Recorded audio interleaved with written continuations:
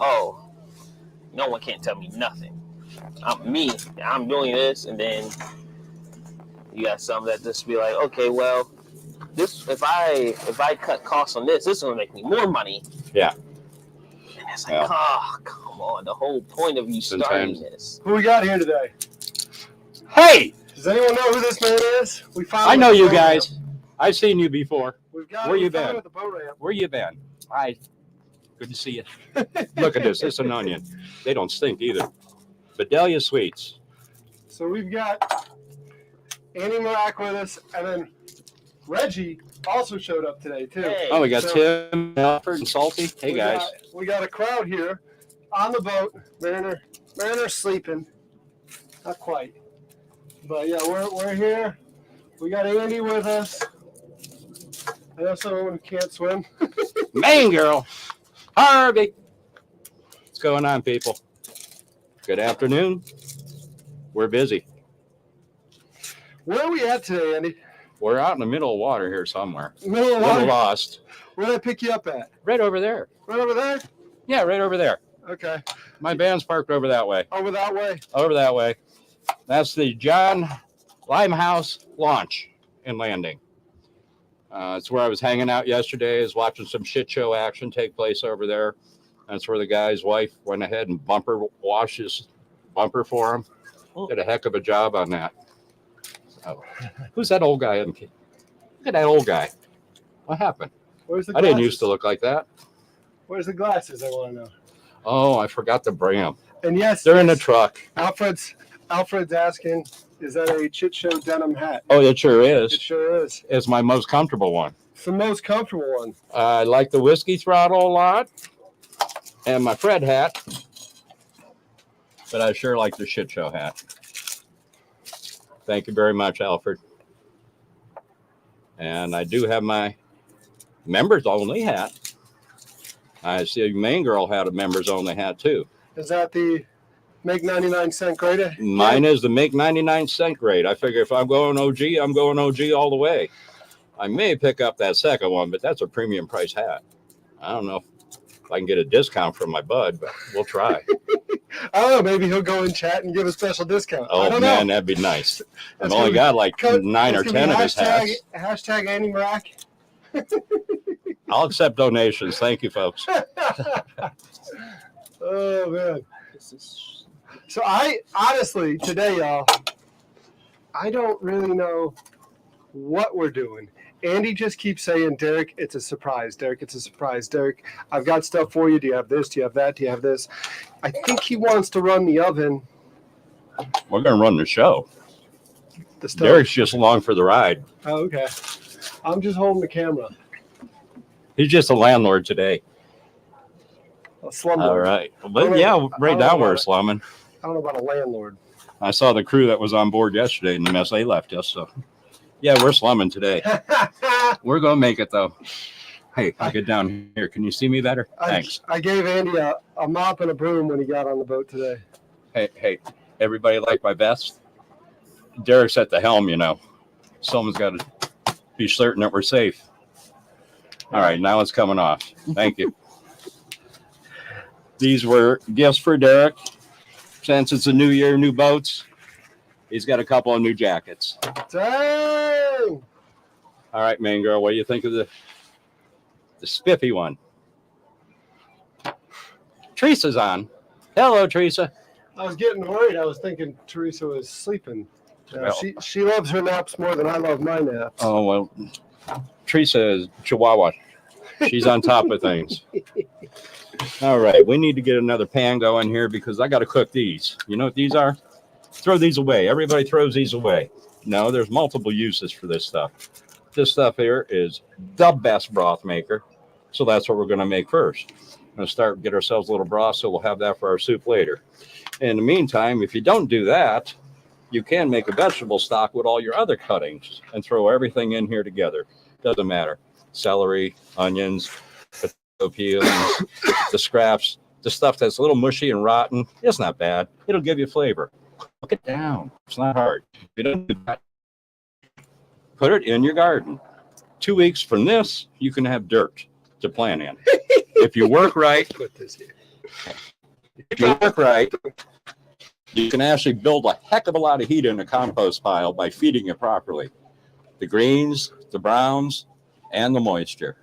So you put in all your live stuff like this. Anything but fats or oils can go in composting.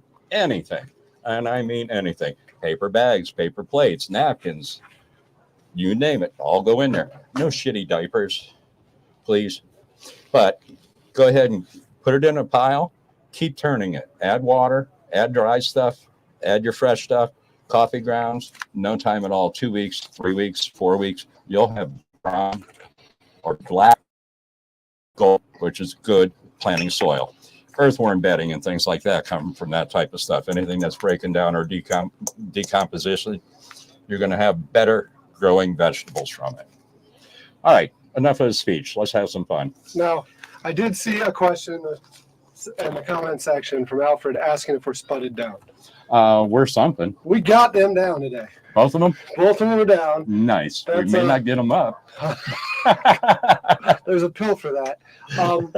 No, I did. Aside from all the other drama that we had getting to the sandbar the other day, last night I had a spud break on me.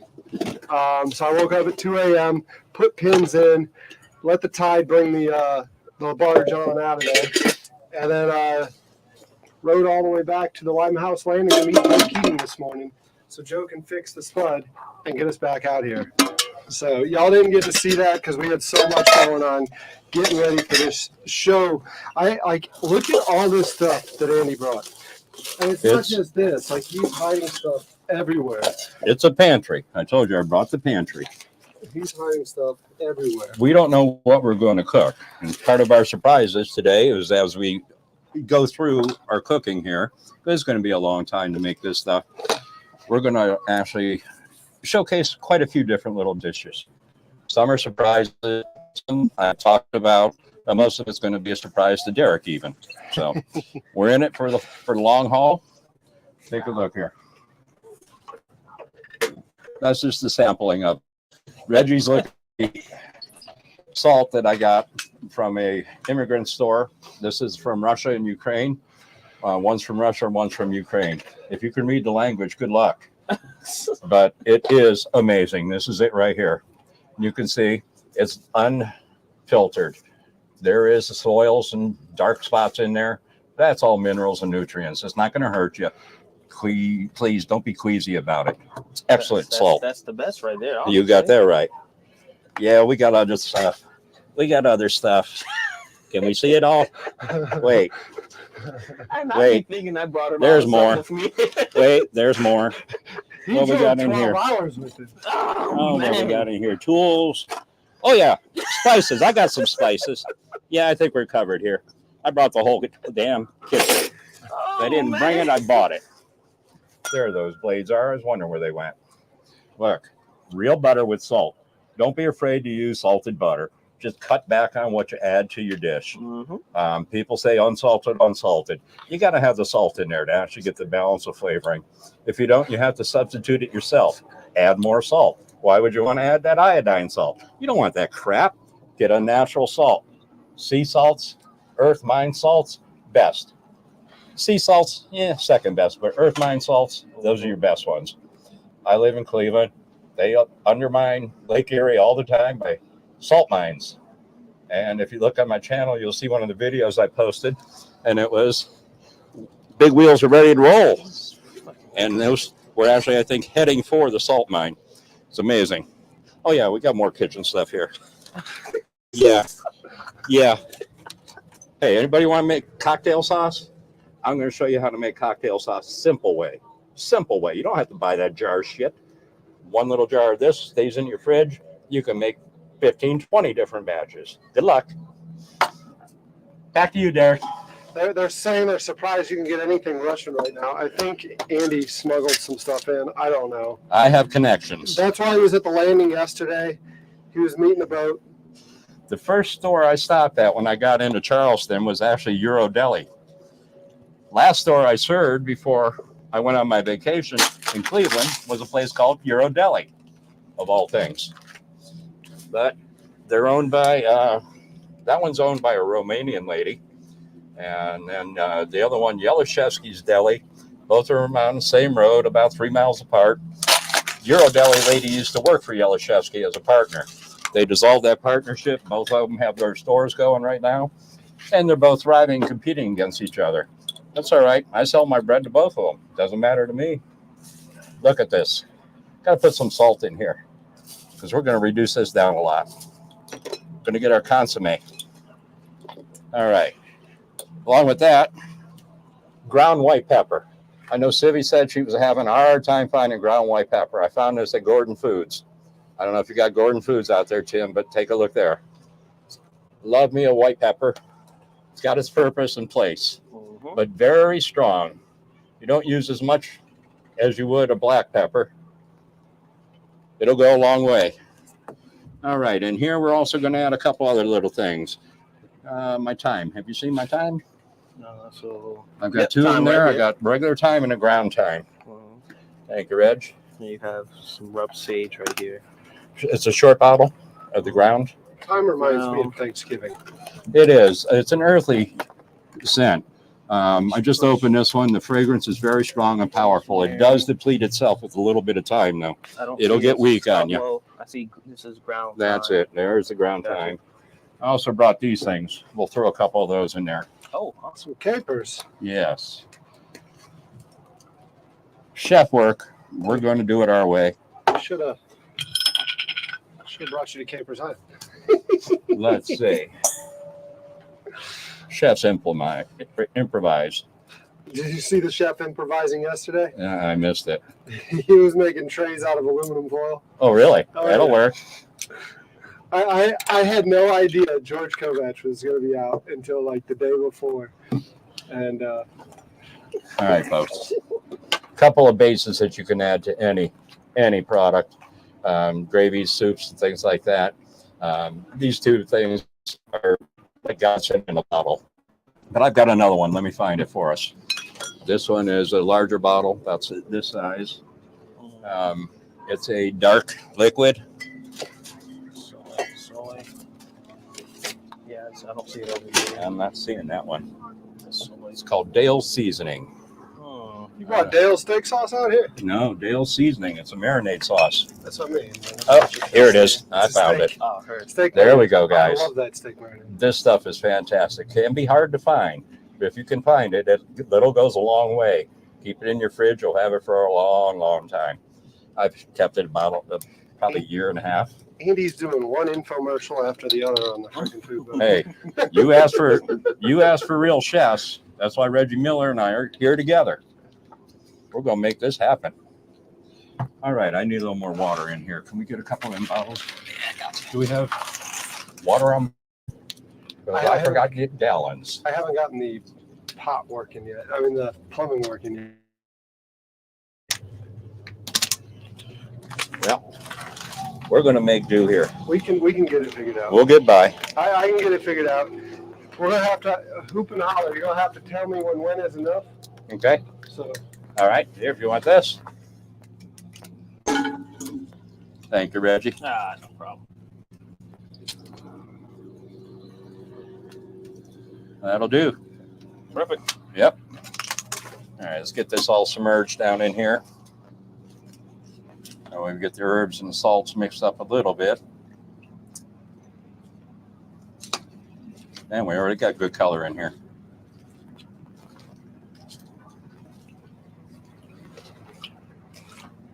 And when we're done with the cooked off on this, we'll strain it one way or another. I got my other little sieve here somewhere. There we go. Okay. I need to start getting a. Tools. I need Hey. to get Carpenter those. got his toolbox or tool bag. Here's mine. One of them. Wow. Found this the other day at Tractor Supply, and I liked it because it had all the pop on it. Wow. And then I picked this one up. So it's carrying a lot of gear too. Problem was, it wasn't enough. I needed more. Now, guess what I found? A whole bunch of garbage. Let's get rid of this garbage. It's organic. It's not hurting nothing. Let it blow away. There's the hose. That'll do it.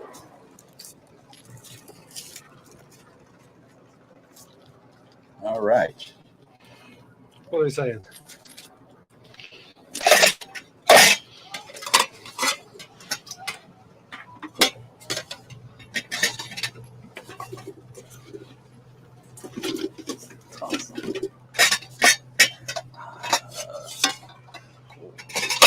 I don't think I brought the right size lid here. This one will do, though. Yep. If you wouldn't mind, Reg, take that over to the stove. Yes, gotcha. Or just set her up in there for now. Thank you. You got to have your tools. You also have to have your base ingredients. I did bring a lot of stuff, folks. More than most kitchens would have in it. But you never know what I'm going to be making. I've gone in the kitchen set with, I'm going to make something with chicken. But there was something else in the fridge, or I pulled something else out of the freezer, and we went from chicken to a beef dinner, or who knows? It'll change on a heartbeat. But you got to have your tools, you got to have your products. If you don't have your base ingredients, you struggle to make the flavors that you're looking for, and that's what food's all about, is flavor. I have to have layers and layers of flavor in my food. I don't eat commercial products. I don't like to taste the chemicals. And after all the years of eating my cooking, natural cooking, and the restaurants that I'll frequent or patronize are usually mom and pop restaurants. So you're not getting that freezered Cisco food warmed up and put on a plate and called $35 meal. I would much rather go to a mom and pop shop, buy the ingredients and make it at home, because you make it good, you make it yours. Every time I cook, it's different. I've never duplicated the same flavor twice. Those that can, God bless you. I don't know how you do it. For me, cooking is an adventure. And each time I cook, I create. And that's what we're here to do today. Let's create, have some fun. All right, let me read some chat. Yes. Hey, David, how you doing? Michelle, hey, girl. Sean's on too? Bo? Yep, I see Sean is there. What do you say? No, I'm excited for him. No, you're not. You're just glad I'm out of the house. Take care of Benji. Hey, Civvy. Good. Glad to see you made it. Look, Civvy. Ground white pepper. And a lot of it. All I needed is somehow get your address, and I can get some things sent out to you, including 1 salt, 2 salts. These are the ones that I told you about. Can't read the back of it. If you can, you're a better man than me. We need Tiger to cipher this stuff out. They're from Ukraine. I don't know where this one is. This one might be from Russia. I'm not quite certain. But I love the flavors of both these salts. One's a little bit coarser than the other. But Civvy, yours are sitting at the house. We found the box. They're getting ready to be shipped to you as soon as we get an address. All right. So you got the stove going? I'm cooking up the protein now. We get that. Good. Good. All right. In the smoker, folks, I've got our lunch ingredients. I've got the ham in there right now. I got 3 chicken breasts I'm going to put in there. Today we're having a Monte Cristo sandwich, Andy's way. Best I can make it. I just need to get the little butane cooker out here after a bit, and we'll do those up. But in the meantime, we've got to prep our onions. So let's do some cutting on onions. When you cut an onion, most people make their slices directly across. There, can you see? Well, that gets you a ring, and I'm not looking for rings. What I'm looking for are moons. Okay, take your onion. Yes. I didn't cut the root end off, folks. Reason being is once you've done that, you release all those things that give you those tearies. Oh, yes. Just by cutting the top end of the onion, you will get some of that, but it's the vapors you breathe in that cause you to actually get teary-eyed. So the best thing to do is stand back a little bit from it. People will say, well, all you have to do is do it under running water. Well, who the hell's going to cut their onion under running water? Stand back from it. Don't breathe the vapors in. You'll be just fine. Now, we need to get our rings. Let me see if I can adjust this camera any. There we are. We're going to use the salt. Nope, that's too tall. I'm going to try to get us a better angle here so you folks can see what I'm talking about here. And a couple of spice packets. That'll give me the direction. There we go. All right, take your onion. Look at it. See how it's cut or grown. You see the 2 points here, though. That's where I'm going to cut it. Break it right down the center right there. Back a little. All right, I take my knife and I turn it. I'm making moons. It doesn't matter the thickness you go. My knife will follow the cut that I'm making.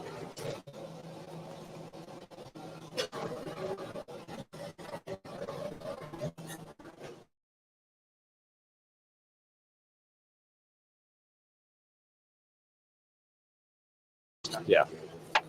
And get it up to a light boil. Then we'll simmer it down. I say cameraman slacking. I don't think you understand. Like, I haven't had a chance to stop Andy picking him up, and then he's like, get this going, get that going. Yes, Hey. chef. Yes, chef. Someone's got to be in charge on this boat. Oh, man. All right, these two things here, I hate seeing them in here. Mess up my cut, my count. Dice those down a little. All right. Let's swap these.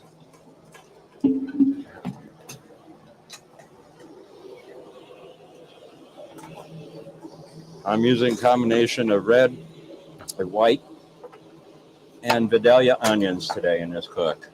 When it comes to making onion soup, it doesn't really matter which onions that you're using. As long as they're fresh, you're okay. These are going to take approximately 2 hours to caramelize. So it's a slow, long-going process just to get the onions proper. I will do, in that pot that we just set in there to make the broth, I will do onions later, and those are to add to the soup after I prep and cook the soup. The onion will reduce down so much, it's amazing. As you see, that bowl is filled with onions. It will fill that pot with the cut onions. By the time we're done with the cook on those and the caramelizing, we will probably have about a 1/2 inch onion in the bottom of that pan or that pot. They're saying this might be their favorite day yet because you're putting me to work, Andy. There we go.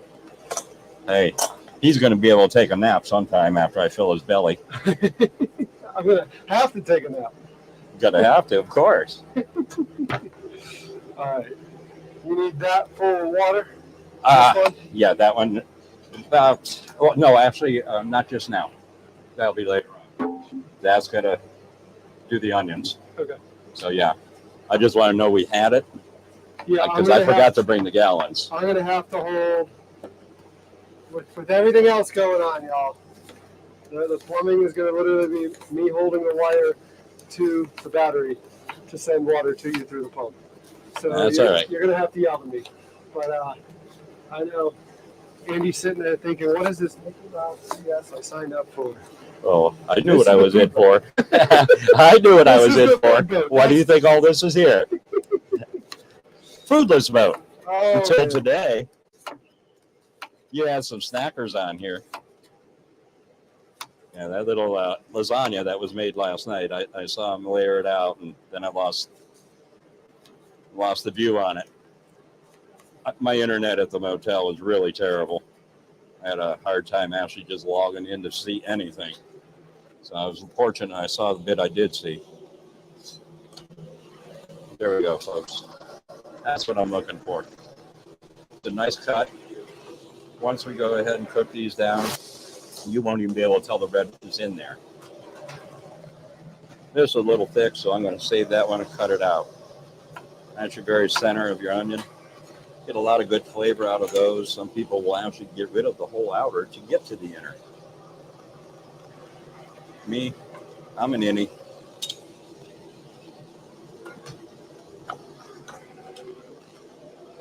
What's blurry? We need a lens cleaner.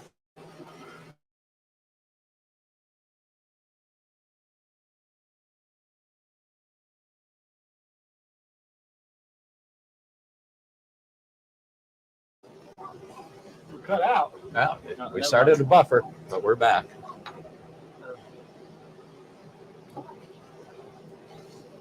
Did you hear another dog barking? Huh? Mariner here's another dog barking. There's an odd one for you. What's going on there? It's all sunny. Yeah, I saw a little blemish on it, and I said, that's not a problem. I'll cut that part off.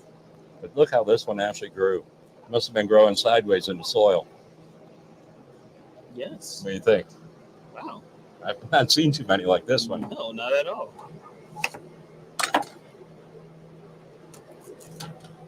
Get rid of that. Blemish parts aren't going to hurt you. There's a seed in the center of this one. That's another thing you don't often see in an onion. But there is an onion seed in there. You see it? Oh. That's pretty damn cool.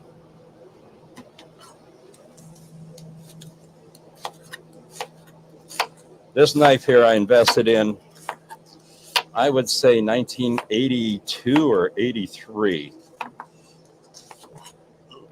I got it and a small chef's French knife as well. Lost that one in a divorce. This is the one that I ended up with. This was the second one. I had 2 and 2, one for work and one for home. I got this one. She got my good one. You know, you didn't leave me much space to walk around here. You don't need space to walk around. You need to stay on your side.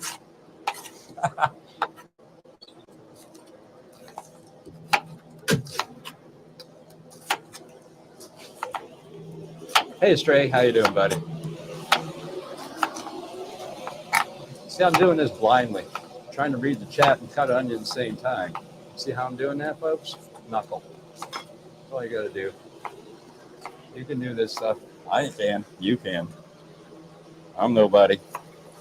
I'll give you a little background story later on. We get a few more folks in here. We've got to let them wake up and do what they got to do. Tell them, Michelle, don't chop a finger off. I don't even have a first aid kit on board right now, Andy. I drew blood earlier today. You drew blood. I didn't know it, but somehow I banged this pretty damn good. The contusion opened up, and I had blood running almost down to my elbow before I saw it. So, no pain, no gain.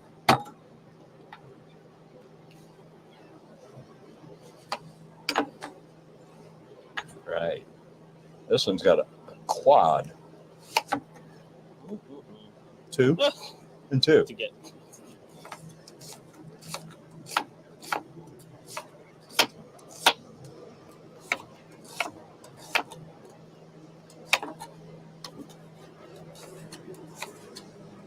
We did see some dolphins out here earlier this morning, folks.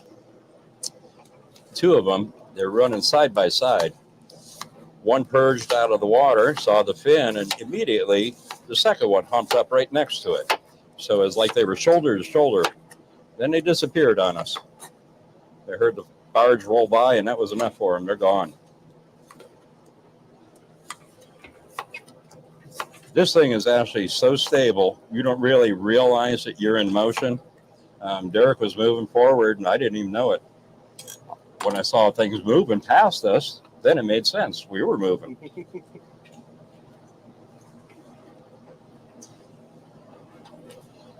All right. We're getting started. 3, 4. Yep. Still got 9 more to cut up, folks. Plus what you see in the bowl over here. Found this interesting little wooden bowl at Restaurant Supply. And I said, that is very unique. And for the price of $8.99, I said, it's not staying there. It's going to be mine. I like it. This is going to be left as a gift to Derek. So when the chefs come on board, they'll have at least one for display. And I did have something else to bring on board here. It got left in the van. Oh, geez. So Derek will get that, and you'll be able to see that later. But I bought a mini rose. So he'll have a live rose bush here on the food boat. make it feel like home for them. I went to a bunch of markets yesterday. One of the last ones, I had to go to a major grocery store, which I typically don't like to do, but I do when I need the things I can't get elsewhere. So I was at Food Lion, and lots of people were in Food Lion at the same time. So I didn't get everything I was looking for. I got most of it. But when I come put the stuff in the van, push my cart over to where another cart was parked. Well, typically I don't like leaving the shopping cart, but I was over on the blind side of the building. And when I went in, I took 3 shopping carts in with me. So when I left, I felt it was okay for me to leave mine next to the other one that was there. If the other one wasn't there, I would have pushed mine all the way back to the store. But for some reason, it was left there. And the big thing about it was when I went over to it, a gift was waiting for me. And that was the gift, folks. They had handcrafted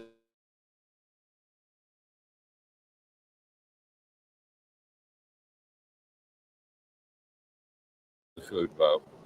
They're palmetto roses. I guess there's somebody that does make these around here and will try to get pocket money for themselves from it. I don't know if they're homeless or whatnot. But you see, it's tied together with a hairband.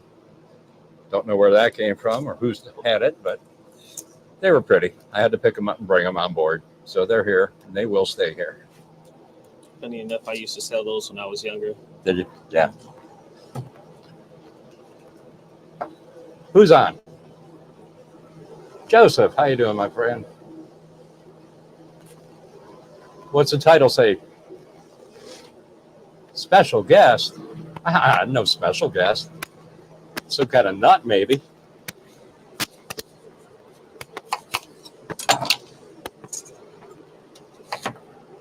What are they talking about? What are they saying? You got a special guest? I don't know. Isn't that what you got up there? Special guest aboard the food boat. Yeah. You drove down 12 Oh, hours. you're talking about Reggie. Oh, I'm there's that too. talking about you. You drove down 12 hours, man. No, it was 10 hours. 2 hours in traffic here in Charleston area. Oh, okay. That Yeah. makes sense. Yeah, if I didn't have traffic, it would have been 10.2 hours, 10.3 hours. But, you know, We because don't, people got in my we way. don't have traffic in Charleston. Not at all. What are You talking got people that don't like to accelerate. That's what the problem is. 45 zone, and we get to do 30, 35, and they wait for the next light. about? What are you in such a hurry for? Yeah, you don't have no place to be, right? And they see a brake light in the right lane, so the left lane's got to slow too. That's just purpose. They want to know what's going on, man. Yeah, but might miss something. Gawkers. Up north, we call them people from Michigan, Michigawkers, because I see that happen a lot. Now look, yeah, that's a Michigan plate. What's he looking at? I don't know. You see it? I don't see it. I think I was out of propane, Chef. I was going to buy a bottle of propane. You should have smoke rolling here in a second. The smokeless smoker.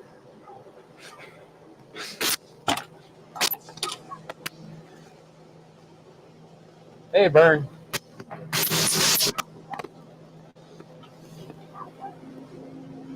Joe on board?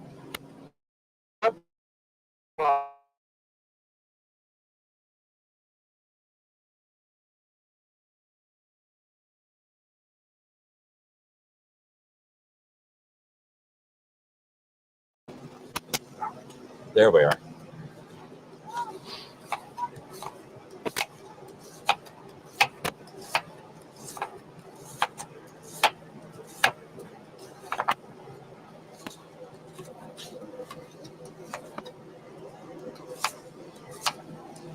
Gotta put an edge back on this.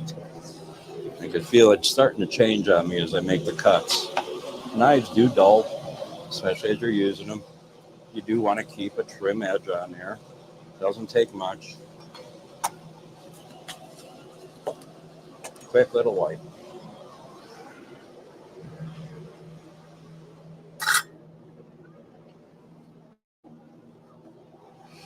And the tide's going out. See the water's coming, or the sand is showing up.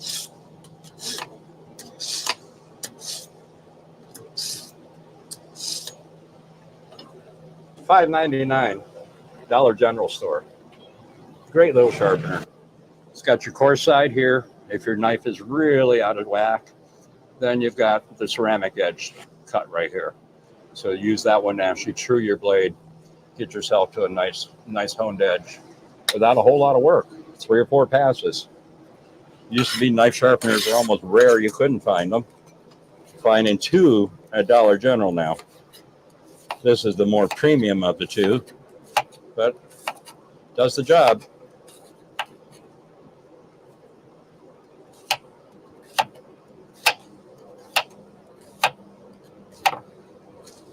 I hate that noise. I had a veal parm dinner last night. Where'd you have that? Actually, at the True Authentic, whatever that place is, over on 17. What the heck was their name? The Polish place? No, Italian. The Italian place? Yeah. Oh, La Fontana? Yeah, that's the place. I don't highly recommend it, but that's where I ate. We don't have good Italian food down here. It said authentic, and I drove past it, and it didn't look like it was open when I first got here on Wednesday night. It's an old Pizza Hut, man. Yeah, I went in there. Actually, I thought it was an old gas station. That's what it felt like. I was sitting in the service bay of an old gas station. Now, if you want Italian style, Melfi's is a good Melfi's place. is good if you want Italian style. I asked about the pizza because it wasn't on the menu. It's a sheet pizza, a little smaller than this from the way the new waiter explained it to me. I think he'd been on the job about 10 minutes. The kid was scared to death to approach me. He brought me the menu. They said, "Can I get you something to drink?" I said, "Yeah, how about an ice water?" Took about 10 minutes to get me an ice water. There's one other table in the restaurant and one other server. I called before I went, find out if they were still open. Yeah, we're open till 10. So I got there, was probably about 8:30, 8:45. I figured that's enough time. They'll get in and out of there. Well, a party of 12 showed up while I was sitting there. They weren't getting out at 10 o'clock. They got me one time with a spaghetti and meatball, and I added sausage to it. And they literally gave me 2 meatballs and a sausage between them. I mean, it looked like my God. Well, presentation, huh? Oh, man. Well, the guy was actually working on my veal because I ordered veal parm. The kid had to come back and ask me later on, "Was that veal picani?" I said, "No, it was the veal parm." I said, "Please ask him not to put the sauce all over that breading. You know, you bread it and saute fry it. Why are you covering and smothering it with sauce?" Yeah. The sauce was not on the side. And the sauce had absolutely no herbs in it. I don't know what they call that a sauce. They call it a pomodoro sauce. Pomodoro should have some. I'm surprised you didn't go to the Polish place. There's a pomodoro sauce right there. Open that up and put it on my plate of pasta, which was for $32, reheated pasta. Wasn't fresh cooked. You can always tell the sauce doesn't stick on a reheated pasta. You got to have the starchy water to be able to hold the sauce to it. This stuff here, it just ran off. Like I said.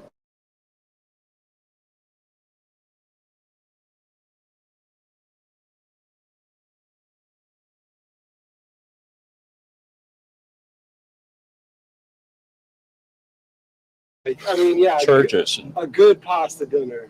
Yeah, you're gonna pay, but it's unbelievable to walk in somewhere and then they hit you for $32 with spaghetti and meatballs, and that's what they do. Yeah. I even freshly made spaghetti and meatballs. No. What he did make good though was that veal. I was surprised. Good job. I was actually surprised. I heard a lot of. He worked that freaking thing over and brought it out, and I looked at it, and it was about this big. And I said, he didn't hammer that sucker enough. It's going to be like chewing leather. Well, I was surprised. He did get it tender. Why it didn't flatten down, I don't know. But it was tender. I didn't have to gnaw on it. I was able to eat it and digest it. But a good veal dinner, if you're going to invest in a veal cut, give it its due diligence. That little baby gave its life for you to enjoy that meal, make sure it's prepped properly. Veal is not a cheap cut. Should be treated as a delicate dish that it is. And to have it smothered in that sauce, that bothered the heck out of me. Because the breading actually was pretty decent. He had a good flavored breading in there. All right, folks, you see one bowl is filled. We're going on to number 2. Move that one aside.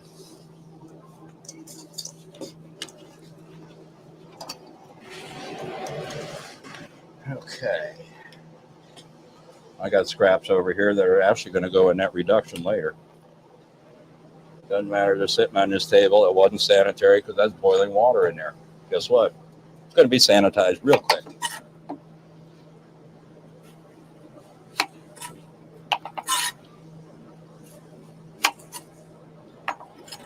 And one more. All right. How much fun is this watching somebody cut onions? Not one's here, by the way. If you noticed.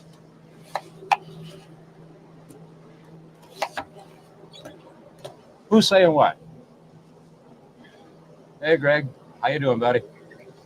I don't know if people are aware, but I do have my own channel on YouTube.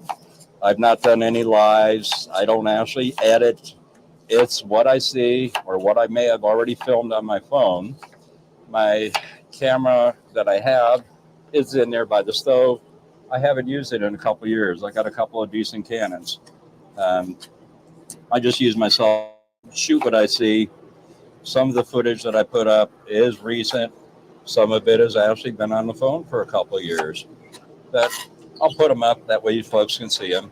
I did one premiere and had a live stream. And Greg Johnson came on board. And Teresa was on board and a few other of the folks here. And I made Greg a moderator. The stream was short. Didn't last but, 5 minutes or 7 minutes, whatever the video length was. But it was nice that Greg was there and been supporting me, so I made Greg a moderator on my channel. So thank you, Greg. We should have simultaneously broadcast this. Could have. But I got 36, 37 subscribers. I got nobody. They're all here watching. I'm not bringing nothing new to the table. They're all here watching you, Amy. We're waiting to see a tragedy. This is the food boat. Did you see that one? I was prepped for it. That's my heart. All right, Reggie, you've been watching me. What should I do right? And what should I do wrong? I ain't questioning nothing. All right. Almost there. I'm tired of slicing onions already. It's crazy. Are you putting cheese on top of the French onions? Putting cheese on top of the yeah. Whoa. Yeah, I didn't get a Gruyere, whatever you call that stuff. I'm going to use provolone, which I typically will use myself. And okay. I'm going to make a blend of provolone and Swiss. So we'll have a decent flavor count there. That'd be good. And we have a few Crocs to make it authentic. Shawnee got these for me. I have to wash them up yet. Yes, I took them out of the packaging, but they're here ready for us. Those are perfect. So, let's see, where are they? Well, I hit them somewhere. I'll show you later. Too much gear. Get this job finished first. You have that chicken in there for me, Derek?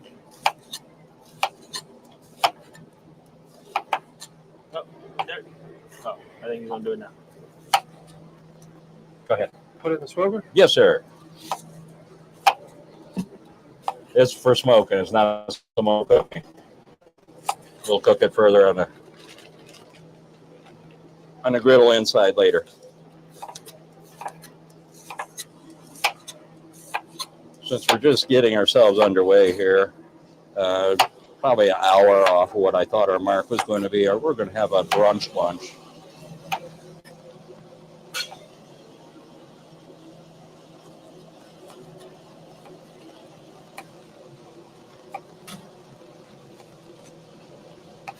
like I told the gentleman on the boat beside us. This is Charles. Hi, Mary. How are you, hon? You got your shit show hat?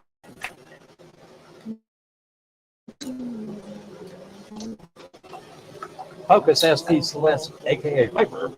What happened with the name? Well, I went to a local farmer's market to pick these onions up.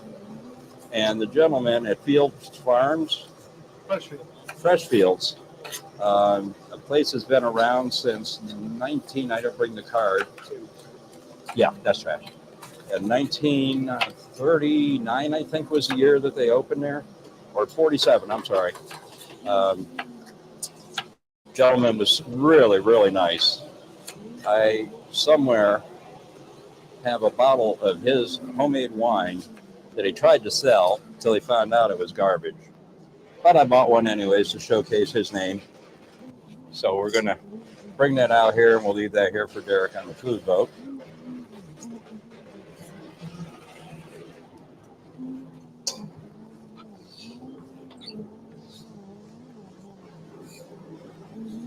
Last one. Last onion. What are we going to do without onions being sliced, Andy? Well, we got more onions. We can do more. I think we're good. This will be enough. I think we're good. Well, there was a whole slice to my toe.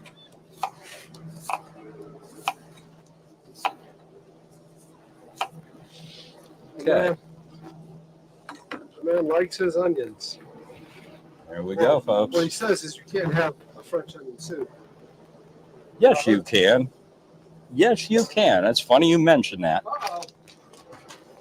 Here's French onion soup for you, folks. You want a French onion soup? I brought the quick method. That's for Derek. That's his quick French onion soup. Good luck eating that garbage. Soup and dip mix.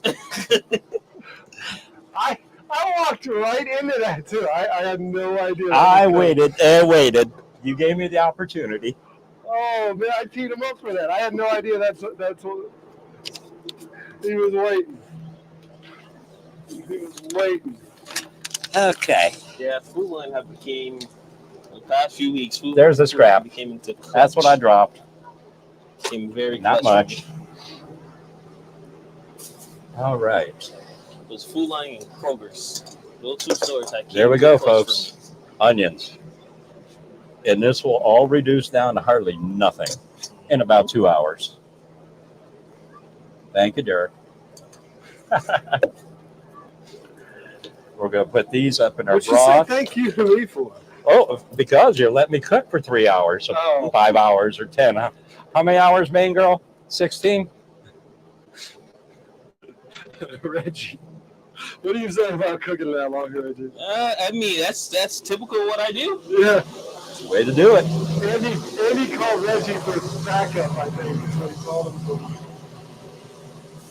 He said, Derek says I'm not allowed to cook that long. You bring Reggie out. Oh, my God. Oh, my God. The flavors, guys. You can't believe already how good a flavor of soup that is. That beats that box right there, just out of garbage, what you would throw away. Jesus. And I didn't do anything. You saw it took me 3 minutes to put the spicing and herbage, and that's it. Fantastic. Let me get spoons for you guys to try that.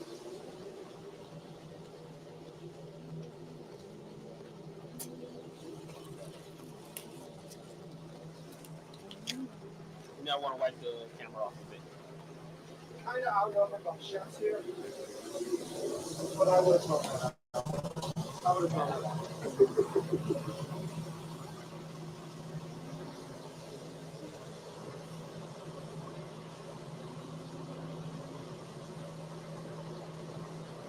Thank you, sir.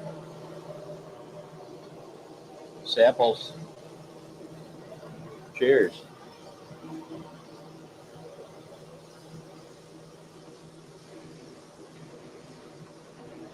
Yeah, that's really good. Excellent flavor. And it's just starting.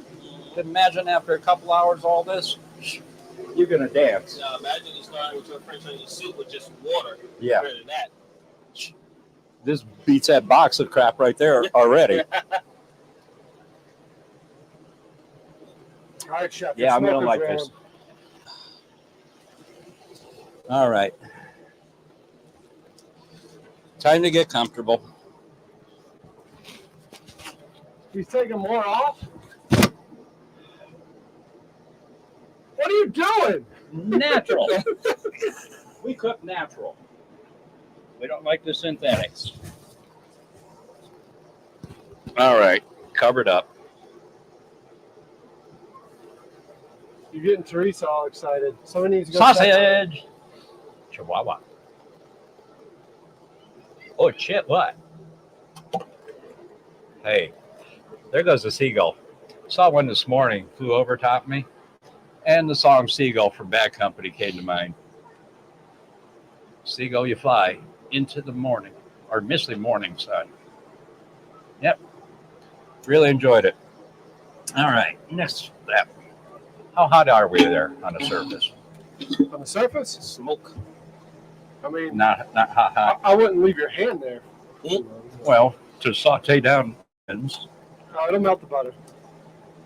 for what we're looking to.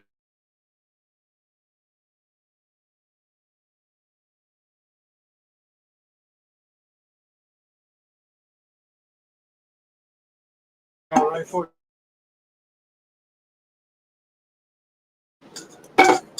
I was liking the smell, then I was like, all right, getting a little too much. There you go, look at folks. all that. I Yeah, told that's you. going to boil down to nothing. Right? Yeah, we're going to end up with about an inch That's true, Chef. of onions in here by the time we're done.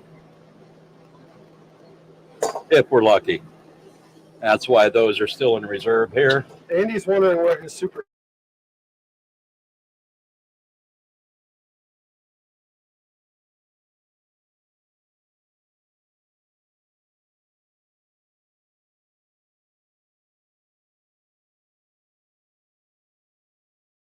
What are we doing next? I don't know. Somebody tell me.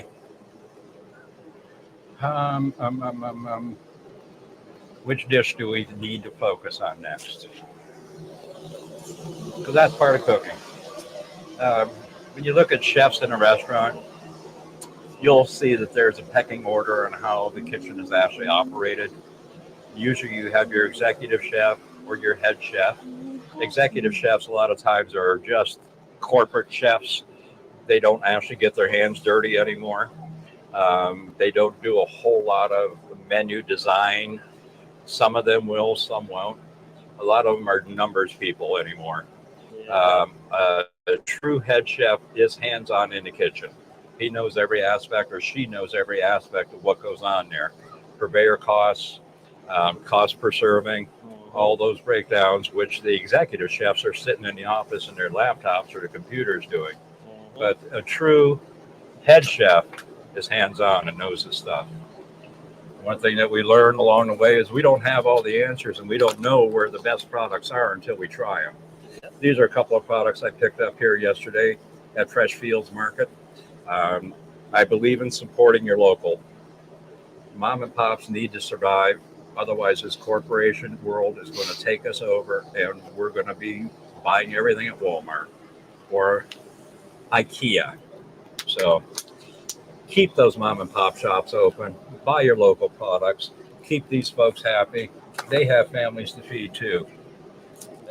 That's the best seasoning to have. These Charleston ones I've not seen, but this is an everything season. And I'm curious to try this one, and I'll get around to it. This one here we're going to use today, hibiscus citrus sugar. So naturally it's a raw sugar, or actually it looks like a refined sugar. Organic Florida cane sugar, hibiscus flowers, lemon peel, and orange peel. Those two baselines will actually cover you a lot for your citrus base. Yep. You can do citrus flavoring off your rind itself. All you have to do is just give it a little scoring. Grab yourself a plane and just run over it. Don't do your fingers because you'll end up flesh in your food. But these are both different size and they will do different things. This one here is really good for a nutmeg and things like that. This one I've used more often. You can see the cracking up on here. I wish I had bought a couple of these when I first saw them. They were done in metal. But these are fantastic. I like these little ones. They make it easy. Just grade down whatever you need. These little microplanes are great. I use a variety of different tools. I have a four-sided, but this one I love the most. This one's actually meant to go across the top of a bowl, and we're going to make coleslaw with this one today. So it's going to get used. May use that one, and I may use my other one, which has got the cutter tools. Chefs need a variety of tools. Oh, is that why you brought the non-Dukes mayonnaise to make coleslaw? The non-Dukes mayonnaise will show you this is what you don't want to eat. I'm sorry. Oh, he just said it. We got it right Well, there. non-Dukes is right. I'll do blue plate first. Dukes is my backup. Okay, but anything else after that, it's absolute garbage. Kraft mayo is garbage. Don't buy it. You're not saving yourself any money by buying a cheaper name product either. So your store brand products usually are good substitutes for you, with certain exceptions. When you've got a superior product like that blue plate, stick with that. But this thing here is super sharp, both of these. This will make your crinkle cut fries. This will also make pretty hors d'oeuvres or radishes and things like that. Super sharp though. I mean, amazing how sharp this sucker is. This thing here, I about took a fingernail off with it. So I cut my fingernails, Michelle, so that doesn't happen today. All right. This is a little scraper. Cleaned your board up fantastic. Try to get yourself something like that. Pastry scrapers are really godsend in a kitchen. I see we got a Mariner hair here. Those are free. And if you get two, you get the prize. All right, some of the other products that I brought with me today from locals. This is a company out of Michigan. I found these up in my area, another mom and pop shop called Byler's that I shop at. Byler's is one of the stores that I deliver products to. They've only been around since 2010, but it's Milford Spice Company. And where are they based out of? Troy, Michigan, East Maple Road. Shout out to you guys. I've tried a couple of your products. I'm really impressed with some of them. So I brought these today. The kickin' chicken I thought I was going to use, and I may when we make our Monte Cristo sandwich here. Monte Cristo is traditionally a ham only or ham and turkey. We're doing it today with chicken and turkey or ham. We are smoking both of them right now, and soon we will go ahead and assemble those into sandwiches.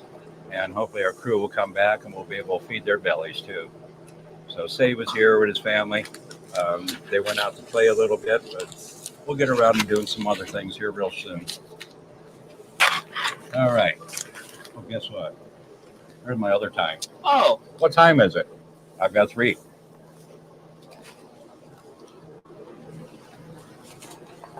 And Michelle, look. Mean green. Yep, it's in the bag. It's got to be mean green. Basil. Extra leaves that I had when I was making a dish, and I just dried them on a paper plate. 2 days later, I put them in here. They're available for me. I don't have to actually buy the powdered stuff at the store. I do have it because I don't always have my basil available. Some of the other things that I have here, folks, get you flavors. You get a lot of flavor out of these little itty bitty little bottles. Take a look at these things. Got root I beer. gotta get in close. Got root beer and Small. blackberry flavoring. And just as a little hint, I do have fresh blackberries with me that are local. When I went to Fresh Fields Market, everything is local that I bought, with the exception of the apples. And the lemons and limes. The oranges, I think they did grow around the corner. I think that's what the guy told me. We'll find out. Somewhere there's a little box. Little tiny cardboard box. There we go. This is what those things are, folks. I made a small investment to buy these things, but they're here and they'll go a long way. I tried the blackberry on ice cream. Surprisingly, all it took was 3 droplets. I took one of these little skewers, dipped it in there, and placed it 3 times on my ice cream that it's already been in the bowl. And as it melted down, those flavors blended with that vanilla ice cream. And just about every bite, I had blackberry flavored ice cream. Is it like just a very concentrated extract, right? Yes, they're all extracts. They're all highly concentrated. They're all different flavors. Oh, We've got Christ. strawberry, Yeah, he's got a whole freaking butter rum, brandy, maple, eggnog, lime. Well, we got wintergreen, lemon. Is that the cinnamon? Yeah. Black cherry. Ooh, looking forward to that one. Coffee flavored and spearmint. And we also have, there's one little bottle. One little one. Yeah, little plastic one. What's this? That's the one. There you go. All right. They have them in different sizes. This is vanilla, pure vanilla extract. I had a large coffee and another one, but I didn't bring those along. But I thought I'd showcase you these, let you see them. These are something you would usually see for cake decorating or candy makers have. Wow. But in the kitchen, it can be versatile to add flavors that you don't have from fresh herbs, and you don't have to use a chemical product to do it. These are all oil extracts. So eat healthy, stay healthy. I'm 63 years old. I'm not on any medication. I don't take any aspirin. I don't take any antacid. I don't own any of those things. There are no prescription drugs in my home that are mine. You just helped me grow further my cooking because I've been always trying to find something like that just to be in a pinch. So now since These will wake up flavors for anything. And it's amazing that you can get that from something so small. Mm-hmm. Now, they weren't cheap. I think they were $3.95 or $4.95 a piece. But they're not going to go to waste. Not at all. You know, I'll have these for until they put me in the ground. How's that? Or unless I use it up. All right. Let's see. I think I'm going to start doing cabbage next because that's more cutting, chopping, and grinding. Well, I'm going to take a break. I've been hard at it since 10 o'clock this morning. So I'm going to take a minute for me, let Derek entertain you for a few minutes. Thanks, guys. Appreciate you being here. I don't know what to do. You can do What am I something. supposed to do? I don't How am I know. going to entertain these people? You did it for all this time without me. I'm not the Holy Grail. I thought we were tagging in here. I'm going to be here. Andy had the day taken care of today. What we got going on? Safety meeting? Safety meeting. I'm not doing a safety meeting. I don't do safety meetings. Y'all see Love the you, people? Michelle. Love you, Teresa. Teresa wants me dancing. Lila, I love you too. Shawnee, you still in here? Hey, I Mary. can sit in my chair. Actually, Derek's sitting on my new chair. I'm sitting on his cooler. $400 throne. He's got a Yeti cooler here, and I'm sitting right on it. Holy city. Let's see how we're Oh, doing. Reggie found the chairs. Reggie found the chairs. Yes, I brought a couple extra seats. Look, folks, Oh, yeah. we got more blackberry flavoring and lavender. This is going to be utilized in our desserts and also a secret surprise dish that I plan on making Oh, here. that's syrups. Oh, And that's okay. going to be using Derek's sausage.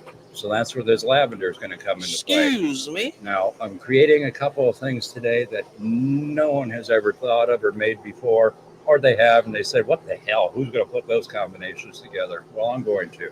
We're going to try them. That's what cooking is. It's all experimenting. Recipes?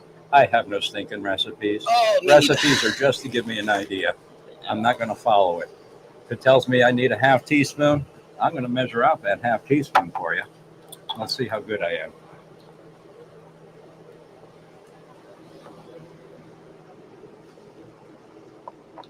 All right, let's find that measuring spoon.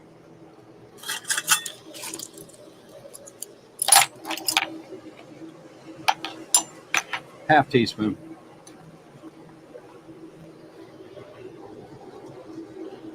The chef does not need to use all the tools in his toolbox. But there's your half teaspoon, folks. Grandma taught me how to measure with these things. She said the best tools God gave you. Just a So. tiny bit of. That tells me it's a half teaspoon. I can see it. Guess what? Left shoulder, this way. You just salted the river. That I did. I'm a salty dog. All right, what else you want to know? Ask an expert. Just don't ask me.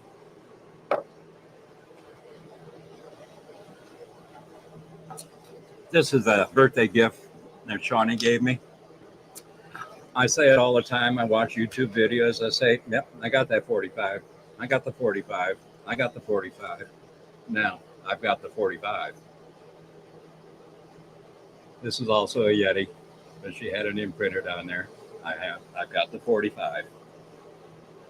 So, gotta have my coffee. Gotta have my cigarettes. A bad person. So, there we are. Now, let me find some cabbage and do some cutting on cabbage. Oh, there's an anchor apparently, huh? Hi, Jody. Is it Jody 1 and Jody 2 or just Jody 1? Because I didn't see Jody say anything.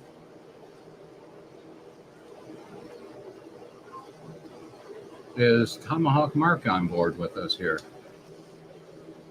I don't know if he was waiting for me to send him notice on it or not. There you are, Jody. Hi, Jody. Hey, Dwindle. There you are, Tomahawk. How much was that? What? Just the right amount. Oh, okay. That's in reference to the salt? Yeah. Yep. It was a half teaspoon, just like I said. Grandma didn't steer me wrong. I bought these just to show that principle. I didn't pack them. I bought these down here in Charleston. I do like them. Got the little rubber things on them. And the clip ring, so I can take off which one I need. But how often will I use them? Probably as often as the dust collectors I got hanging in my kitchen. Not often enough. He does have a voice for radio, though, doesn't he? Yep, definitely. I also have a face for radio. Perfect for it. I wasn't going to go there. Well, shoot. Someone had to. Look at these cute little ashtray bowls. Don't know what principal purpose I'll have for them, but I think we'll use them today sometime. Those are salsa bowls, aren't they? Yeah, that's what they call them. Salsa bowl. Yep, there's right. Ashtray bowls. All right. Oh, shoot. When I had that salt thrown over my shoulder, I should make a wish. I got them on out. Gotta have something from down south. If I decide I'm going to make a pasta salad today, we're going to have a rotini pasta salad. This will be part of it. But again, like I said at the beginning, I go in the kitchen, I start to make one dish, and I end up making something totally different. So if it's on the agenda, that's all it is. On the agenda. It's not a set plan. They're wanting to see if I can be as accurate as you were with salt. I can tell them right now. No, I can't. I support the local. Family owned and operated. This I also found at the produce market yesterday. Iron Broom Coffee, Carolina Classic. Medium roast, fresh round. Somewhere I've got my whole bean though. It's another coffee company here that does coffee beans and stuff. Yeah, the whole bean is the one I'm really looking forward to trying.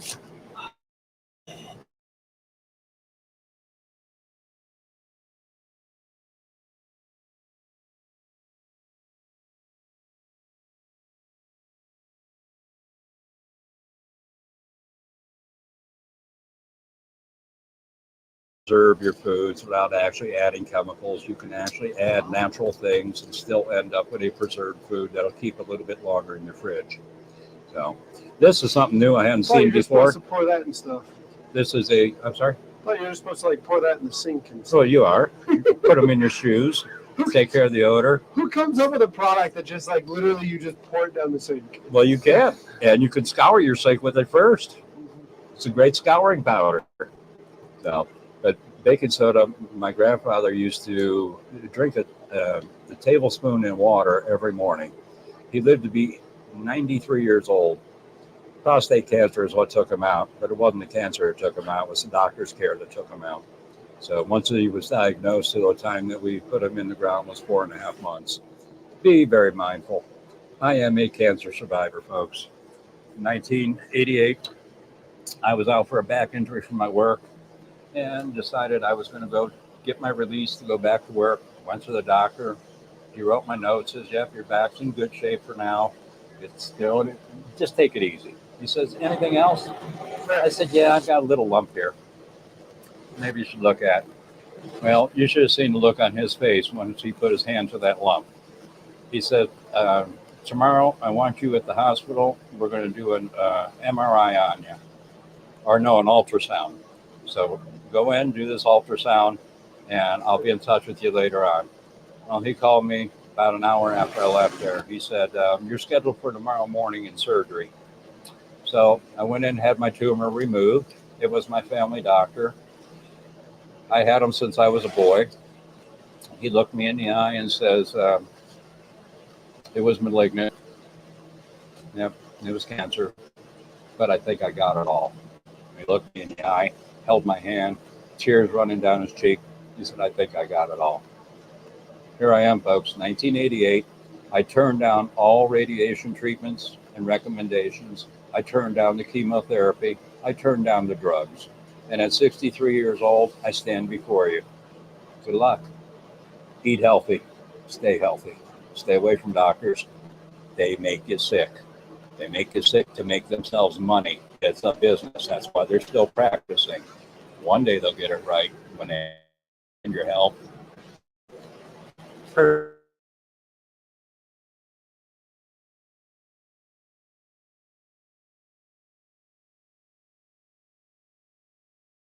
audio go out?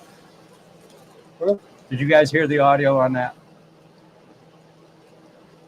I don't know how much of that we lost. I wasn't looking. Oh no. It ended up buffering. Did you guys hear?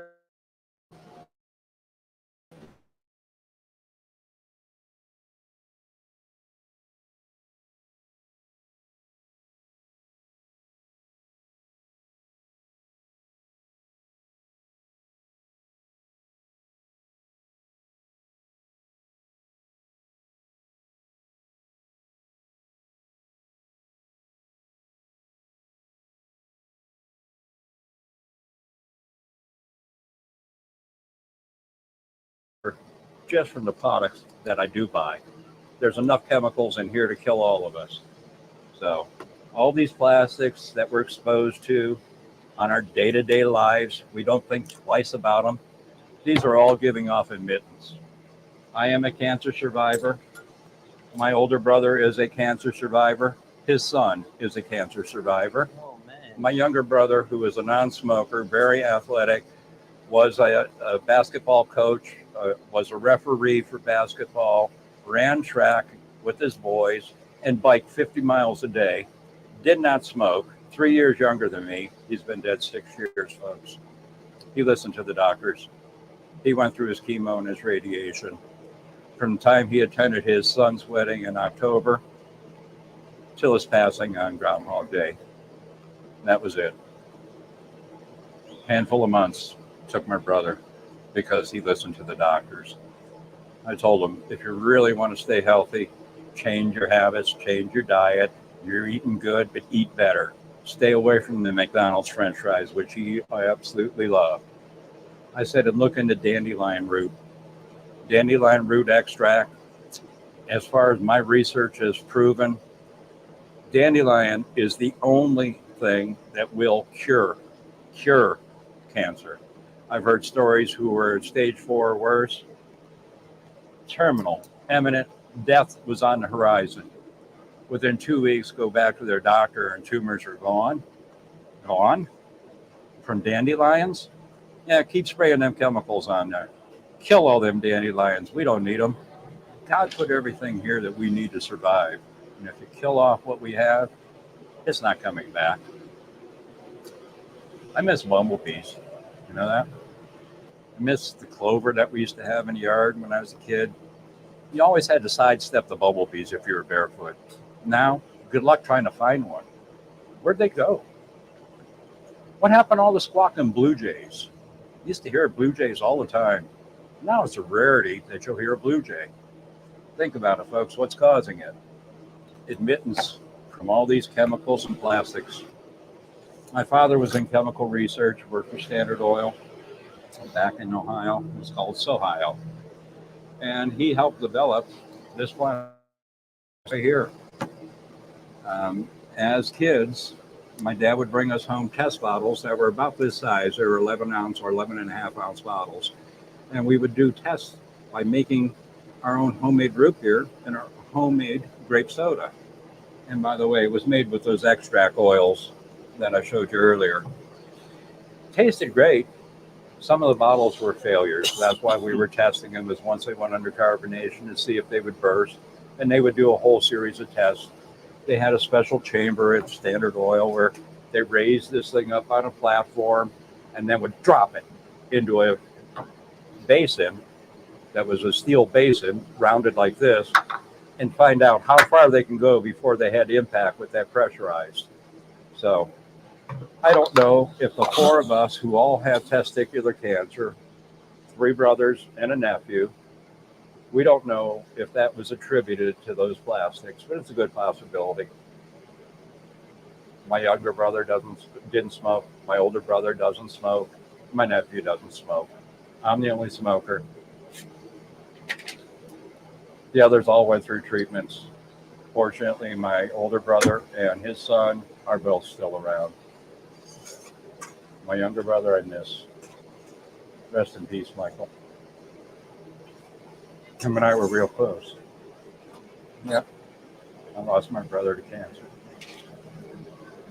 I'm sorry.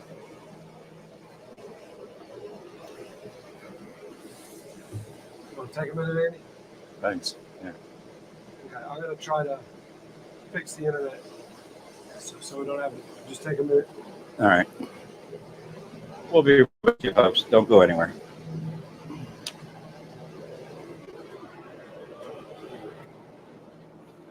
That was a hard little testimonial, guys. But all true. I speak from the heart. Like what I say or not, this is me. I'm not going to change a whole lot. I may improve. At least I hope so.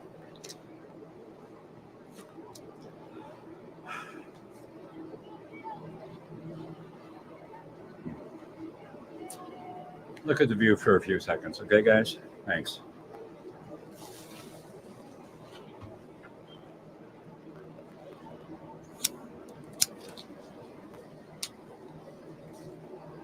Hey, Mariner.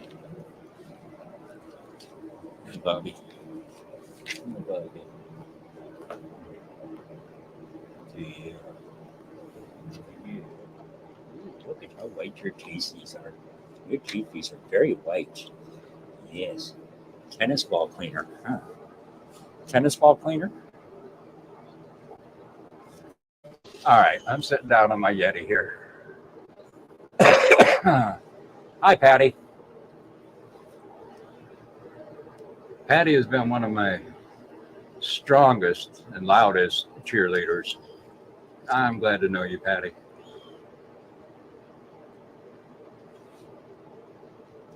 Thank you, Dwindle. Yeah, I'm sitting on my $400 Yeti. I like it. It's bright red. It was a good investment. Teresa, I never had sisters. Teresa, I did see something last night that reminded me of you, and you're plastered largely over the streets of Charleston. It's a little Mexican restaurant, and I swear they used you as the model for their logo.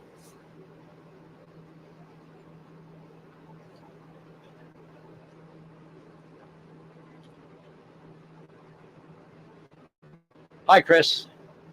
I know we've chatted before. Good to see you.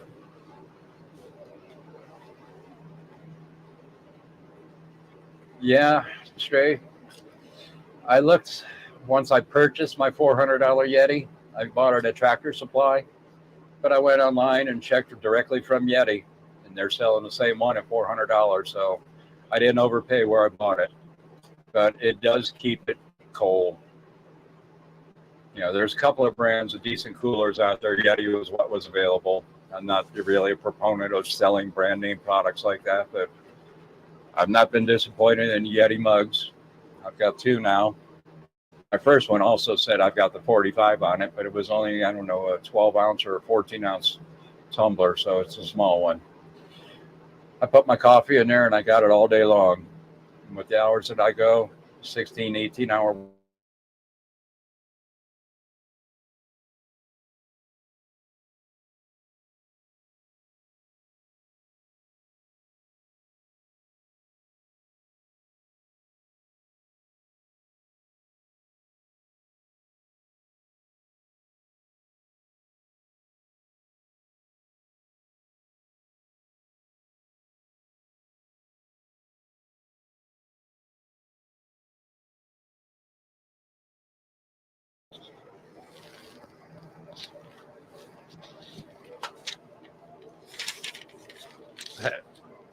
The old Coleman's, is yours a metal sided Stray?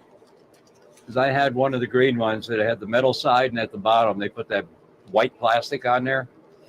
White plastic dried after time and broke and cracked on me. I ended up getting rid of the cooler because the hinges snapped on it too, and plastic hinges. Now I remember growing up in the 60s, my dad had a Coleman cooler, and that thing was all aluminum on the exterior, had like a diamond plate finish to it. It's pretty cool. I remember I was using that as a table when we were little kids. I remember my little brother and I eating our spaghetti dinner there one time we were camping. And it was on a little farm, working farm, livestock of all kinds. And Mrs. Simpson was the sheep. Now, I was probably about 6 years old at the time, but I still remember Mrs. Simpson. She was the matriarch of the sheep bunch. John will tell me what the proper name is, but anyways, yeah, I still remember Mrs. Simpson. And then I remember Michael taking his spaghetti because he didn't like sauce. So it was just plain noodles. He was trying to feed a tadpole. Tadpole almost opened up and took that pasta noodle in his mouth. That was a surprise, but he was about maybe three at the time. Had some fond memories of camping back in the day. When I was on my way down here, or getting ready to come down here, I stopped at Ollie's and I sent Derek a picture of a Coleman tent. Told him my accommodations. It was I think a 10 by 16 family size tent. But hell, I don't know if I could have fit in that thing. I'd probably need two of them for all the gear I had. All right, I'm sitting down. Any questions?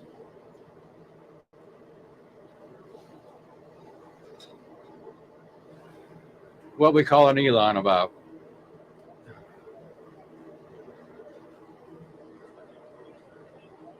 Where you going, Tiger?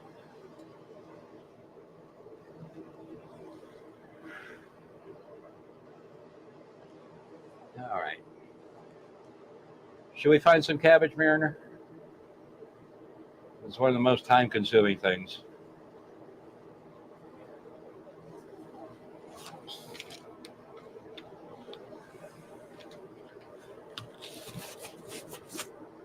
All right.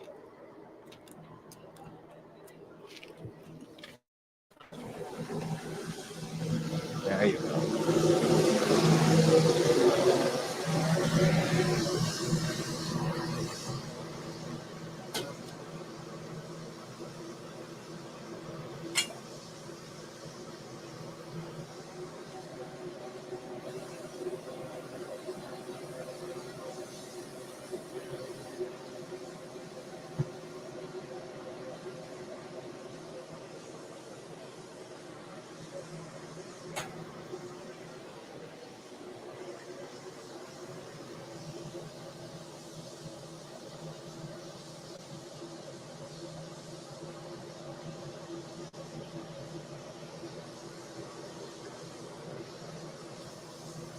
There's your baddie. Okay. All right. I'm gonna just do some crap out here, so just let me know when we're live again then.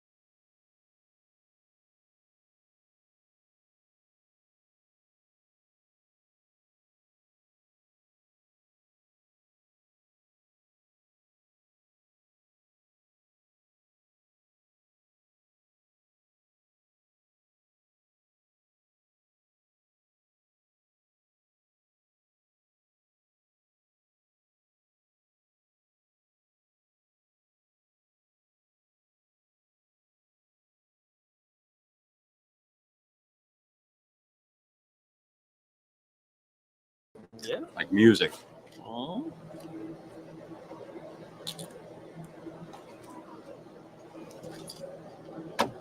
I'm glad you came on board. Yeah, nah. I Now, appreciate you for letting me come out. LaWanda is your sister? Laquanda is my mom. Okay. Mm-hmm. All right. Yeah, Definitely she was be on on there. chat the other day, and I talked with her a little bit. Yeah, that's my mom, and then my siblings. I didn't even realize my siblings was on her YouTube too. But then I have 3 younger siblings. Yeah. Sam 14, Jeremiah 8 or 9. I can't remember exactly, and then Abby, that's 11. Yeah. That's one of those, yeah. Nice big family. Yeah. I had. I've got another brother who is a adopted brother. Mm-hmm. He lives out in Washington State. He's an engineer with BP, which is still baseline Standard Oil, like my dad and brother work for, and my dad's wife, which is her son. And my dad adopted him, so Eric's carrying the last name. And it's good because, like I said, I didn't have children. Mm-hmm. Cancer took care of that for me. My older brother had 1 son. Mm-hmm. My younger brother had 2 sons. Mm-hmm. They now have their own offspring going, which is good because there is now someone to carry on the family name. Mm-hmm. But before that, it would have been up to my stepbrother to carry on the family name. Heard. Because my dad only had 2 sisters, and they only had 1 child each, both girls. So there was nobody else to carry on my grandfather's name. I'm named after him. Oh, So he was Andrew Maroc, and so am I. My grandfather was actually a musician in Croatia, where he's from, and he came to the States and brought one guy with him, and they ended up having their own orchestra. They were called the Spring Orchestra. Oh, that's nice. He had a radio show in New York on WNBC before he came to Cleveland. So my grandfather is highly talented. His name is still well known with the instrument called the tamburitza, which is like a mandolin, but sort of shaped more like name just left me. But it's one of them old world instruments. It's a string instrument. And somewhere I got a picture of me playing my grandfather's instrument. My dad had it for a long time, and it was bad shape. I shut that gas down inside. Did you shut that off? Yeah. Okay, I don't know why I can't get this to. It's not too windy out here. So not bad. Yeah, so I'm named after him, and I picked that instrument up. My dad put it in my hands. I was on my 40th birthday, and I came up from Florida, and I picked it up. I started playing it. My dad, I didn't know you knew how to play. Well, I don't, but it must be something natural inside. Just natural, you know. Has some good tones come out of it. The guy who did the restoration on it could play it, and my dad sent me a video. This is when I was living in Florida of it, so I heard it being played, which was pretty wild. My grandfather had made somewhere in the neighborhood, I think 45 record albums. So, but he died. My dad was only 3 years old, so he died like in 1945 or 46. So my dad really didn't know his father. Oh, no, hurt. So we're making slaw right now? This is one of them. This is not my final cut on it. I will reduce this down some more, and I'll show you that in a little while. That's my first rough cut on it. I could use the mandolin. I could use that special cutter tools, but I like doing it with my knife. You like keeping your fingertips? Yeah, I keep my fingertips this way and keep the flesh on them too. All right, this rib, I don't want that. We're going to cut that part off. But curl your knuckles. Keep your tips away from it. You can cut and cut and cut and not even have to pay attention to what you're doing. Don't recommend it, but you also control the size of your cut by using your knuckles. So you can get, I like an angel hair. I don't like a big chunky slaw. Getting this crap in a restaurant, no, that's not for me. That gets thrown away just like you see there. I like it fine. I will take this and reduce it down. I'll pull out these parts I don't want. Some of them I'll cut up, some I won't. And then I reduce that cut down even further. Your slaw shouldn't be hanging 3 inches, 4 inches from your mouth if you're trying to put it on a sandwich or something like that. You can take it and reduce it down even more. Notice the tip of my knife is not leaving the cutting board. Chop back and forth across it. Turn your knife direction a little bit. Chop again. You get yourself numerous types of cuts by using the tools that you got. This one and these. And I got paper napkins blowing around. We don't want to litter.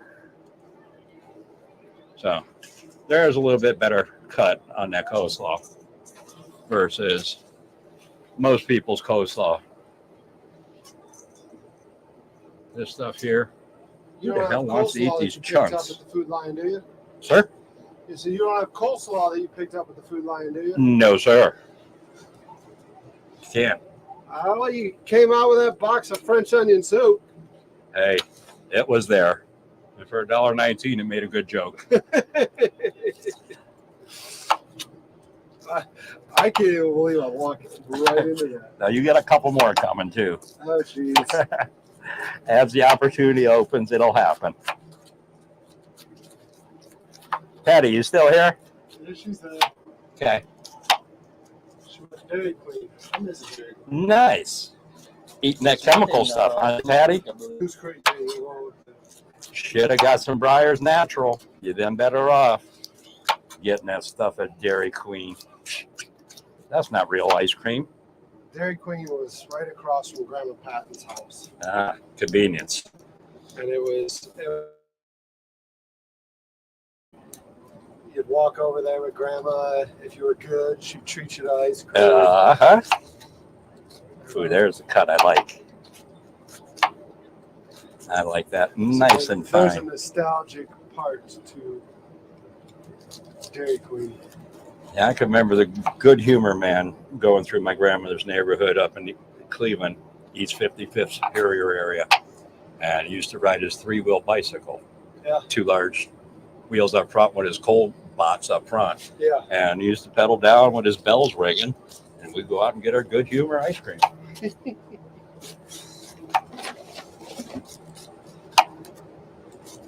We've lost so much in our country and so much in our world that was commonplace for us back in the 50s, 60s, things like that.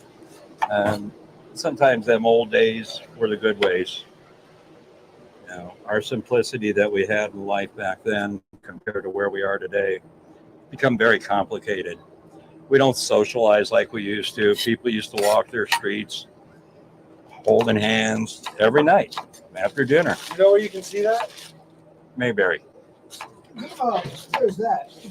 Go to a military post. And there's still some people that'll live like the simple way. On base? Yeah.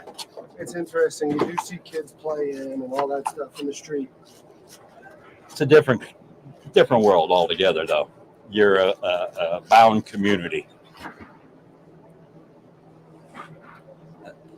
We've lost our sense of community everywhere. It's pretty sad that, you know, we changed so much and progressed so far, but in essence, we've retarded ourselves. I don't know.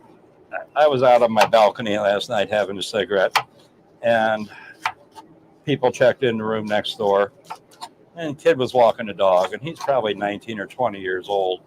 I saw him walk by a couple times because I still had the window open. So I went outside, had a cigarette, and he come walking by with another dog. The guy did everything within his power to not make eye contact with me at all.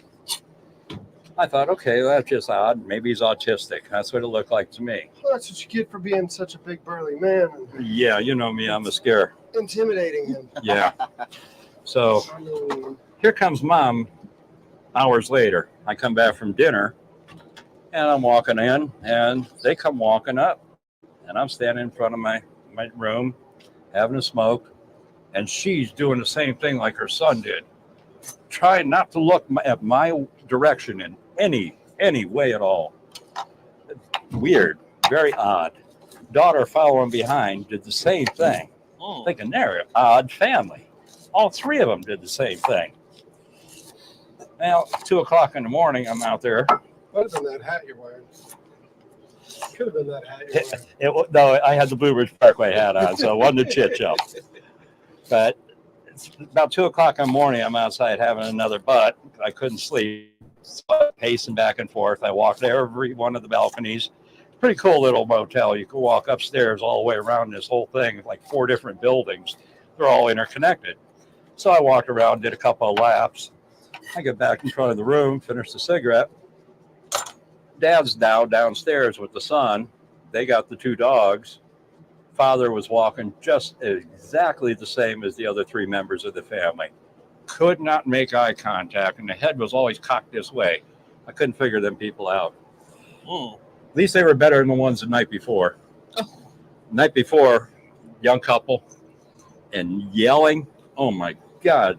She cussed that dude out every which way she could. Did he deserve it? Yeah, he had her phone.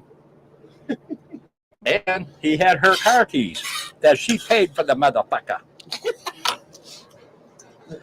Yeah, she was very graphic. I heard it all.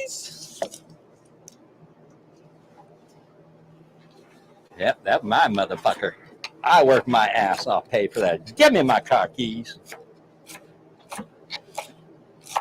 This was her man, or this was her son? No, she bitched at him as they were getting in the car to leave. I was laughing. You ain't got no money. You don't even go to fucking work, and you want to hold my goddamn car keys? Give me my car keys. Oh, wow. Yeah, oh yeah. She read him the riot act. Dude had no ass, so she didn't eat much of it because he didn't have much to begin with. But she was chewing.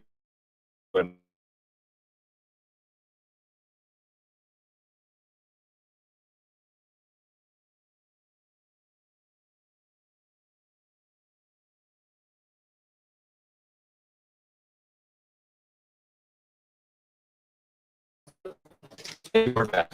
I see you guys.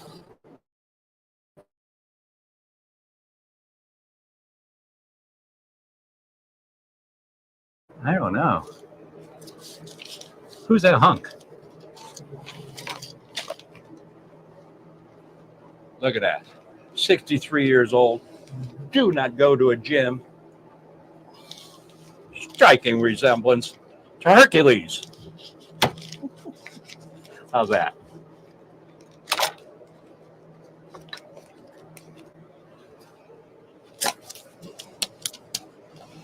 Okay, so who's disappointed now that they're watching? How many we have in their stream today? There were 40. It's bounced between 44 and your favorite number, 45. Wait a minute. Nice. Wait a minute. How many likes we got? God. You good? I don't know how many likes. Reggie looks like you forgot something. No, I'm fine. I just got booked for an event on the 20th. My chef asked me to he wanted me to cover his event that he has on the 20th. Well, that is what it is. Guess what? We need more onion, folks. Oh, we don't have enough onions.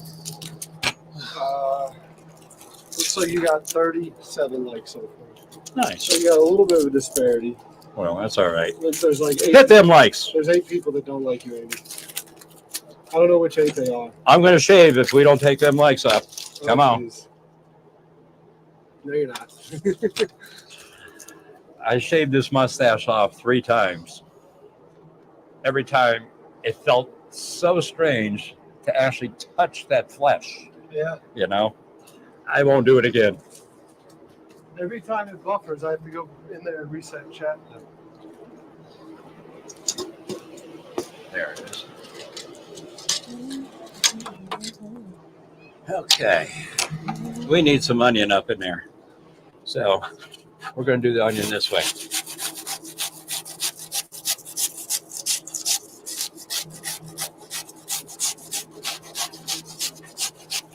I was going to make a odd little simple peasant dish. Changed my mind. I didn't want to be saddled down over top the hot stove all the time. But I was going to make us potato pancakes. You ever had them? Mm-hmm. With garlic and onion? Yeah, I made them for, I did like a little tiny hors d'oeuvre with them before. A lot of them, they don't look like what I grew up eating. Oh, okay. Mom and Dad, they made them together because my dad had to work a hand grinder. Okay. But that hand grinder did something with the texture of making them potato pancakes. The onion and the garlic were also run through it at the same time with the potatoes. So it was all blended in. And you had all that water and all that oils from those that also mixed with the potato. And then with the flour, the egg, everything balanced out, just makes a fantastic potato pancake. And they actually look like a hash brown when you put them in the skillet. And you had to flatten them down. You see that comment? No. Do I need to run some onion out to you? Not yet. Who is saying that? I don't know that name. Huh. Vitruvius? don't know. That's first. That's I the don't know if first I've seen that name Patrivius before in either. chat. Babylos. I think someone asked you who's your favorite chef of all time. But here's what I was talking about. You can use this sucker right over He's top. avoiding that. He's avoiding that answer. Yeah, I am. I do need to get me one of those. I have Yeah. the box. The four and it's like, side, cool, yeah. it's good, but having is a- something that I don't have. Yeah, this thing's Shoot. cheap. I got this, I think, for 79 cents at Dollar General when they were cheaper than $1, you know. Yeah, ain't $1 no more. No. But this I think I bought in 1980 in my first apartment. I stocked that first apartment at Dollar General. It was when they first opened up the chain and brought it into Northeast Ohio. I never saw them before. And it was an old Kresge store. And they took it over and they still had the crates in there and the same display items that Kresge had. So I went in there. It was only open about a week. And I've got bowls that I bought for that first apartment. There were stoneware, microwave oven, dishwasher, safe. They were cheap. Nice. Those are my soup bowls. I use them for soup and salad all the time. I bought one that was a little bit large, about this diameter, and maybe about that high. And I bought that one for the salad, and then I bought 4 to use the salad bowls. I have now since replaced, or not replaced, but added. I have 8 of those bowls now. Lasts forever. 1980. Here we are, 2024. That's a lot of years ago. They've been dropped on the floor, banged around. One of them's got a chip in it, a very small chip in it. That's my favorite one, actually. But I still use it. Doesn't hurt me. Yeah, I think when I first moved into my apartment, my kitchen was stocked to the T. Yeah. Yeah, the rest of the apartment was just there. Hey, you got to eat. And my friend was like, how can you move into a place? And yeah, you have a bed, you have a TV, you have a couch. But your kitchen is just stocked with all types of stuff. But hey, Gotta eat, buddy. that's all I need. Gotta eat. Sleep on the floor if I have to, but I gotta eat. Yeah, that's all I need. I had nothing else to worry about. I was in my kitchen most of the time anyway. Now, folks, my eyes are now starting to tear for the first time. What'd you do wrong? I brought that onion up here, and I had it closer, and was talking while I was doing it. So I sucked that vapor in. So that's what causes the tearing in your eyes. You snort in the smell of that onion, and your eyes water.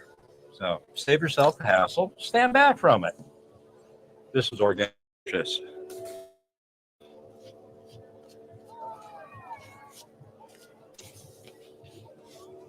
Good chef will clean up behind themselves. What are you doing? He's not happy. I'm not a good chef, though.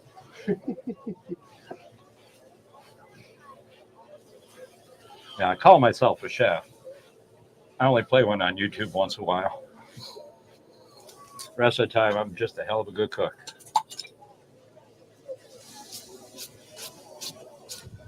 Okay. Now, coleslaw. Hands. Who likes creamy? Who likes vinegar based? Tell me which way we go. They're hopping in chat to tell you who likes vinegar and who likes creamy. Yep. Because we got blue plate mayonnaise. I'm curious to see the response on that. We're going to call them out. I don't know why I'm calling them out. You can see in chat. Okay. Now, you want to know the secret to a coleslaw? Here it is. This one's for you too, Reggie. You need 2 things. Looks like creamy is the consensus. There goes Noah in paper towels. Creamy. We'll do creamy then. And I don't think I've seen one vinegar. Well, guess what? That's the one we're making first. Chef Civi says creamy with spice. Ah, I found my other coffee, guys. Look at this stuff here. Honduran, huh? Look at this stuff. This is Big Kickoff Coffee Company. 15% online discount, loyalty at checkout. Follow us on Facebook and Instagram. Honduran, Costa Rica, Santa Rosa. Creamy full city roast. This is organic beans. Fire roasted. BigKickCoffee.com out of Charleston, South Carolina. So Buy local. Buy local. Buy the good stuff. Buy local. Where are you going to find this flavor? Only from these guys. You want Folgers? It's always going to be there. Throw the Folgers away. Get something good.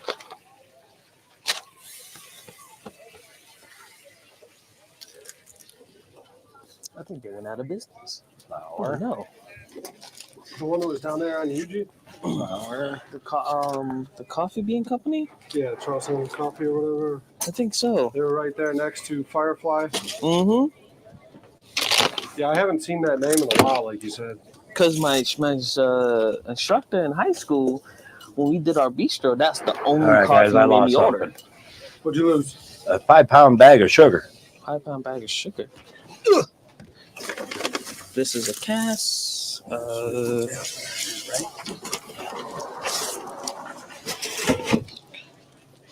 There's one of the girls' scrunchies from yesterday.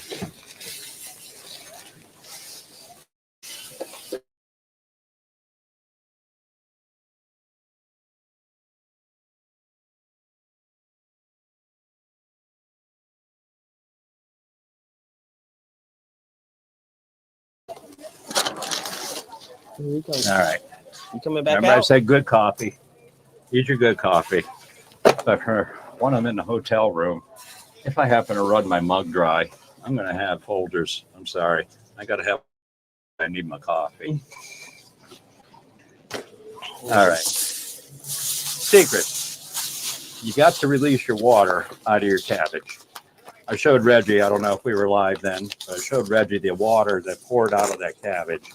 Because it was grown here in Charleston, it's actually got water still in the head from when it rained on it. I drained that out, but there's still going to be a lot of water content, especially from that onion and the cabbage. Now, the onion's on the top here. It doesn't matter where it's at. I can mix it up a little, but I'm going to add some sugar and I'm going to add some salt. And you're going to see how much liquid will actually be pulled out from that salt going in there. And because it is opening up, it's part of the chemistry of food. You have to have something to balance. So that's where this comes in.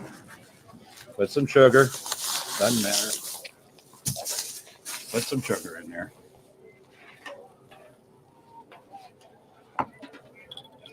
And let's put some salt. And we're going to go with about a tablespoon of salt to start.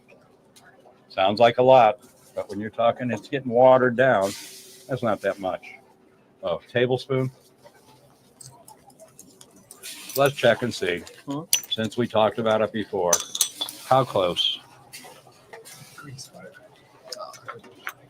Just, huh? How close is that tablespoon, folks? God's tools. They work. That's fine. Let it die out. My grandmother, she told me how to make biscuits.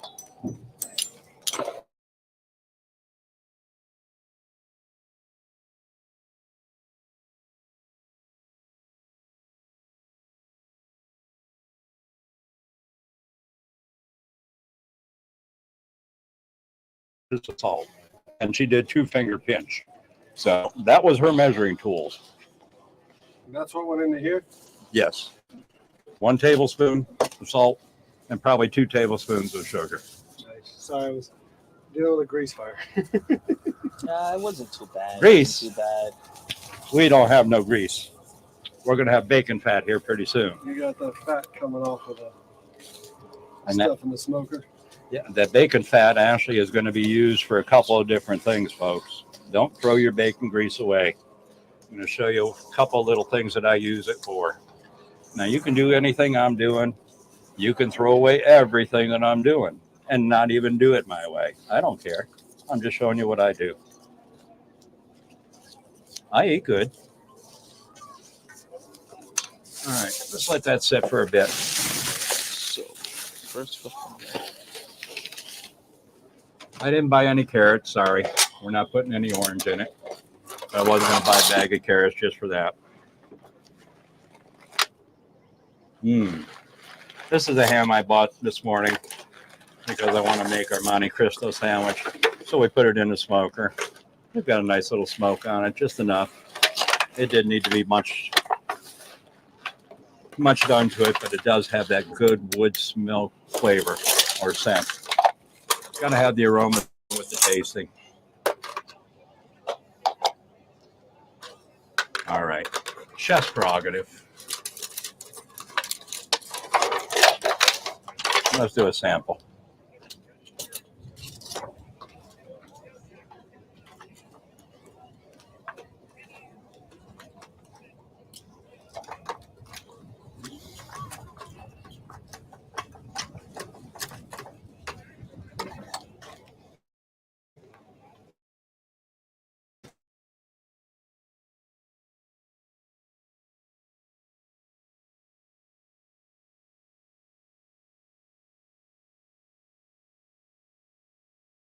Yeah, I like that.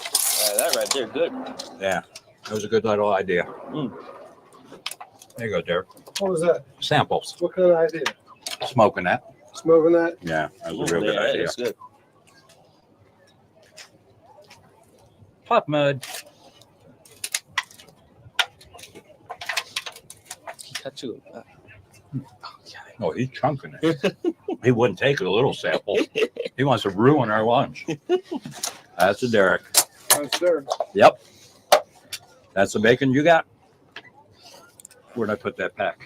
Needs to sock out a little. Oh, I gave you that one. That big chunky pack. They just have to put it in the cooler. That's all right for now. Yeah, we'll live with that. We're hush. We're filming for YouTube. So, I mean, there'll be food later. For free, food later.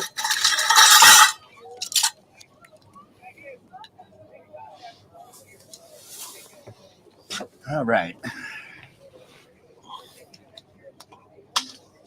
Yeah, I don't think we're getting enough heat out of this. We're gonna have to put it on the stove. Yeah, No, you're probably cold. Yeah. Is your butter cold? Everything's cold. It's all the way down. My hand's on the bottom. It's barely. Gotcha. You put it on the soup. Yeah, if you wouldn't mind firing us back up. Take this up on in here.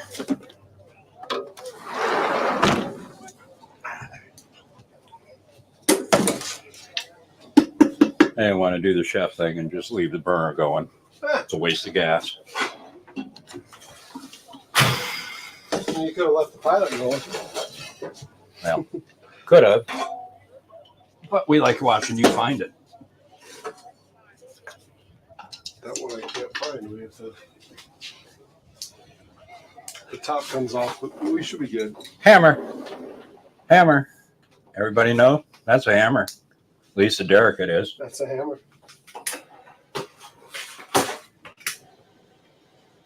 Will I be able to?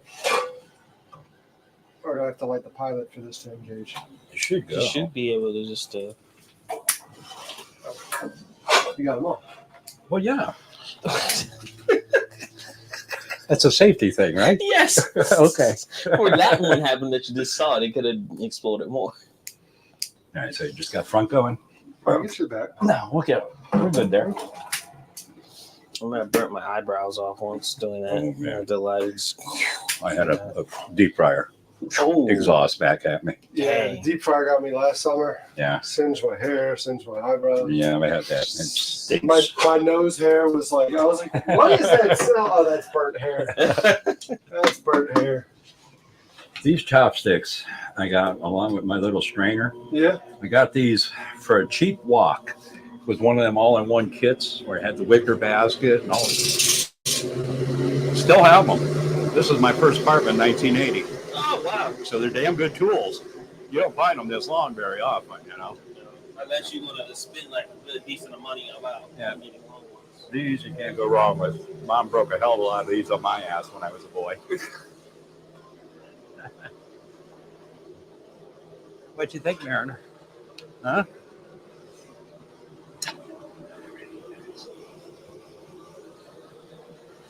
I need something cold. So I'm going to do a rarity.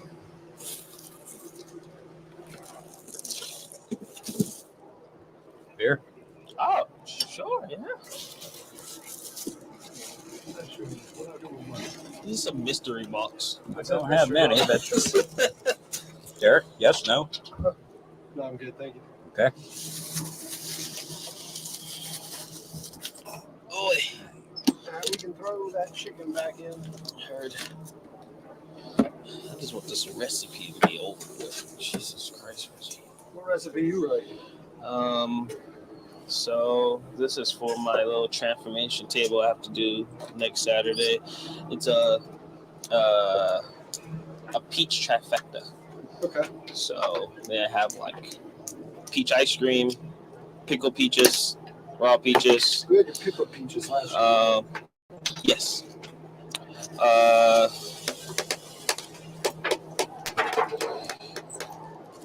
trying to remember what this thing was called. It's gonna be like confit peaches. It's just a lot. It's a lot.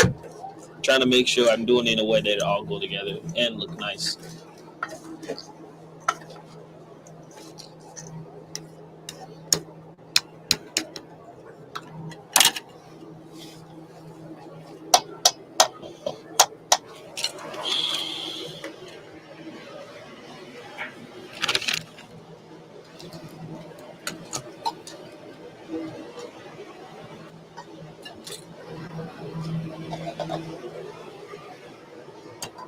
I think there were a couple in here, weren't there?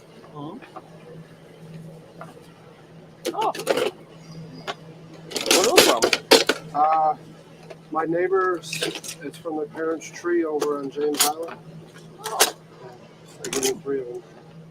oh, that's nice.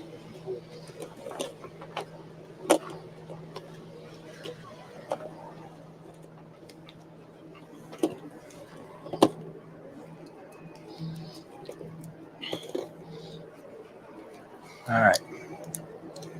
You want to make good coleslaw? There's your little secret ingredient, folks. Seriously, secret ingredient. Very rarely will you have this flavor in somebody's coleslaw. Of all the difference in the world. I learned this from an Amish restaurant. Asked the lady how they made their, excuse the wind, how they made their slaw dressing like that. She said, well, gotta have celery seed. And walked away from me. That was it. That's what she told me.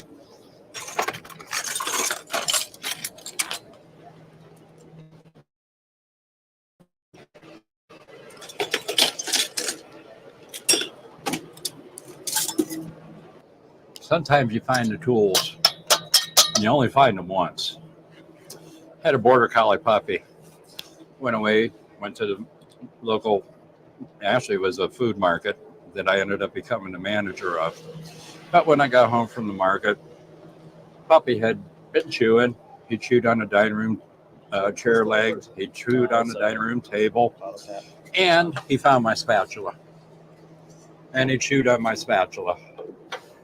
I'm not getting rid of this thing. You can't find one of these. This is a very thin blade. It's not super flexible, but it does have a little bit of give. I missed it. Who chewed on that? My border collie. Oh, jeez. His name was Logan. He was named after Lake Logan, which is what I lived around the corner from in North Carolina in the mountains. But yep, he chewed it up pretty good, but it's not going away. It's not going in the garbage. It's still got its use. Still does what I need it to do. I've been looking for small spatulas like that for the longest. Can't find them. I'm just stuck with my palette knife and call it a day. Here's the one I did find just a couple weeks ago. So it's the same thickness as that one. Mm-hmm. Was the same size handle. So I do have a backup now. Well, that's good. But I still go to this one all the time.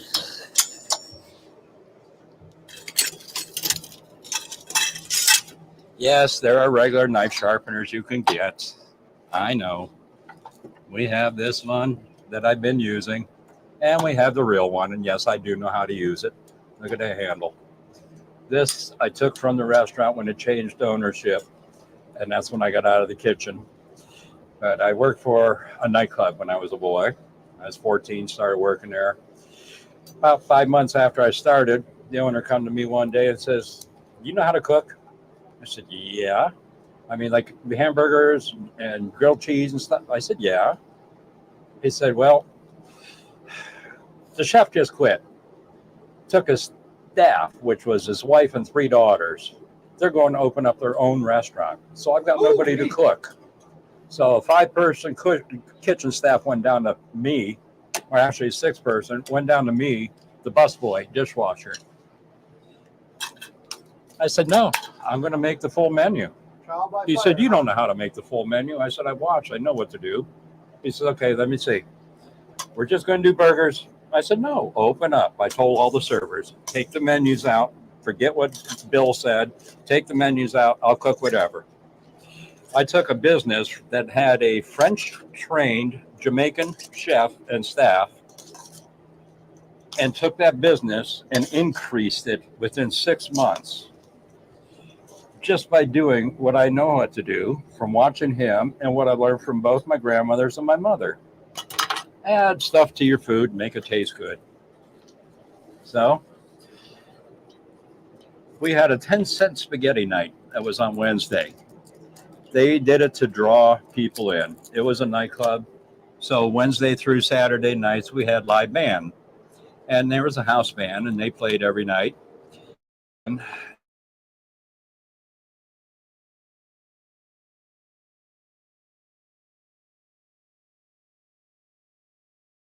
buy a plate of spaghetti and sauce for 10 cents. You want 2 meatballs? It's going to cost you a quarter more. You want a salad? It's going to cost you a quarter more. You want the rolling butter? It's $1 meal now. All you can eat 10-cent spaghetti for $1. Let's get them to drink, though. I said, what do you need me to do? Salt the hell out of the sauce and salt the hell out of that pasta. Make them thirsty. Because that's where I'm going to make my money tonight. That's where all the money's going to come from. So as a boy, 14 years old, I learned a big business lesson right there. Now, does that smell good or what? You smell that? Oh, yeah. I love celery. Celery salt. Or celery seed. Yeah, not celery salt, folks. Celery seed. Well, you know me with celery salt. There's a little bit of controversy around that. I don't really like celery salt because it is iodine salt. Well, it's the pink salt, you know, is what we put in cured sausage. And there's the granola type are always like, oh, well, I don't like pink salt. I prefer celery salt. And it's like, well, celery salt's not regulated. Yeah. So, like, you know what you're getting with. I want you to taste this stuff. You know what you're getting with pink salt. Did you taste it? Yeah, it's good.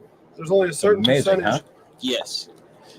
Now I got to see if I can find that for myself. Yeah. It's not kosher salt. It's not sea salt. This is an amazing salt. I really, really fell in love with this stuff. Sea salts and pink salts and that, they look pretty, but you're not really getting a super good flavor. I'm talking about Prague. If it's mine, good. Okay. If it's sea salt, what they do is they take that water out there and evaporate the water off, and what's left is what you get. Well, that's sea salt and crustacean leftovers and everything else. So you don't really know what you're pulling out from a sea, and that's the world's toilet. So I don't want all them contaminants. I'd rather get it from the raw earth where it hadn't been touched by anybody yet. So a mine salt has not been altered. It is still in its natural form, the way that God put it together for us. That sea salt is now got a combination of all them plastics and all them chemicals, and who knows what every world country is throwing down their sewage system, which eventually them streams become rivers, then rivers become The ocean? Yeah, salt water. That, you know where the ocean's formed, right? It's to absorb and filter the world's water. No, it's the Ashley and the Cooper come together to form the Atlantic Ocean. Oh, okay. That's that ocean. The other ones nobody cares about. Well, no, but locally, okay, I'll accept that. You know what the Crippen River is, right? Oh yeah. Cuyahoga River. Fritz Holling was like a famous South Carolina politician, Uh-huh. and that's what he said. Every great city has a great river, right? Should have, You know. unless you're Pittsburgh. You need 3. But It took then, that much to make a big, decent city out of them. but Charleston has 2. We got the Ashley and the Cooper, Uh-huh. and they form. Where they join, they form the Atlantic Ocean. And there we are. Well, we're in the Stono right now. Yeah, if we look on the map, I'm pretty sure that's a geometric spot. Yeah. Yeah. All right. This still needs a little bit more time. I don't think I put enough salt on it. So we're going to put a little more.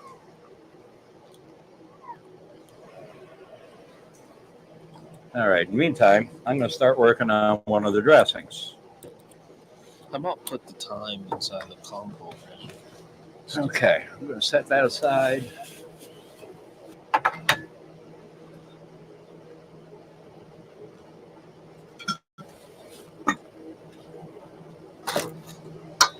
Entertaining, guys? Michelle, were you in the marching band?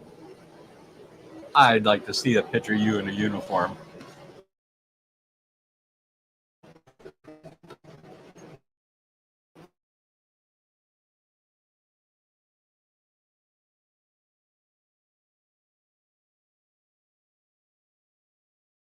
Not here, though.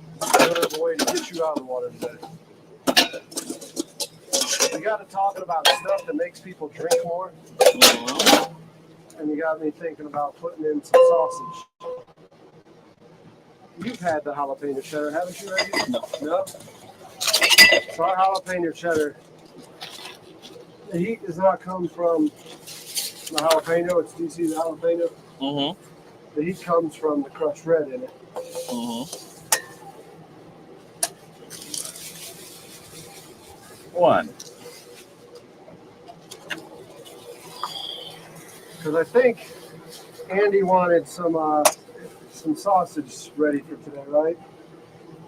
Yep, I want some chicken sausage, and you said that you had the chicken jalapeno. Okay. Yeah, I'm putting in the jalapeno right. Well, this is Okay. the pork jalapeno, but I'll get the chicken out too. All right. Yeah, a couple These of had to get cooked. These are left over from yesterday. That's fine. Still on ice, but I'm not a waster. I prefer to cook them. You already had some people swimming up asking what you got going on, so Yeah, we'll be able to feed them something. yeah. Whether they like it or not, there'll be something for them. All right. One whole egg, 2 yolks.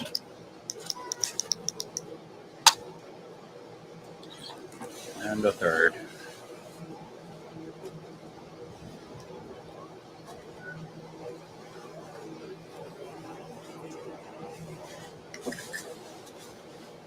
All right. You're good. You're kidding.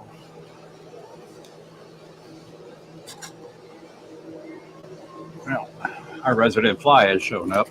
I guess I have to cover stuff now.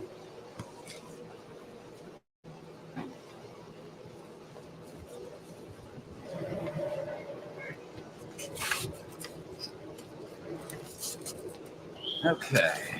Eggs aside.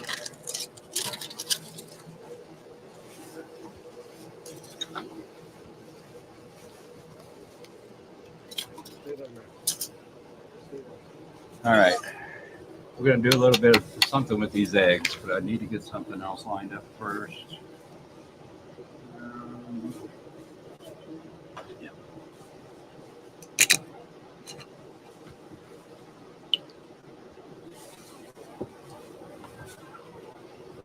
All right. I'm going to emulsify my eggs, folks. Big word. Little pinch of salt.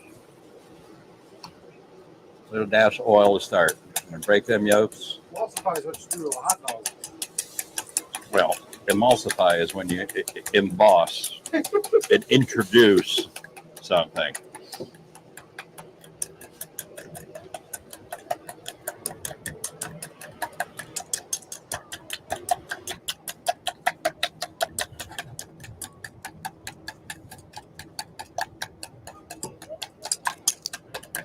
I did have an oil in my hand yesterday and I put it back. Usually I'd use a vegetable oil or canola oil to make this. But this is going to be the baseline for our slaw dressing. And we're going to add a little bit of Duke's mayonnaise in there because I'm not going to whip this shit long enough to make a mayo out of it. I don't feel like doing that. I've made my own homemade mayo. It's nice. Got a good flavor. Buy Blue Plate. Buy Duke's. You'll be okay. So much work, yeah. Blue Plate is the bomb, though. We have an immersion blender. That's also a good way to help speed up that process with an immersion blender. Yeah. Yeah, I have one. I didn't bring it. I'm used to doing things the hard way. Same.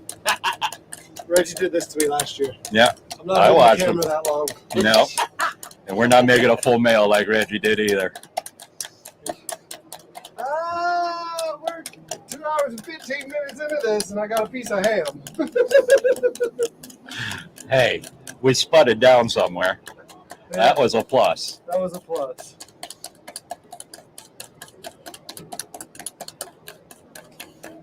Yeah, that mud is getting closer to us too. Yeah. Let's see where the tide line is out there. This is only about 2.5 feet or 3 feet here, huh? Yeah. We're short. We're shallow here.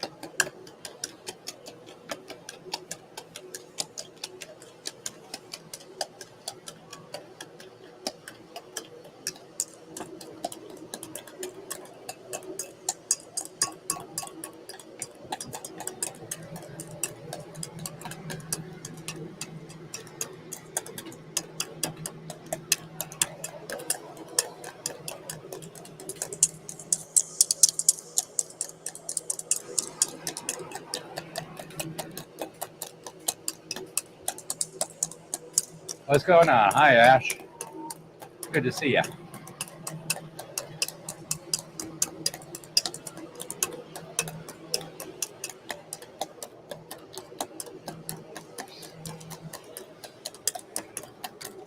All right, that's getting there.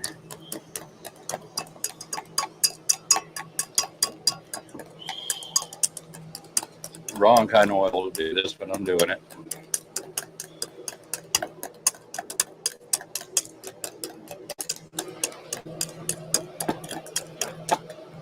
All right, set you aside.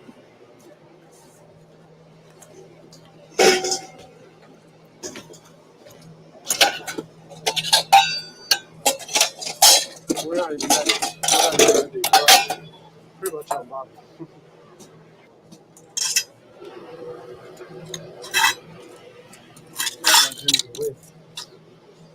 Well, that would have made the job a little better. What's it? Found my big whisk now. I did the hard work with the little one.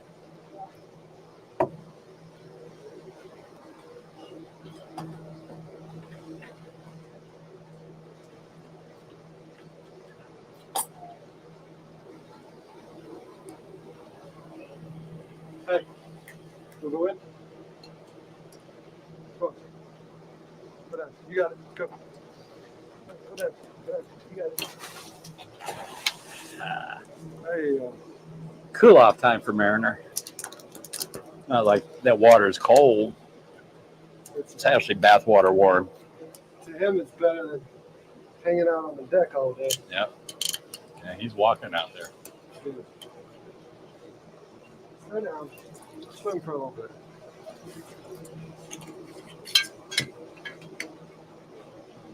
Well, you want to swim for a little bit? You a happy dog? Where's the bacon? He said. Where's the bacon? Uh-oh. Uh-oh. Where's that bacon? Uh-oh. Not yet. Pretty soon. Pretty soon. If he comes up, he's going to shake. So, sorry. Bacon's almost thawed now. You got your notepad. Watch it. He'll shake and get everywhere. Reggie's over here doing homework, folks. Yeah. I know what he's been working. He's writing a lot of stuff down. Make something up. You getting graded? My day is never end when trying to work on the dish. All right, pinch of salt. And I'm going to use the white pepper, not the black.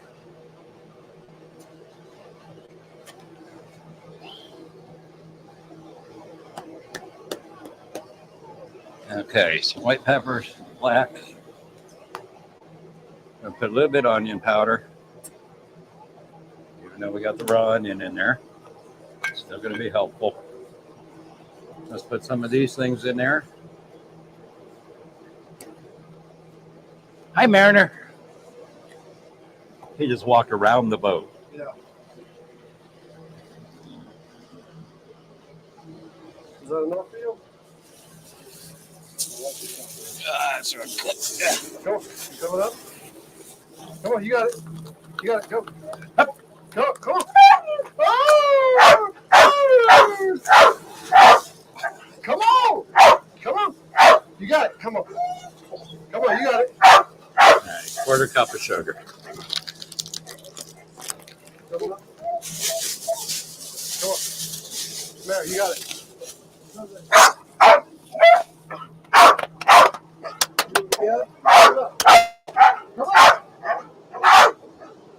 All right.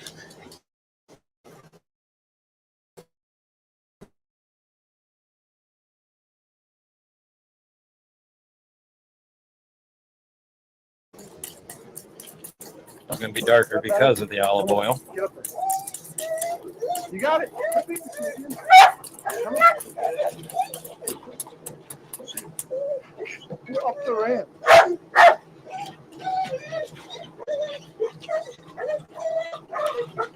What I'm using here is white wine vinegar. Oh, I've man. got apple cider vinegar, white wine vinegar, and red wine with me. This is traditionally made with the apple cider vinegar, but I do like the flavor of the wine vinegars. It's got a decent smell going.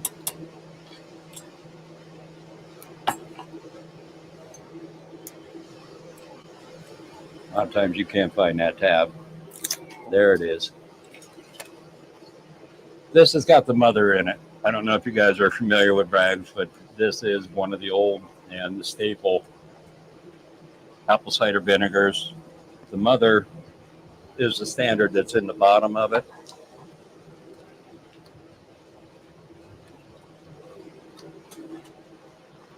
The standard, it's all that darkening that you see. A lot of people want to shake that up when they do it. I don't. I leave it down there. Let that mother stay in the bottom. She's doing what she's supposed to down there.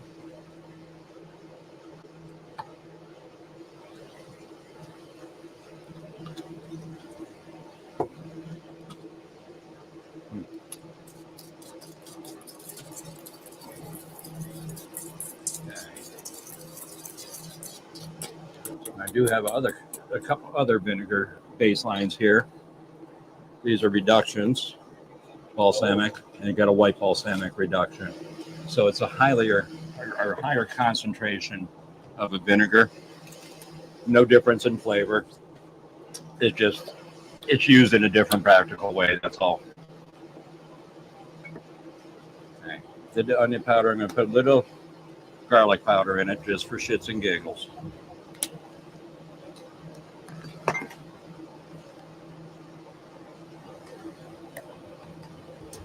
Peppercorns, I do have the black.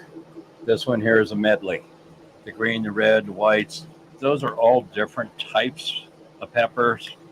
Well, not always. Sometimes it's the maturity of the seed on the tree. Each pepper will do a little bit different for you. These capers are peppers as well. So you can get your pepper flavor from a variety of different things. I like a lot of different flavors. I do use aniseed, like in my pasta sauces. Aniseed is almost a staple for me. You have a licorice flavor from it. It's what actually gives Italian sausage its super flavor. A lot of people don't realize what it is, but it's aniseed or anise, depending on who you speak to. Anise or anise? No, you're going to come get me. I'm not about to try to walk up there. Let's see. What you looking for?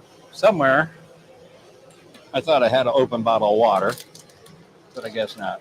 We may have used it in the broth. We'll take that one though. Thank you, sir. Because of that vinegar and that oil, being that it was the olive oil, as you see, it's an imported olive oil, I'm going to go ahead and add a little splash of water just to cut through our acidity. Vinegar is an acid. The water will help neutralize that a little bit. You can see the consistency changed. I don't know if I get the camera to show this, but you can tell where the water is as opposed to the oil and the vinegar on there. You see how it's floating just on the surface. I'll go ahead and I'll get it incorporated in there and get a decent blending going. I want the celery seed to soften up a little bit. So that's the reason these dressings are sitting, as we're still pulling the water out of that cabbage with the sugar and the salt. We may have to add more sugar and salt. Take a look and see what we got here.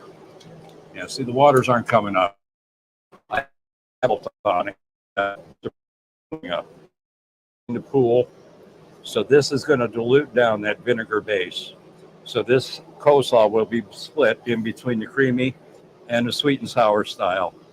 Just from that one head of cabbage, I'll get 2 different cuts out of it.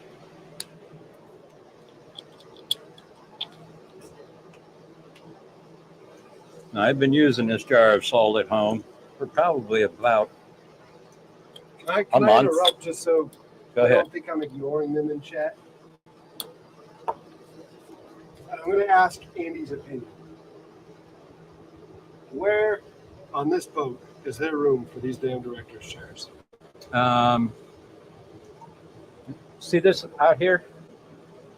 Make them floating. If they're able to float, then you can utilize them here. There's no room. No, it's tight up here, guys. I mean, what you see on screen is exactly what I expected to see when I got over here, so it is. If anything, it's smaller than it looks on screen. You know, like everything looks 10 pounds heavier. There you go. I'm 10 pounds heavier. Look how beefy I am. 63 years old. And I don't mean to say damn, like I'm upset. I just, like, y'all think I'm ignoring you with these director's chairs, and there is no room for those chairs. No, it's tight, guys. You know, the chair that Reggie's sitting in is one of my folding chairs. He's taking up that corner pretty much where he's at.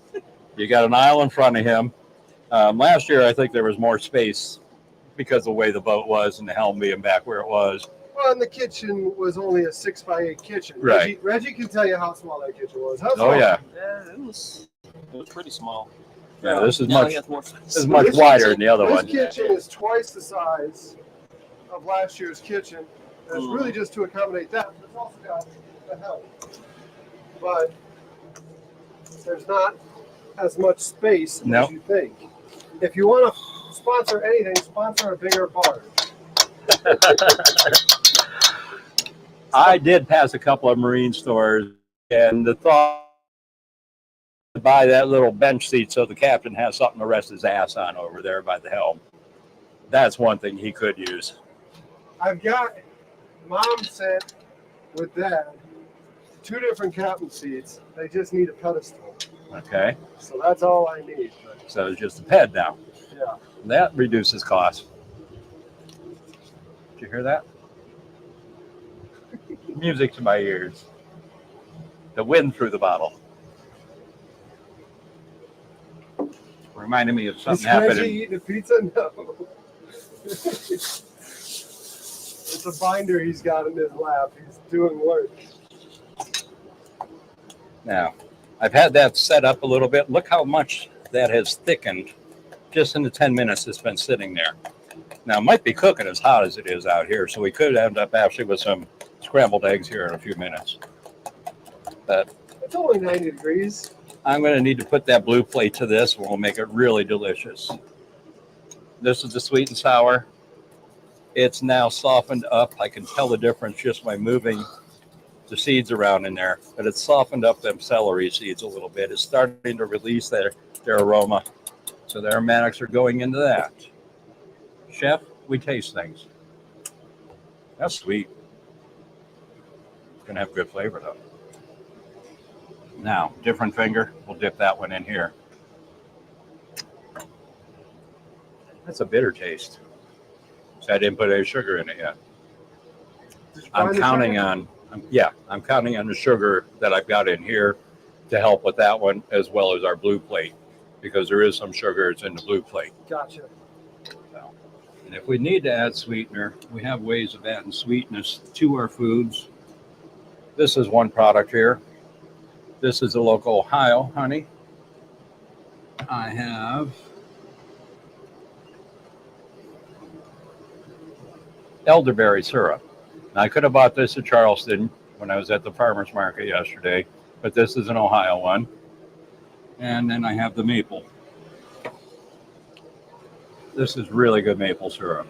So I can add this or honey to get us a sweetening flavor as well as using regular pure cane sugar.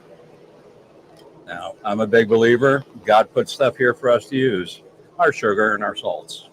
Don't be afraid of sugar. Don't be afraid of salts. Control what you're putting in processed store-bought crap. Something happened to your onions. Why? It was only half of the one. Unreal. Did they really go down that much already? They went down them. All right, we're going to put a little bit of the syrup in here. Is that the elderberry? No, this is the maple. The maple one? Yeah. The elderberry I'm going to use in our dessert dish later. Oh, heard. Okay. Along with these I bought. What's that? You know what, right? This I bought at the Euro Deli here in Charleston. It says blackberry. Where's the deli at? It's across from Publix. When I got off of 26. Publix in West Ashley? No, No. it was further over. Further. Okay, I know. I know. What Do you know where that is? Yeah. Maybe So- you could fill them in. I had a hanging swing, the hammock right here, hammock swing. It actually broke on somebody yesterday. No. Broke on someone? With somebody in it, yes. Oh no. No. Oh, I don't need that stress. So no hanging swings either. Because if it's hanging from here, and it's going to break right on the bench, and they're going to go.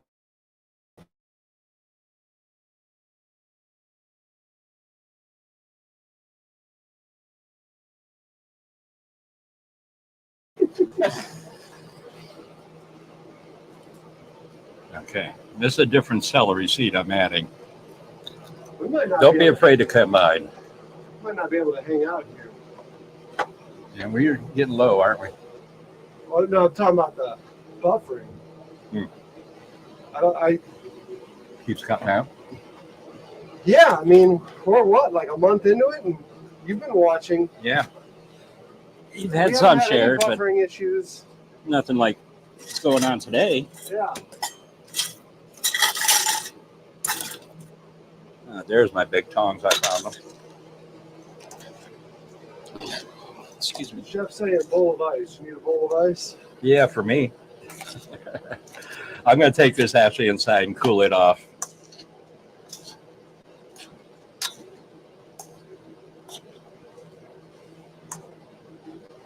Hey, Dwinzel.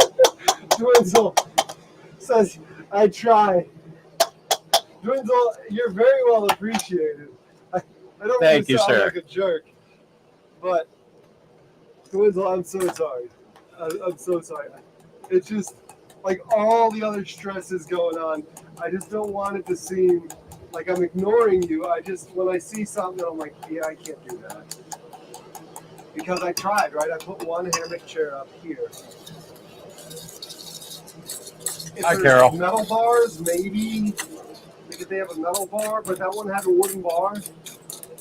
And somebody went down yesterday, and down hard. And I don't need that stress.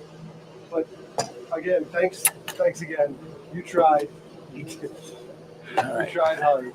You did a great job, and that's my fault. All right, I'm going to go check our onions out and see how we're doing here.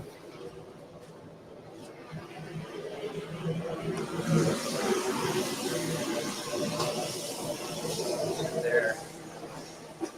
David wants to know where's the maple syrup from again. It's Ohio maple syrup. It's Ohio maple. Yeah, as that girl from Toledo, she'll know.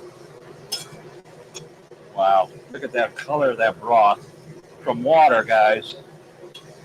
Smells like onion soup already. This is done for what we're needed for. Careful, somebody just created a trip hazard. That's all right. I saw him down there. I got two at home too.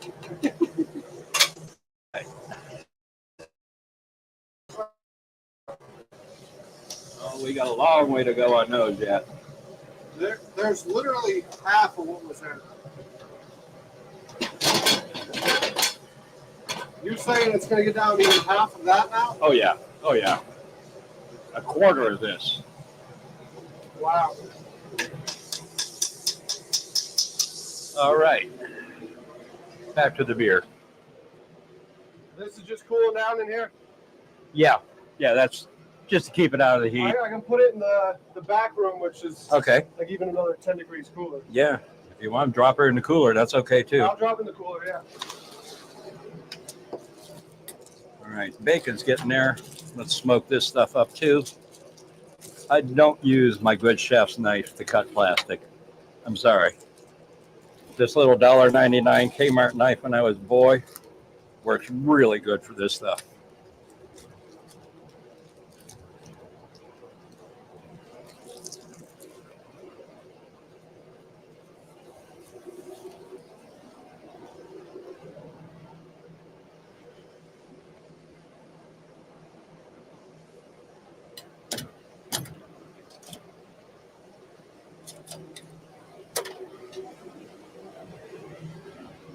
The chicken's looking good. I think we're about ready to set this stuff aside. Oh yeah. That's definitely ready.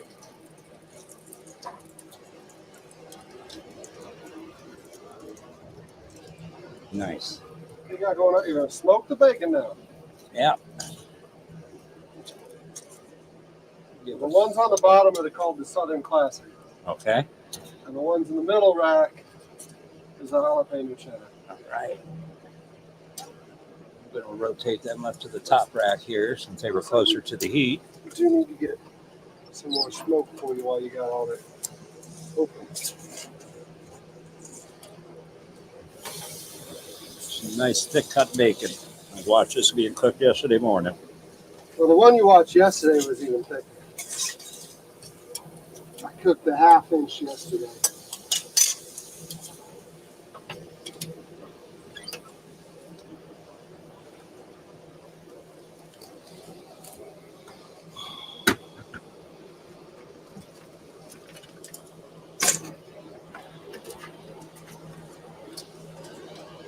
All right, just watch your head. I mean, I can just do a stable for me. Huh? Just Talking to yourself? Yeah. Why you do that, man? You know, maybe a little crazy, We all are. but also for me to figure out and actually come to decisions. If you wanted to There's work, a few different Reggies inside. I gotta get opinions from all around. if you want to work in food service, you must be crazy. You must be crazy because there ain't no damn money in it. Chefs aren't in it for the money. It takes a long time to find that. Yeah. Ooh, no thanks. Knock yourself down. And it'd be the I one can't that, eat yet. that do get you that point, and it's I'm at one of them. Once I eat, I'm done. So usually one meal a day. Well, Sometimes it's one meal in 2 days. you know me, I'm a cookie monster, which is why he brought me so many cookies. Yeah. Not only did he bring me cookies, he brought me Girl Scout cookies. Girl Scouts. And I have dry ice on board. So these things are frozen. They're even better that way. Even better.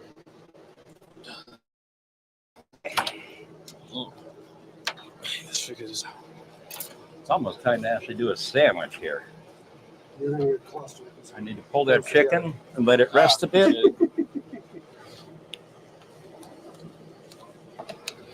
No, Mary, you're not getting any of this. And Derek, if you would, while you're over there, throw them chickens up on there just to cool. All right, folks. This is who I deliver for. This is a non-paid express ad for Reineker's Bakery out of Macedonia, Ohio. Local family-owned bakery, German family. This is our nut pizza. It's a walnut roll. This one actually has been sitting in the truck for a few days and had one little bad edge on it, so I cut that part off and tossed it out. But I want to show you what a nut roll looks like from Reineker's Bakery. I don't know if you've ever seen one of these pizzas before, but usually you have a thin coating of walnut meat on the breading, and then it's rolled. Well, Reinerkers don't cheap out on you. That's the old-fashioned way. Stock it full of walnut meat. Now, most people, when they cut their nut roll, take their knife. Andy, And I cut think your down. buddy's in the chat. Who's that? Huh? Which ones? The guy you were waiting for. Joe? I think I seen Joe in the chat. Well, I also see Carol Maroc in there. That's my stepmother. That's your stepmom? Yes. Nice. I'll be darned. Hi, Carol. Hey, Dad. All right. Perfect timing, guys. Here's that nut roll. This is the way, like I said, most people will slice it. And it'll be a slice like that. I'm going to dime my dad out. I didn't get any of this. No? Oh. He hoarded it, huh? You sent it with them? Uh-huh. It was his snack. I seen it, but it was not mine. Okay, well, you get a taste today. That's how most actually slice it down. I turn my knife on a bias, and this is the cut that you'll get out of mine. Okay? You're going to get a slice that you could sink your teeth into. What's inside of it again? Walnut. Oh.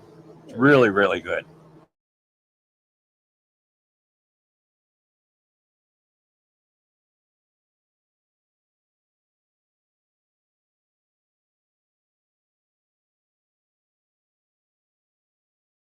Ohio. Family-owned bakery. The ones that operate now are younger than me. I remember when their father built the place and added on to it. One of them was still in diapers. She has now got her own catering service and does piggy barbecue. The other three siblings, well, 3 of the 5, are in the bakery. It's Rick Reinecker, who heads it up, and his 2 sisters, Caroline and Heidi. Heidi's my boss, and she's a tough one. She told me when I first started working for him, she says, I'm the toughest dude you'll ever come across. She ain't lying. Don't mess with Heidi. Dude. Toughest dude. Yep. So, that's a walnut. Good. Moist still. We only have a 7-day shelf life on our product. I've been on vacation since last Thursday. So we're past 9 days now. 10 days from the day this was baked, actually. And it's still fresh. And I've had it in the heat. To keep it fresh, we recommend to keep it in the bakery or in the fridge. Mm-hmm. Okay, you can always put it in the microwave 15 seconds and warm it right back up like it was oven fresh. Mm-hmm. But you could taste it was pretty darn good. Now you don't do the Krispy Kreme 8 seconds, huh? Mm-mm. Thought about going to Krispy Kreme this morning, but changed my mind. Too much other goodness to worry about. That was pretty good, guys. That was really good. You got to taste it. We're not saving this, so here. Finish this off. There. I turned the knife at a different angle and got a different cut. Enjoy. Thank you, sir. Reg? Oh. I appreciate it. Mm-hmm. All right. Clean this board up. Let's go on.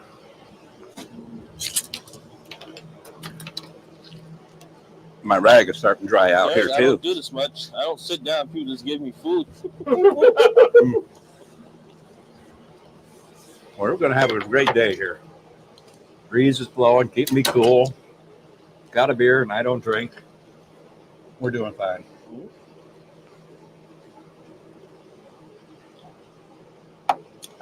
Who's all here? They want to know what it is. Just repeat what it is again. It's a nut roll, is what I was raised calling it. Okay. Pizza is the proper name. P-A-T-I-C-I-A, but it's pronounced pizza, like the T, sort of like the tamburizza, which my grandfather played. Here's the product label. You can see No preservatives in our product. The only preservative chemicals that would be in it would be added to the flour by the mill. They try not to purchase those types of products. They try to stay with as natural as they can get their hands on. But when the pandemic hit, we went into a major supply crisis, and they've not actually been able to recoup yet, the suppliers. Here we are all these years later, the suppliers are still trying to catch up. So with what Captain Andy documented, gave you a little bit of an idea what happens with the shipping industry. One little glitch, and it sets everything back. That little bridge incident in Baltimore had a world, not just local. So, like Andy said, worldwide. Same with our flour. We can't always get what we used to get. So sometimes we actually end up with a inferior product compared to what our normal standard is. But we don't know until we do the bake out on it. Yep, and then that's why I try to still promote local stuff. So if something like that happened, you still have these people nearby most of the able to help you. Most of the grain mills are actually like out of Minnesota, places like that. So People were asking, do they do online orders? yes, they do. You can go to Reinekers.com, and our whole host of products are there. I have 29 products that are available for my retail delivery. I only deliver about 19 or 20 of those 29 products.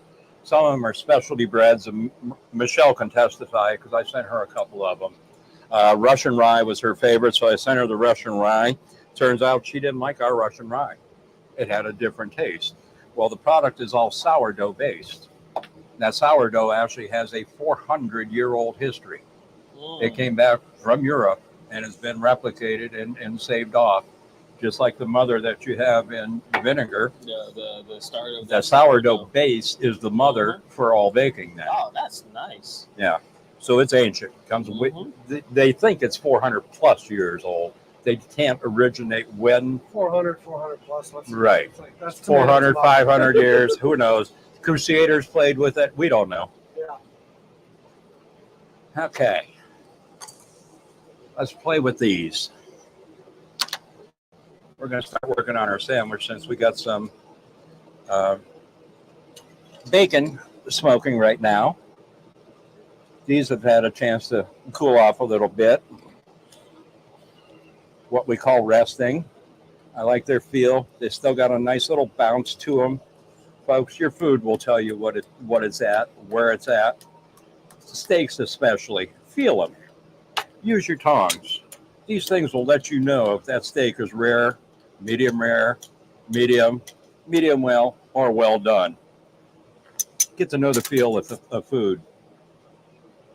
Don't be shy. Don't be afraid. Get in there, tackle it. So that's medium rare? This is medium well. I'm messing with you, Andy. Medium well. All right, folks. That's the way a chef does it. You see that? Look at that. Put it on the plate. Make it look a purty. I don't think Andy knew what to say when I asked him if that was medium rare. I had a couple of thoughts. And the first one wasn't a clean one.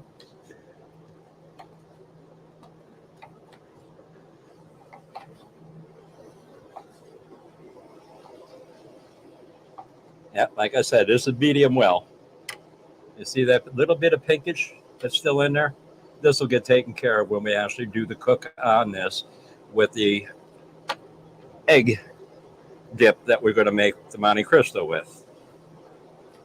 I was going to say somebody actually knows Reinekers, but it's your stepmom. Uh-huh.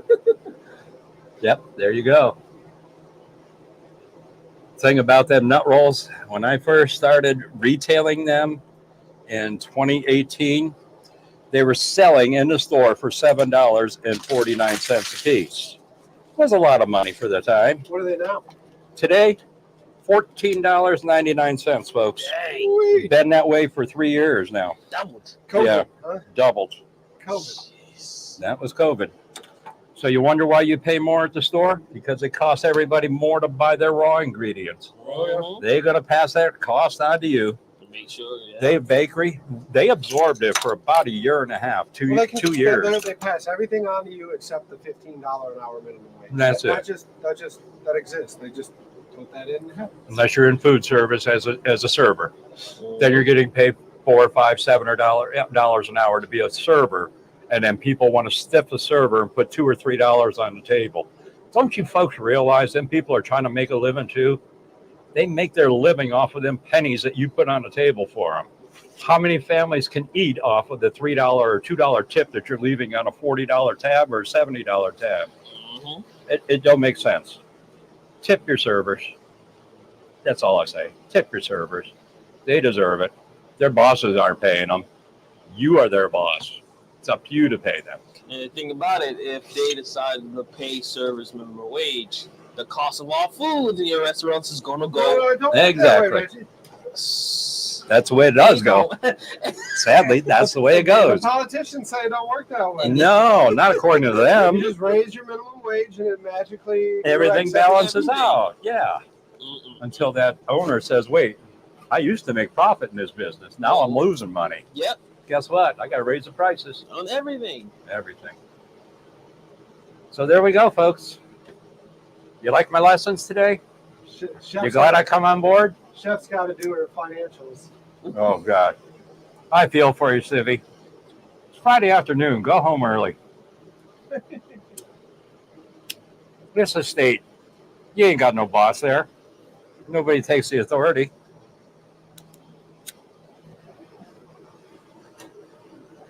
All right. Chicken aside. What else we got? Ham? Ham? We got to cut some ham up. Ham? Look, I dirtied this side of the board, but not that side of the board. You know how we're going to fix this? We're going to go like this. Flip it. You see that, folks? Clean. Clean all over. Clean. Magic trick. We know all of their tricks. There's our ham that we smoked, folks. This is just a regular ham I bought at the grocery store this morning. Nothing special about it. I put a couple of slices in it to cut through that fat back and that skin, just so we actually had some smoke getting deeper into the meat and not just getting the part that we're not going to eat. Who wants to eat this? Look at that. It's tough. Can't even pull it off of there. So we're going to cut that off. Don't throw it away. There's use for it. Don't throw it away.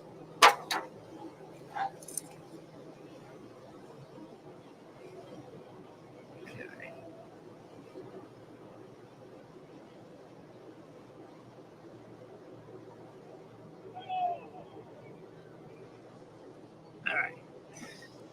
Extinguish that butt.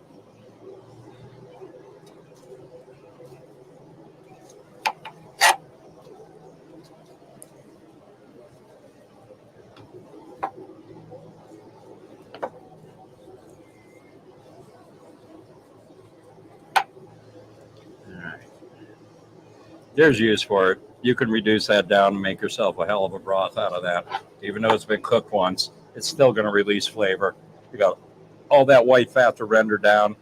By the time you cook this for about an hour and a half, you'll actually have a super strong ham base. Yeah, smoky stock too. Yeah, and smoke flavor too. We still got fire in there, Derek?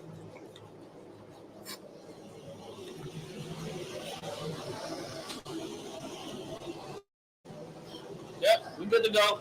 Good. They reduced down any? The onions, yes, it's going.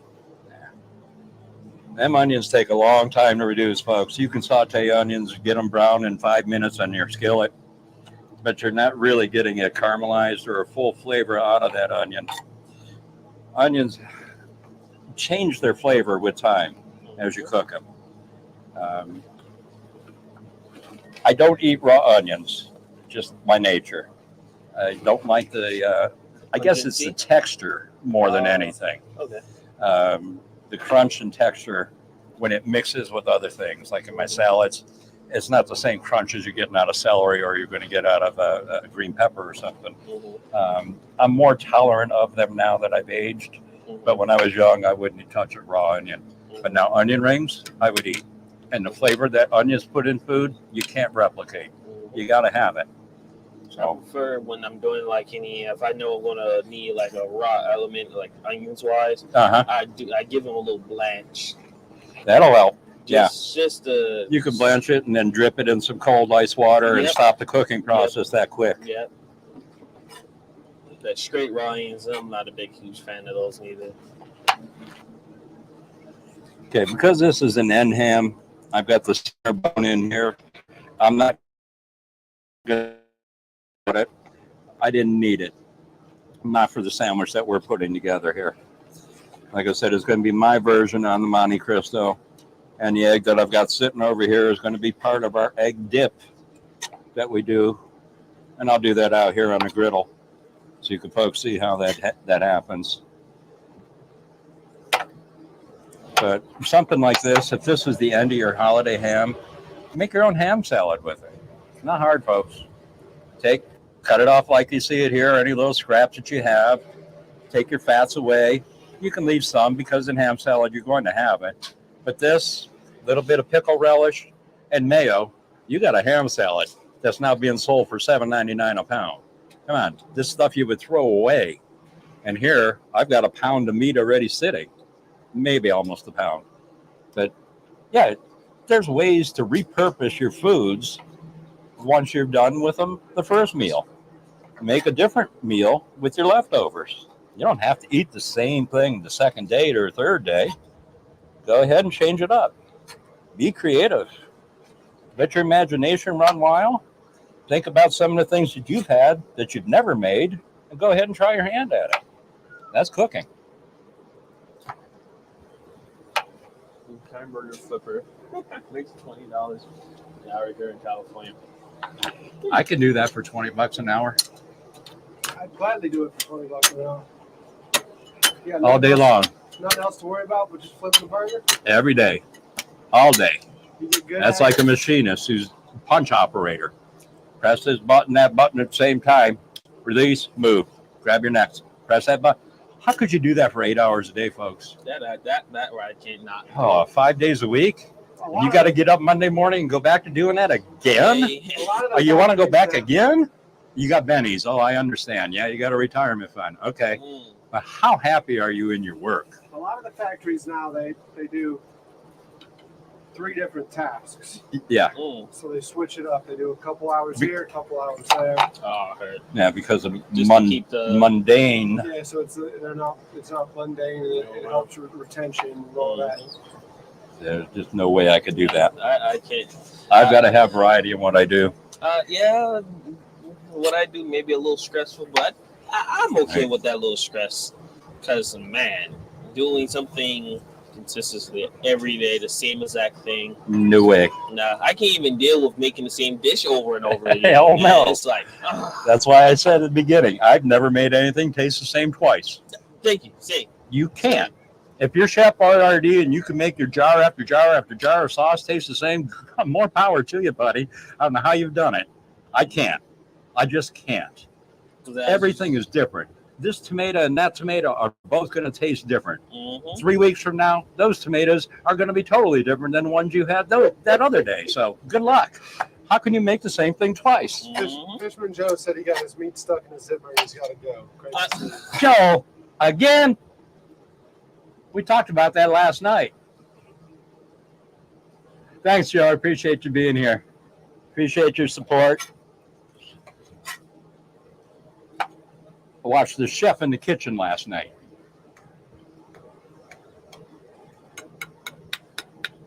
Sound like bone. Feel like bone. Must be bone. I ain't cutting through that one. But this and this can reduce down and make yourself a hell of a ham base. Really phenomenal flavoring out of it.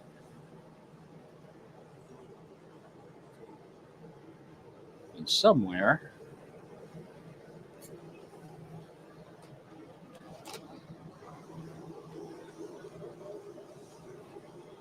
don't know, it would still be in the other room there. I had 3 little tubs of herbs. 3 spices. little tubs of herbs and Yeah. spices. It's here somewhere. Herbs and spices. Somewhere to these. They're not over there? Those are here from last night, I guess.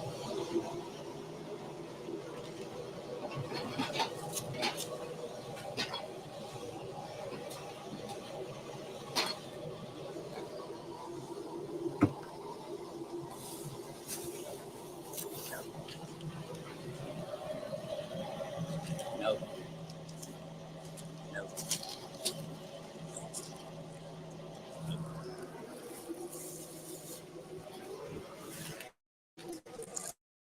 I don't see.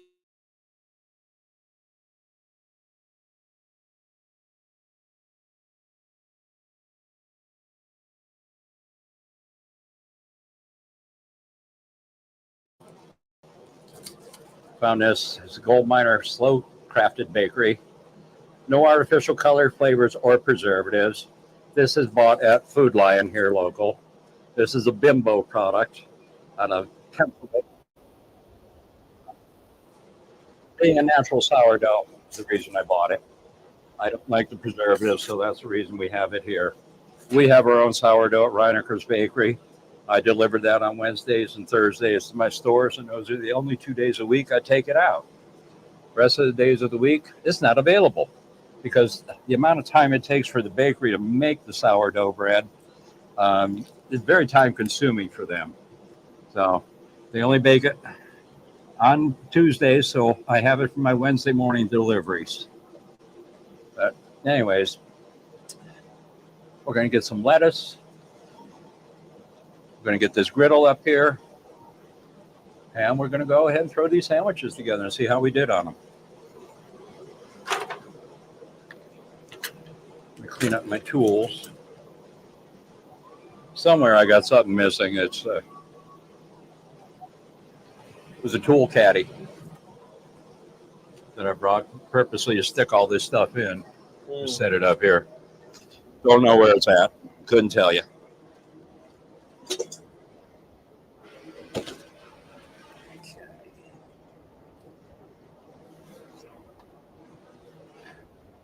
That's yours. Oh, they left it this dirty for me too. Yeah. And this is dirty too, but we can go ahead and do it. No. No, they didn't clean anything for me last night. Dang. This is last night, folks.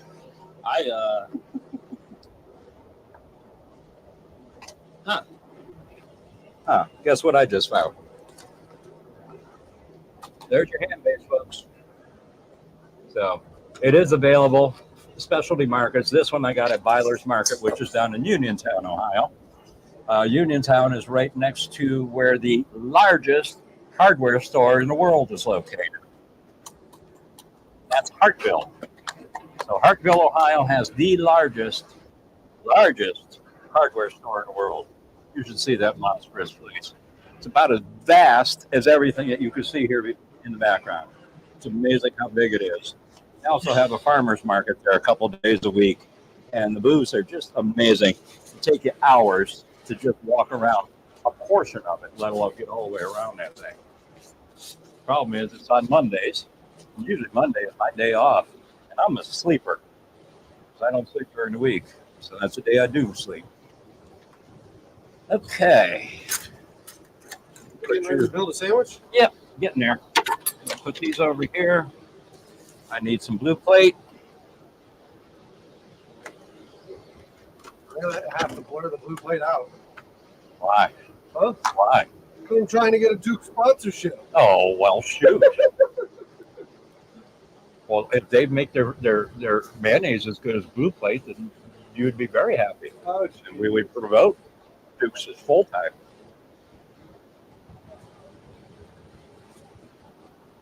which meat were you showing? You were showing this, which is ham. I didn't notice all the lights you got. Cool. Yeah, I still got a Yeah. problem with that outlet. At that outlet though. Yeah. So I gotta get that cleaned up. It'd be nice if we did a nighttime broadcast so we could see what it looks like out here. Oh, wait. I did one the other day, but it was in the dark. I don't think you wanted to see that one. So probably not.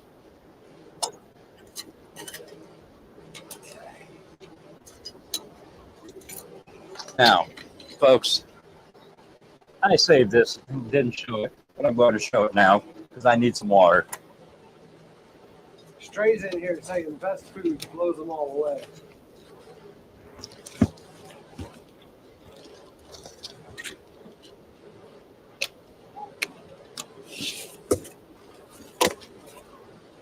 Captain Andy on board with us? I haven't seen Captain Andy. All right, let me know. Let me know if you come across them. I was stupid, folks. I found this at a little discount store called Ollie's. I don't know where Ollie's are all located at, but this was a cheap little bucket. I should have bought the other two. Would have been great for Derek to have here on board. But I thought this would be a good little garbage bucket or a wash bucket. For him to put the crabs in.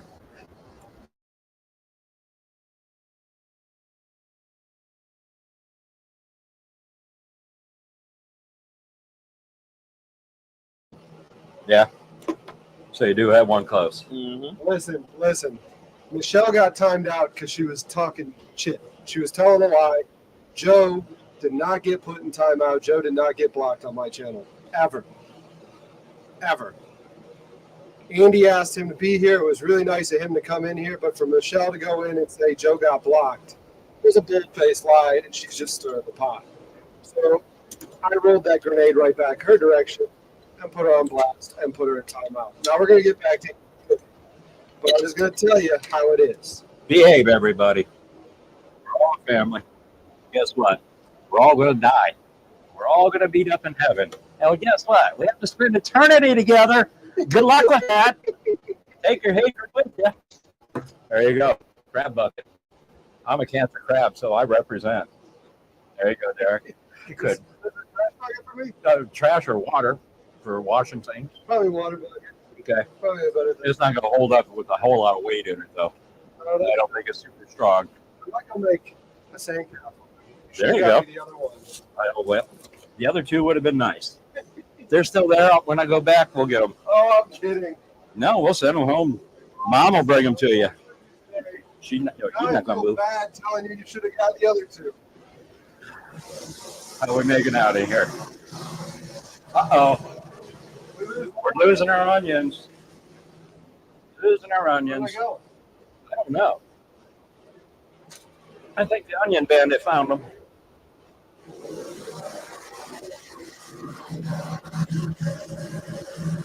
Do you need my hammer? Nah. Made it for you in the kitchen. You sure you don't need it? Oh, man. I can tap it for you. We burned them. I wasn't in here watching. We burned a couple. That's all right. I'm not going to show them. We're going to, If you don't tell them, they don't know right now. well, that flavor is going to come in handy later. And I'll show you how we take care of that.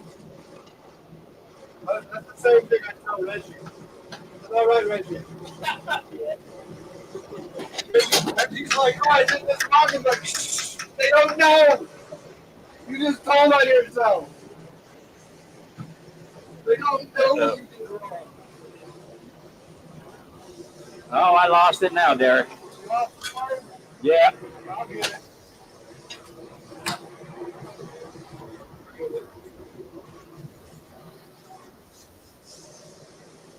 Let it close. It's on you, not me.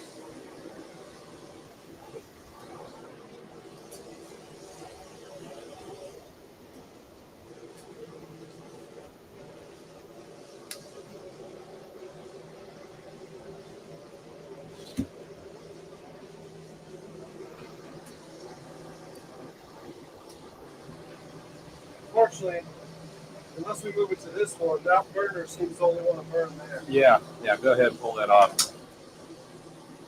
Bring it forward and work with it. They smell amazing.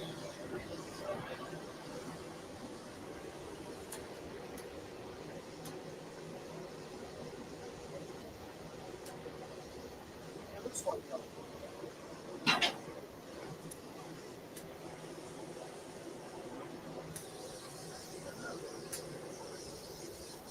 That's the back, I know that. May have primed the valve, I don't know. It may have sucked the gas through. Could be that. Okay, lettuce. That's what we're looking for.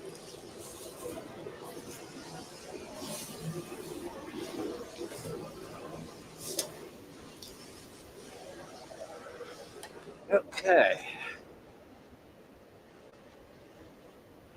Have we got that griddle cleaned up at all? Just wiped out? That's the intention. Just wiped off. Okay. Yeah. The oils on it aren't going to hurt nothing. That's going to add more flavor.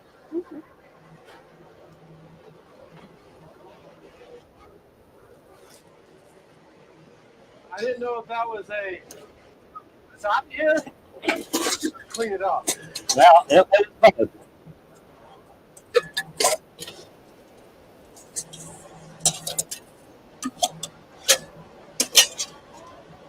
all right. Those egg whites from earlier, folks. We're going to use them right now. Wasn't nothing wrong with them. Right, that's the clip. I think I'll go since about 5 a.m. before that's still dirty because they left it for me and I was like, I will clean up with yeah. right. So that's That's all good. Okay. Whisk.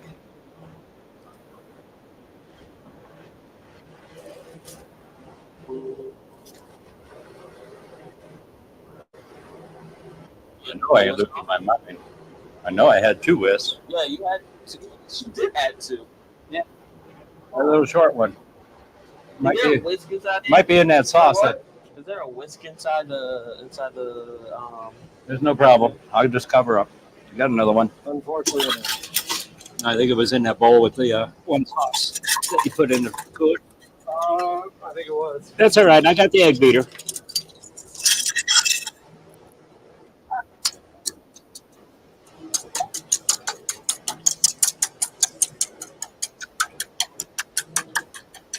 Now, the joke about the hammer is Derek received a gift today.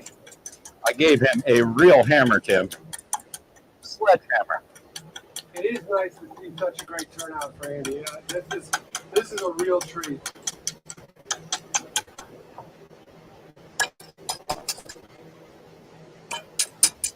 Bet you guys didn't know what that was used for, did you? You've seen them in the kitchen store. What the hell is that? What's it do? There you go. That's its whole purpose. One job only. Whip. Whip it good. Do you have a dough one? A do- A dough whisk? I don't remember the proper name of it. Shit like No, I don't have one of those. No. I've seen them, but I haven't used them. No. Yeah, me once. Okay. I'm gonna have to shut other electronics down, i.e. the fan and the AC, before you turn this on. Yeah. So let me know. It's not going to be on very long. Okay. All we need to do is brown out. We're ready. Since the meats are cooked. So if that's what you want to do right now, let me go shut things down. Otherwise, Yeah, this will only take us probably 5 minutes, so we're not going to be very long. Yeah, otherwise we'll- that's the fuse will blow on the Yeah. generator. Then we fire back up. And Okay. Now, I've got all these special seasoned flavors here. The one I wanted to try.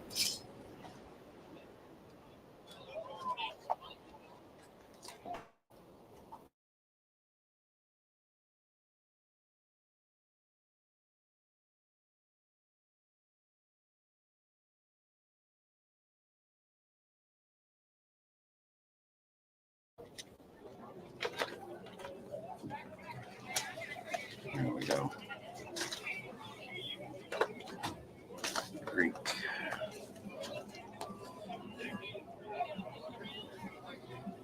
Oikogenea Greek. Oikogenea. I don't know. You pronounce it, folks. Any idea? I have no idea how you pronounce that. Oikogenea Do you know vinaigrette. I don't know. I look at it. They're telling you how to make the vinaigrette with 2 tablespoons of vinegar, either rice, white, or red wine, like what we have over here. Lemon juice, 6 ounces of olive oil, and then 1 to 2 tablespoons of the mix. And that's Dwindle. I know I get fired. It's my fault. Jody,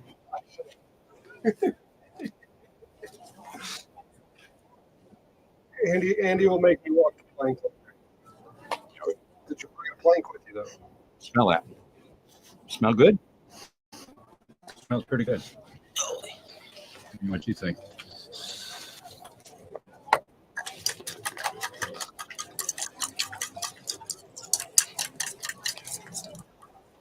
Just for our bread, folks. Set this. Where's our I indicator? hurt feelings. Oh, public shaming.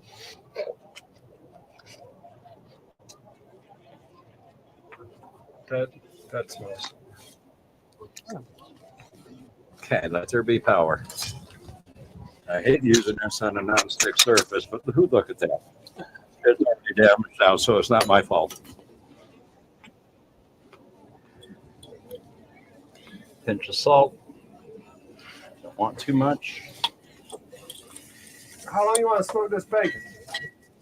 Should be about ready now, huh? I think so. Try to time everything so it pulls together as I'm hoping to pull the rest of this together. Ooh. Mm. That's good. Reggie got a whiff of it. Is it open? That's In sight. Cheddar. Must be looking good. cheese. That's yeah. Actually, that might not be. Like to get a little Some more of that color white on pepper, that. guys. They're about as much as you can get.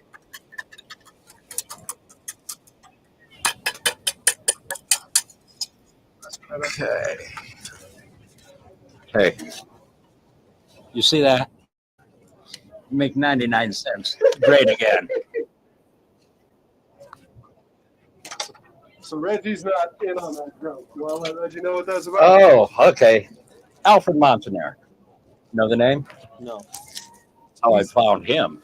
He's the Okay. guy that Down in came Miami. hung out Programs. last July. Mm-hmm. For Miami. Oh, okay. Yes. Yeah. And he opened up membership on his channel. And there was some a little bit upset about it, but it's because his live streams get demonetized because he'll go 4, 5, 6 hours at the rate, sometimes even longer.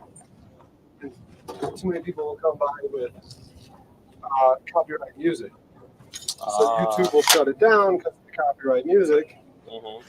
So he's like, well, I'd love to continue live streaming, and I'd love to keep doing this for you, but you're going to have to, get a membership going. Like, I can't keep going out there at a loss every day. So Folks, I got too much stuff.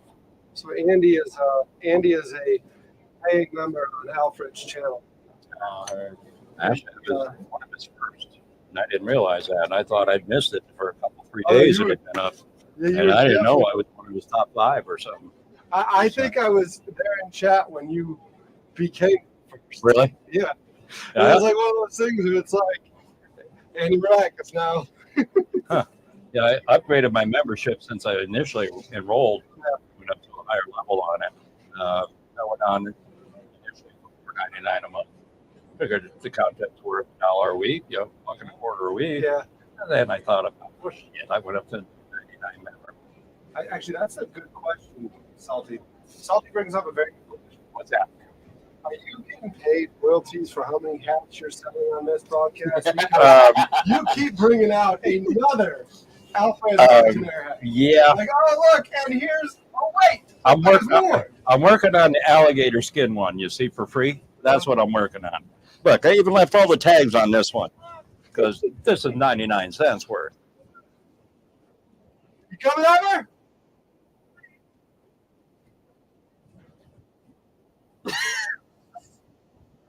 Yeah, I think he's actually about to bring off some sandwiches, right? Yep. Yeah, and we're about to have some sandwiches. Well, this burner's working much better. This one is on. Yeah. Alfred owes him a 10% commission. It's got that scorching. That is just. I'm trying not Did to you hit the add bottom. this to it right here? No. Mm. I think I'm going to take it out of here. Really want me to Let the pan sit. put it in the pan just to I'll get another one. I got to a sauce pot and we'll bring it in. So you're crawling through the mud, huh? You're crawling through the mud? Oh, you haven't hit the mud yet. Hi. Say. Oh, you're walking. It's mud. Just set that sucker aside to cool. Wow. It's hot out here. My butter's melting in the container. Just gonna pour butter on there. I'm thinking it will. Let me just crack it open a little. Look at that. We don't need that much of it. There we go. You know, funny enough, the scorched onion is no bad. It don't smell bad. Any side conversation. It is very cool. It's a new pan and it was unattended. And that's one of them shit happens things. Oh, no, they're saying you sidestepped the whole commission on the ad. Well, I'm not done yet. Good. Watch the side. Hey, Don't hey. climb up. There's oysters. Oh yeah, we're good to go. On the Yeah. side I don't of even the take the scorched. Cool. don't have it. You can kind of get out with It tastes good already Just by don't itself. throw your weight on it. Yeah. I did earlier. I used it a little bit because Mariner went in and couldn't get out, so I had to look. But it's on this side, so see how work harder. Yeah, for a moment.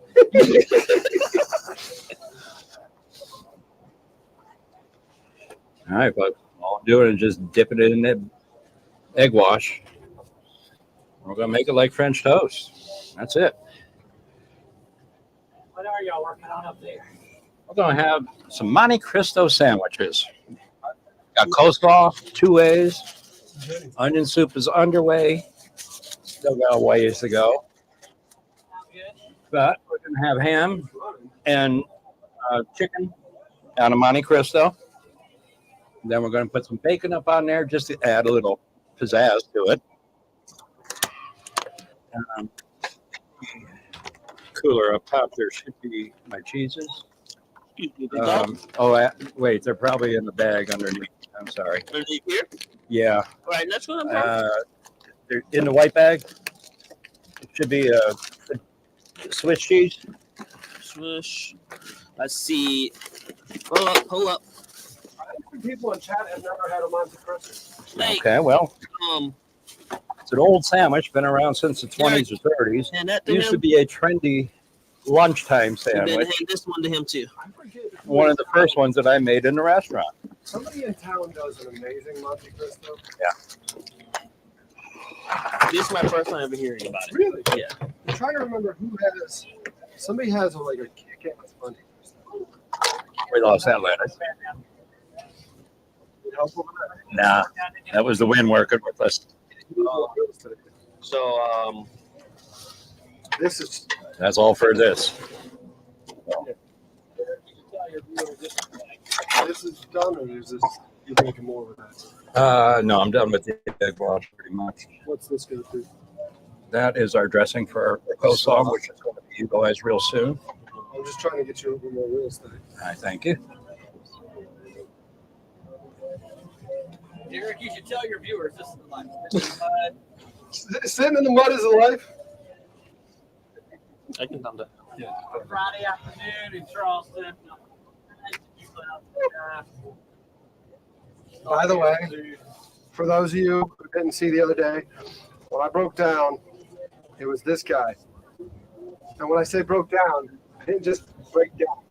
Lost his front. I lost my propeller. And this guy and another gentleman by the name of Matt Blood, let's say at the Solid Grade Boat Ramp, let's say came to me with a prop and we got underway. At 12:30 Was it 12:30? it was midnight by the time I got back. What days? 10:11.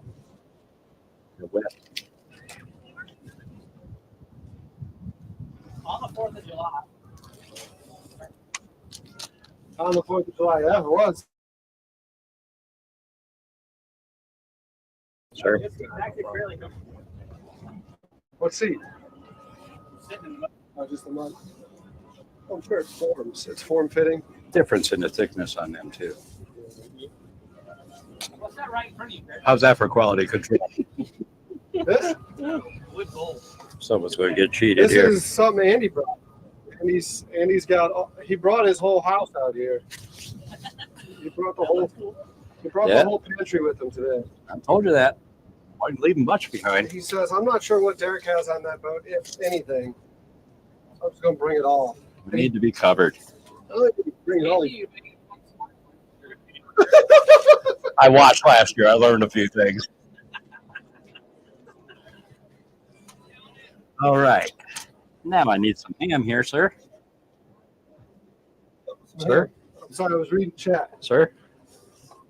We have ham? We have All right, let's use some ham. We have him. Thank you. Oh, jeez. I'm just going to put that here. Just gonna put the Get the camera away. back that way. Why am I next to the crew? Probably over.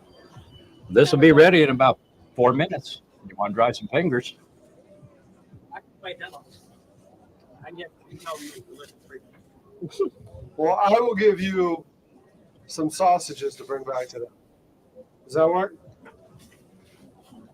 I can do that too. You can eat this, and you bring them some sausage.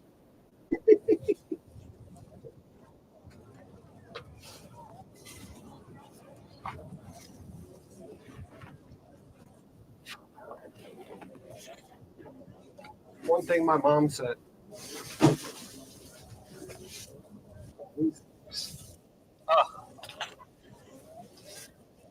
So say, we can go back and we can put a couple dogs in each and send it to them. And I got Ziplocs over here.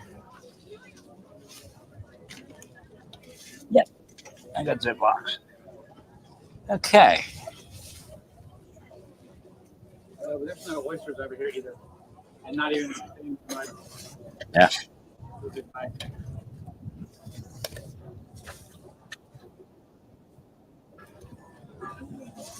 Beautiful day though. So there you go, folks. Not traditional style in any way. It's Andy's way.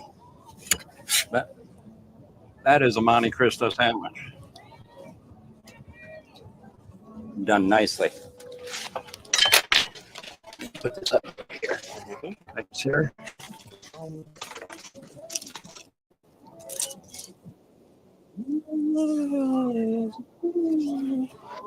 Excuse me, big dog.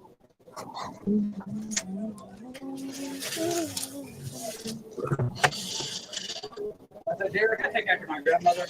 My favorite food is fixed. It's fixed. It's fixed. Uh-oh. It's even Got better if it's served. But fixed is all right. I lived in an RV for 3 years. Oh, yeah. It's a very limited space. Mhm. There you be, my friend. Appreciate it. All right, say we're going to throw yours down over here somewhere. Get you a couple napkins, maybe dry your hand off. Here, I got a towel.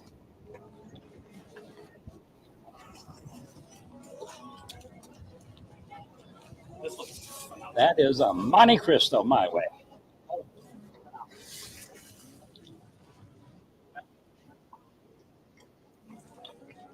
Lettuce can be a garnishment, or you could put it directly on it.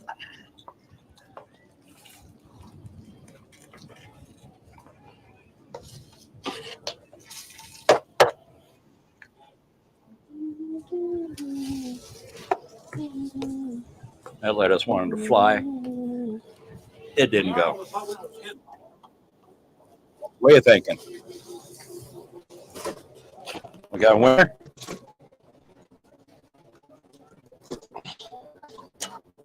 Yours? I'm trying to get some sausage for him. Yeah, thank you very much. I haven't eaten one of these in 35 or 40 years. Usually they're made with turkey and ham, but I made it with smoked chicken.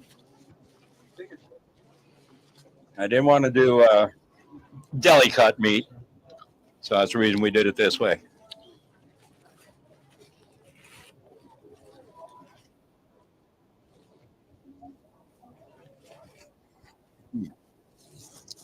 Supposed to have Thousand Island dressing on it. I can whip it up. You don't need it. It's good. Mm. Swiss cheese is taking nice flavor in there. Yep.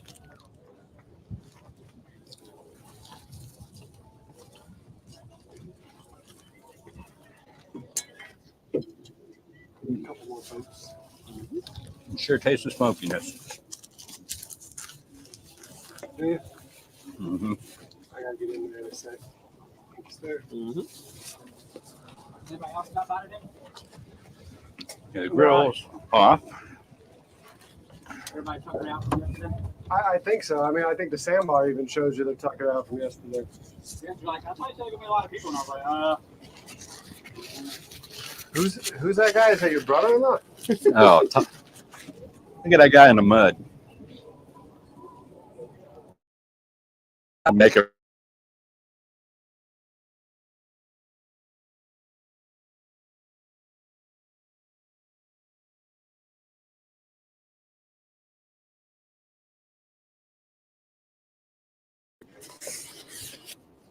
I like the brother. No, Andrew's the brother, right? He was not in a good mood. Oh, All right. Or is that just his personality? Leave it cleaner than you found it. How's that? No, see? Look at that. One hard. No, not at all. Paper towel.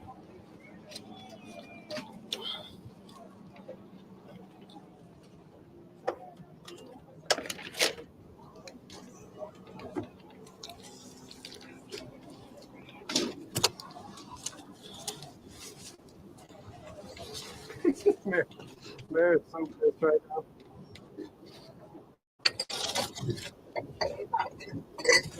pretty hopeful. Yeah, he's like, He's not gonna be pissed if none of that makes it into his mouth.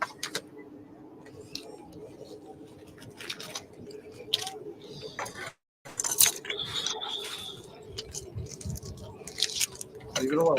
All right, leave it.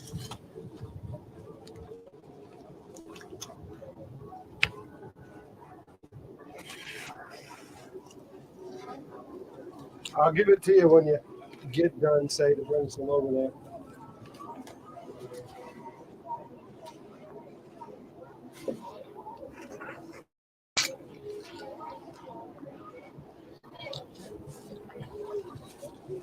I want to dive into Go on in that kitchen if I could. I stir it up some. All right. You gotta move all the way over Yeah, there we'll and give get it to us. here. That was supposed to be on the plate with it.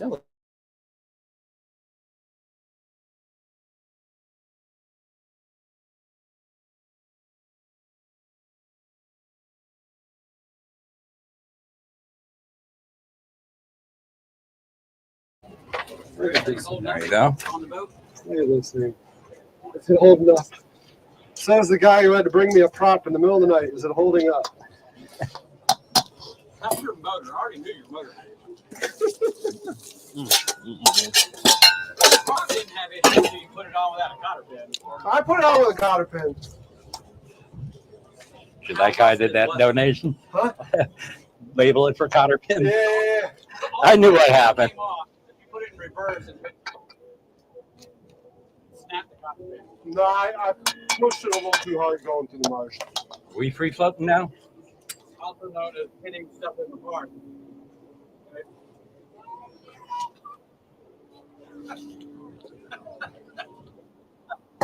It won't forward. It won't Mm-hmm. just unwound that little bad boy. And then we started going again. Slowly but surely. It worked this way off. Well, we're not going anymore. Son of a bitch. RPM just RPM just shot up from 2,000 to like 5. Oh, it shot way up. 1 to 2 footers out here And now. then you're like, that's not good. Got 1 to 2 footers out here. Only because we're in shallow water. Well, this is really good, Andy. This- turkey here? Chicken breast. Chicken, but yeah. I'm looking at it. Yeah, chicken breast. Smoke them and ham. Now, this coleslaw is supposed to go with it. I just got to find the little silverware thingies. There they are.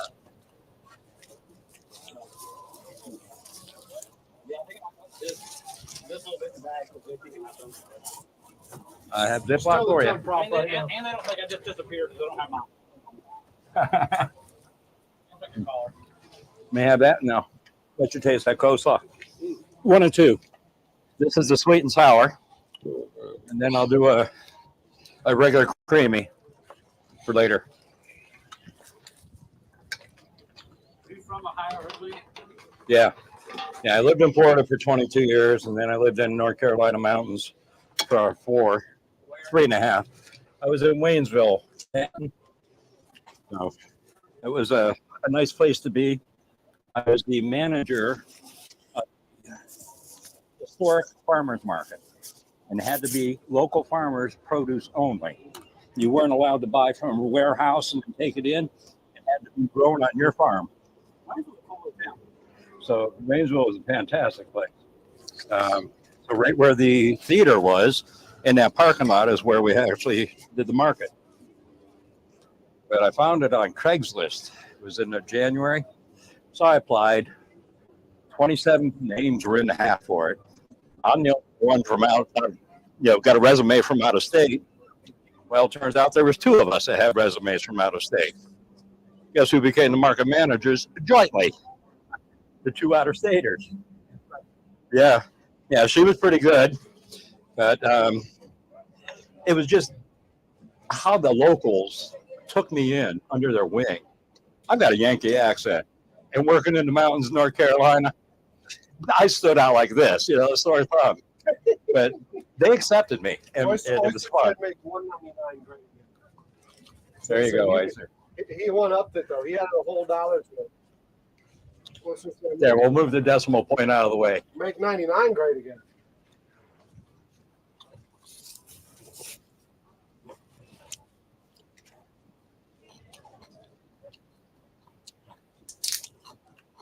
Andy, this is delicious. Yeah. Where do you try that other? We need to taste the slaw. Reggie's over here, with just pure contempt on his face. You need to taste the slaw. Is it good? Yes. Yeah. Very. What do you think, Say? Is that working? It goes perfectly. Uh-huh. It goes perfectly well with the sandwich. There you go. Dipper. Yeah, that's the best way. Probably put it on the sandwich. Oh, the junction. Mm. The junction. Around Squirrel. Sounds familiar. He was the one to figure out a really good take on the sandwich. Well, I guess if you never heard of the Monte Cristo, you probably Get Wait for that, and we'll get some sausages then. Yeah. What do you think, What's Mariner? he doing now? Hmm? What's his take on it? Where's Mariner's piece? I don't remember exactly. Where's Mariner's piece? Where's Mariner? He's getting more from you. Sure he will. He's going to get the goodies. He does like a Cuban. There you go. Cuban Monte Cristo. That's it. Everybody.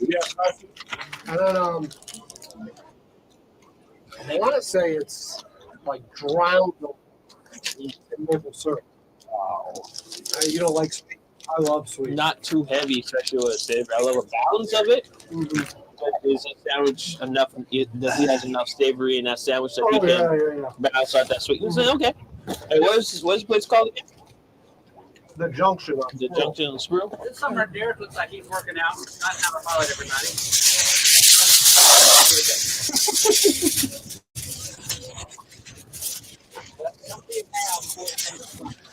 Before I have a mullet.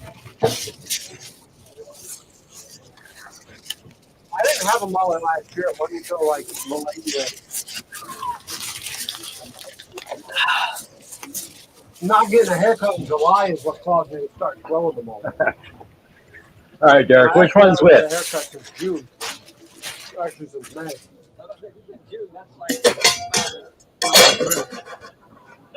Which one's which? 6 days ago. All right, so we're not going to worry about it. I made a bunch of boats up there. Oh, okay. For them? Yeah. Shoot. Okay. Hmm? Just leave that like it is. And listen, I rarely get a chance to have someone cook food and I just eat it instead Yeah. of me always cook it. It's a good idea.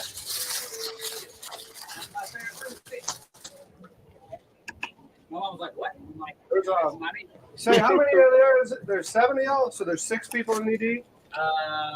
Me, Stacy, and one at 6.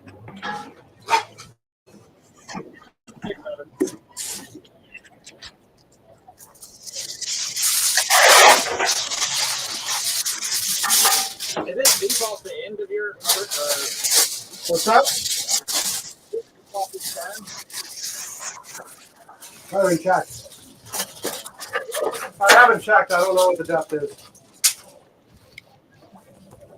Go ahead So and now find a way to Is there open them all suckers those up. have a depth finder? Just send them all in that. I can do the easier for them. I have you and Kevin. I don't need depth finders. You've got a depth finder. You pull up next to me and you tell me what depth it is.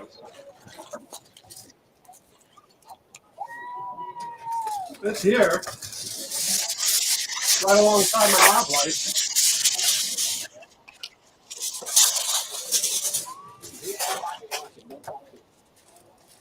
Huh?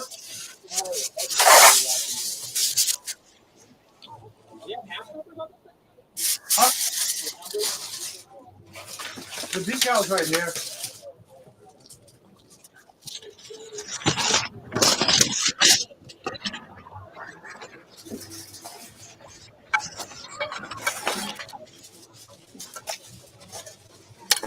Like that, huh? Okay. Oh, that Monty Python. Y'all doing stuff on the weekend? No. I'm kind of burnt out right now.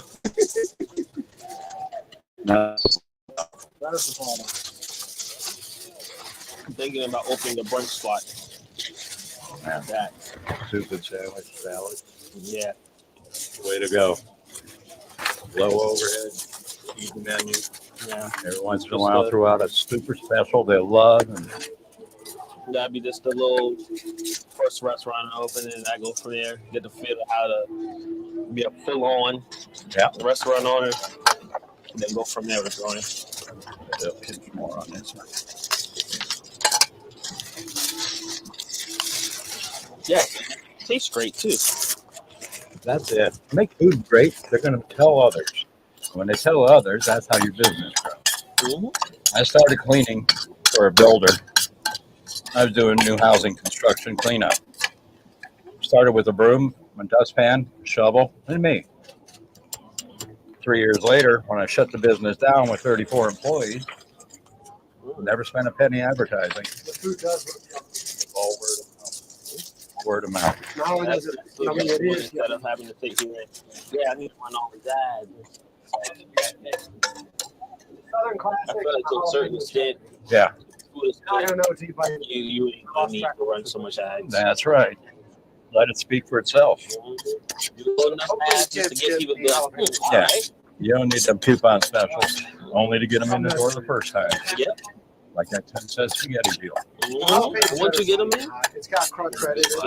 That's it. The jalapeno, the DC, the jalapeno. If they can eat andouille and all that. I want to eat other too.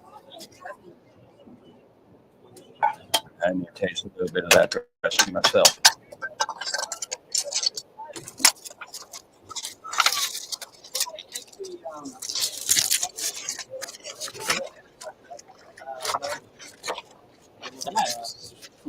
that's a stuff. What? wow. What's that?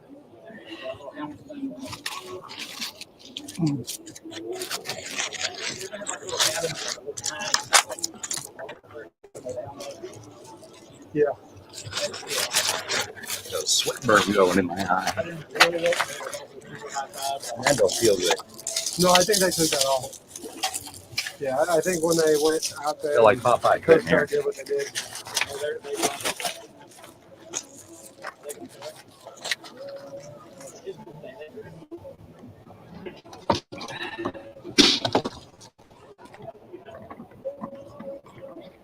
either they took it off or it fell off because it's got a serious list to it, and that's the side it's listing to.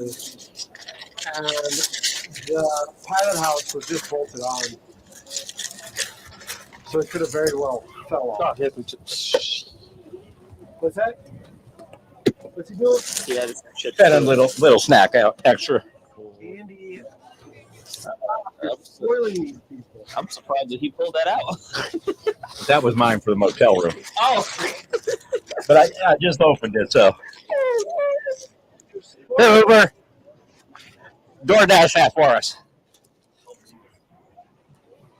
what if we get a little What? tiny bowl? What? Oh, yeah. That's a We goodie. get like a little tiny bowl. Everything in a bag or not? So Yep, we you're all set. have this delivered I got now, paper just towel in deliver there for a it on napkin bowls. for you. So. Amira's gonna get you. You better move quick, or Amira's coming to get that. Let's see what Mariner could bring. What's this? Uh-oh. What is that? Mm-hmm. Oh, I love it. Good stuff. Is that good? Is that good stuff? This is how you feel, Derek, after we cook for you? Huh? This is how you feel? Fat and happy Yeah. after you cook? Mm. This morning, hold my laundry bag up. Yeah. So, no. So not here. Oh, there we go. There's a hat. There's a hat. Now, What? let me notice that. Notice that, did he? Nope. Uh-huh. We have more hats. Look at that. Hmm. I think the viewers noticed it because I saw him talking about T-shirts and stuff, but I wasn't cluing in. What's up, Drummond? How you been, son? They may work on the pork. Yeah. Slot, very heavy. I went to Messengers. Is that it? Yeah, Messengers off what's that? How'd they been open since 1939, folks? How? I Now, how'd they build onto that place? All that extra square footage when that was the food that they put out. That's absolutely garbage. Hey, you. Garbage. Hey! Now, wait a minute, folks. Just so you know, if you Google my name and look at the number of reviews, I have 13 million review views. Okay. I know a little bit about the food. I don't know why Messengers is so highly recommended. I was disappointed. Extremely disappointed. You know that's I'll show you the picture that I took right before I threw it away. Yeah. I couldn't eat the pork. I just couldn't. It was so nasty. And it was such a small portion. Yeah. Now I'm not lying to you, They're folks. still doing the same thing. For what I spent there for $40, this was how much pork they gave me. And the pulled chicken was this much. And that's how they did it. They flattened it down like that. I said, what? $40 for this with the sweet tea. looking for 2 meats and the 2 sides. You hear something funny? What's that? So that's the first initial restaurant I started working at. Is it And I really? left because Because the little tiny portions, posing people for money. Oh my God, they're standing on a reputation, and that's it. That reputation shouldn't be for today's standards. Let me tell you, that was not the best barbecue. I looked at the onion ring. I didn't order them because they were too damn expensive. I'm going like I like the onion rings. The onion rings. I are saw not that. bad. It was a nice one. And I thought about making that Yeah, here. They do a nice little that right there. I'll go back. What's the matter? Did you like that stuff? You see him? Once, I was He's over here telling them looking that, around. The customer said the chicken is dry. What else we hot got? chickens. And the person was like, "Oh, you don't know what you're talking about." It really, really was. There was another one I was going to go to last night, but I decided instead of pork or barbecue 2 nights in a row, I'll go and I'll have the Italian. Swiggin's one is pretty good. Sorry. No, the other one, the authentic Italian. No, if you want good barbecue, over by the hotel, Swig and Swan. That's what I was going to hit last night. I met the owner when I was in high school. He's a good guy. Anthony's really good. Yeah. You know the guy I was telling you all about where his son got in the wreck and everything? Yeah. That's Anthony. You see all that water I just poured out, folks? That's from that salt and sugar working on that cabbage. And with some people, We're not going to need that with the salad, with the sauce I'm going to make now. Some people cabbage be a little too crunchy and then too soft. Yours right there. Right there in that. Here, have a piece of It's mine. good. It's really, really good. Merida made a new best friend. He's forgotten all about it. Look at him. He's forgotten all about him. He knows where to go.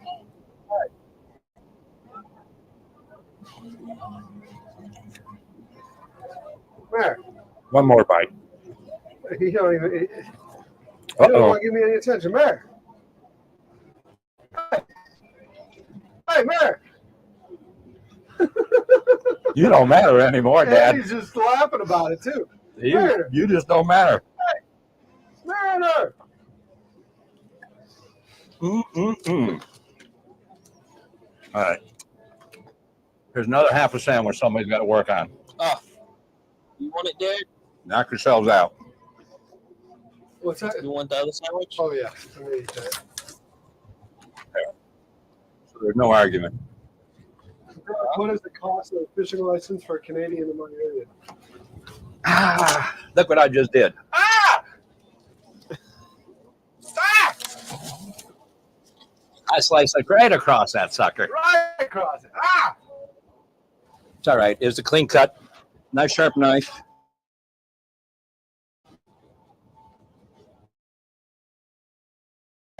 Did that work?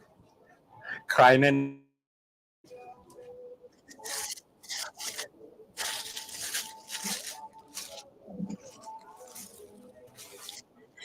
Okay. Yeah, I don't think like if you're coming down for a couple of days, I think David's gonna come down and catch a fish. I think that's what it sounds like to me. Yeah, that's not good. How are you doing? You're gonna come down and catch a fish since I can't. Is that what you're gonna do? David's gonna like. I'm tired of telling you to catch a fish. I'm coming down. I'm gonna catch a fish on that day. Is that what David? Someone says that's on my dog. It don't look like my dog. Huh? I don't look like my dog. Since Mr. Derek likes to lose things, or people like to lose it for him, Oh man. this was already purchased before we had that video posting. So this is Derek's little play toy, folks. Little collapsible rod. That way he could store it away under his bed. Do I need a hammer to put together? You might.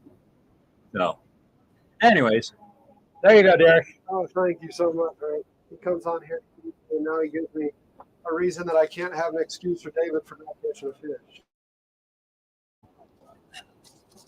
Okay, I need a nurse. Is there a nurse in the house? Did David collaborate with him? More protein. David, were you in on I got the this? protein, David.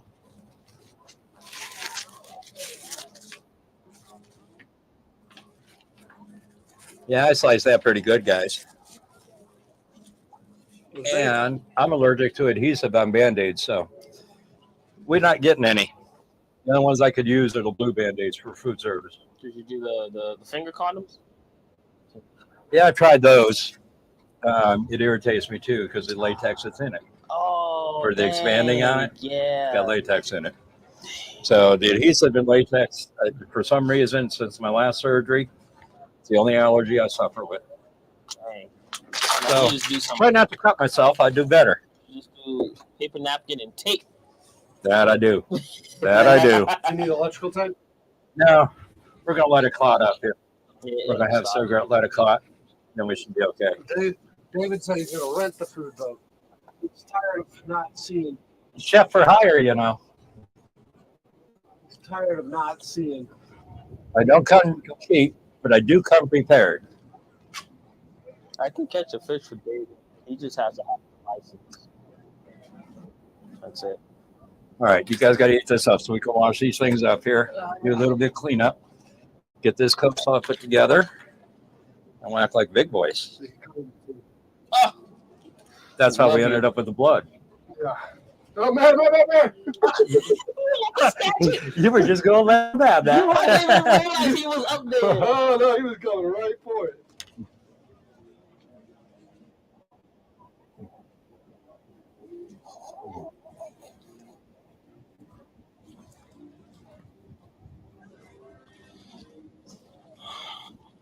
That's still pretty damn good. Supposed to be dipped in more egg than I dipped it in. Mm-hmm. But it's still really good. Mm. Yeah, I could live with that one.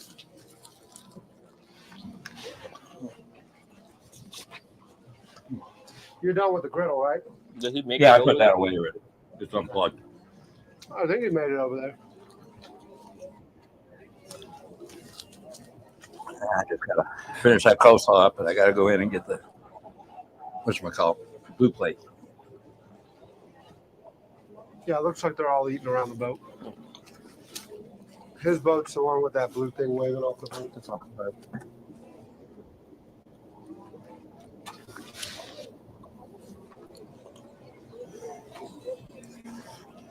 All right, folks. I wear many different hats in my day-to-day life.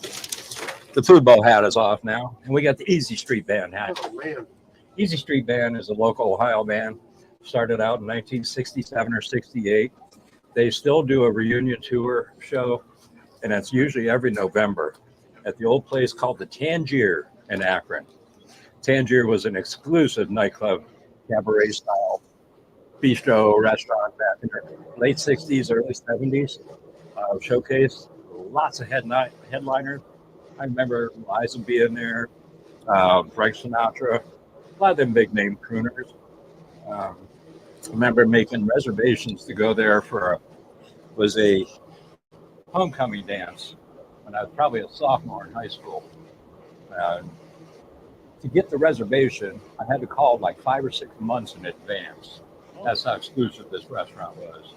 So having a chance to get in there with a date, a teenager, that was hobnobbing. You know, we went in there dressed in our formal attire, I should say, all wearing boutonnieres. And I remember my girlfriend at the time had a corsage on my mom made. It went from here to here on her forearm. Damn thing kept falling and twisting. She wasn't going to take it off. I told her, take that damn thing off. But she didn't. She said, your mother made it and I'm going to wear it. She was a good girl, mister. Her father didn't like the idea of his daughter dating someone for 6 months because he knew what happens with teenagers. So he made her break up with me on Valentine's Day. Wow. Hello. That was my Valentine's Day that year. Wow. Yeah, it was pretty raw. He was like, oh, this usually be today. Let me Yeah. go ahead and stop it right there. Yeah, he was a German guy, and he had a pretty good inkling of what was going to happen. Even though I was being respectful, he knew sometime down the road it wasn't going to stay that way. So made her break up with me, and that's how it ended up being. That was my first love. Never forget your first love. Okay, now what? Look here. What we got? What we got here? Oh, that's good, isn't it? I got to repeat, gentlemen. Okay. They're saying you could instruct Reggie. I could. Reggie's Not here to be a worker. Exactly. I wanted you to say that. Chad was like, while Amy's putting quads, let Reggie cook. And it was like, he's like, nah, Reggie's here as a guest. Part of the work that I've done in my past, folks, is I was the national trainer for Sears Carpet Cleaning. I wrote the training manual. So, yeah, I know how to train. I trained a lot of folks over the years. And it's not easy. I thought you were going to say you sliced your thumb on with Oh, the no. knife. No, that was a meat slicer, and there's the scar. You see where the stitches actually went in. I was 16, didn't have a driver's license yet. But I sliced right on through there on a Saturday prep. I was back at the kitchen within 35 minutes of leaving with 3 stitches inside that sucker. That's how quick it was back in the day. You went to the emergency room, they took you in, took care of your business, and sent you out your way. 35 minutes from the time I pulled in, I'm back at the restaurant. Shit, Okay. I sliced my pinky, and shit, I can't go back to dang on the rest of the day. Oh, And no. that's it around not noon, 1 o'clock. Yeah. And I was like, okay, time to go back. I'm staying in the doctor office until about like 3 Forbes. And you're like, what the? They ain't gonna let you go. Listen, if I'm not bleeding profusely, Well. they ain't worried. See, I work for a mom and pop, and Bill was out at the bar, and Mm. that's where he started at about 10 o'clock in the morning, and that's where he stayed until 2:30 in the morning Mm. when he went on home. He drank his Chivas, loved his Chivas, and he would make sure that the business was operating, but he didn't keep it for a minute. He would let you do what you had to do and didn't interfere. One of the best bosses I ever had, and I was just a teenager. Mm. My next best boss was George Sturdivant, owned a company called the Sturdivant Company. I was working for myself at the time. This is in Florida. And I was in there doing a carpet cleaning job in his house. I had his wife, and she liked me and had me come back. So this is the second or third time I was at their home. This time George happened to be there. This guy sitting at his breakfast table, got 2 cell phones and a landline, all active in front of him. I'm watching it. I'm trying to juggle all this stuff. I've got a noisy machine in his house. He's not stopping his business, so I'm not stopping mine. So I had to water and drain my clean, dirty water out. So I went to start it back up, and I looked at him and I said, man, you're busy. So if you ever need a supervisor, and down for my machine, he's waving his arms at me. Shut that off. So I shut it off. He said, you serious? I said, yeah. He said, no, about being a supervisor. I said, yeah.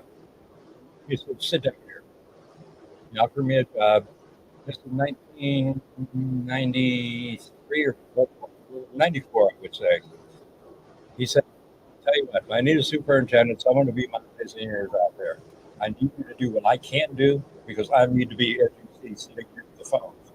He said, but I need someone out that needs to be done and done right. You interested? I said, yeah. He said, all right, here's the deal. I mean, how many hours a day it takes you? I'm going to pay you $750 a week. If you go out and you're out for a half hour, and that's all you had to do that day, you're done for the day. Go on home, do whatever you need to, do your own business, go swim. I don't care. $750 a week is your salary, no matter what. The most hours I ever put in for him was probably 36, 37 hours in a week. That was probably 1 or 2 rare weeks. Most of the time, it's 20 hours. Paid me $750 a week back in the 90s. He trusted me to do what he couldn't do. And to him, it was a small price. To me, it was fantastic because I still kept my business. I still kept going and doing all my handyman jobs, making decent money doing that. And I was a park manager for an RV resort. So I had 3 sources of income. 2 were steady, and 1 was the one I made on my own. So life was pretty good. George was a fantastic boss. Turns out, come to find out, George had some friends that he went to college with. One of them opened up a little company. Well, 2 of them opened up a little company. One was called Apple, and the other one was called Microsoft. Wow. You tell me. Wow. You tell me. Those are his roommates. You can look it up and find out where they all went to school. But them boys all hung around together, and one wanted to go one way with the computer, and one wanted to go the other way. So that's where your division happened, where you had Apple and you had Microsoft, the 2 powerhouses. 2 friends going head to head, and friendly competition at the time. Friendly competition. And now look at that. George says, if I would have known, that there was any future. I didn't know these 2 idiots were going to pull this off, and it worked. Yep. They were hardcore partiers. Hardcore partiers. So don't let the Bill Gates that you see in front of you today be the Bill Gates that was back in college. What else you want to know? I got lots of stories, guys.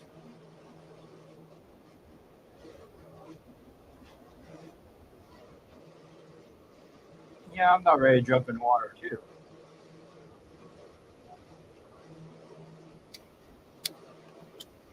Hi, my buddy. Guys, Mariner's my best friend here. You know that. You looking for more samples? Huh? You like samples? What should we do about those?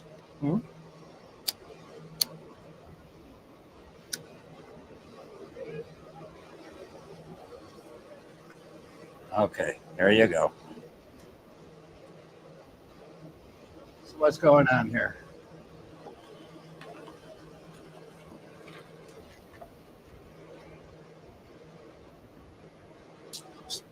speaking of stickers, man, girl. Yeah, I've got a couple I'm going to put on that $400 cooler. And one of them says "Riding with Biden."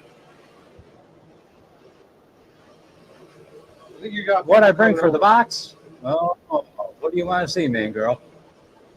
Want to see the Speedo? That's going in the box. Do what now? Let's see. You're not wearing it, are you? I did. No. I don't own underwear.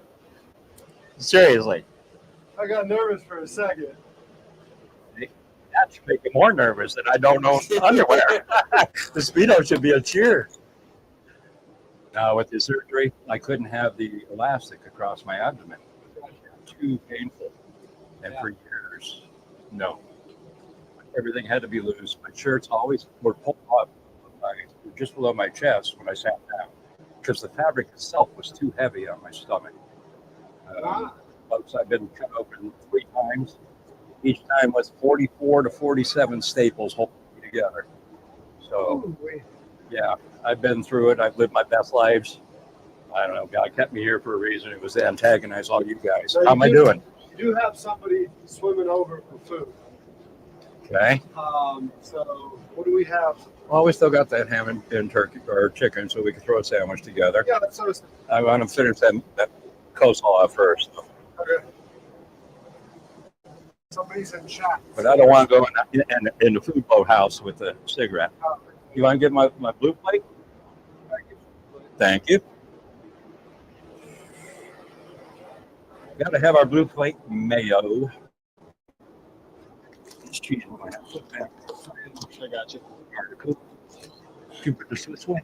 No, the Swiss should be somewhere. Oh, so where the peach butter is at. In front of it. Yeah. Excuse me. Yeah.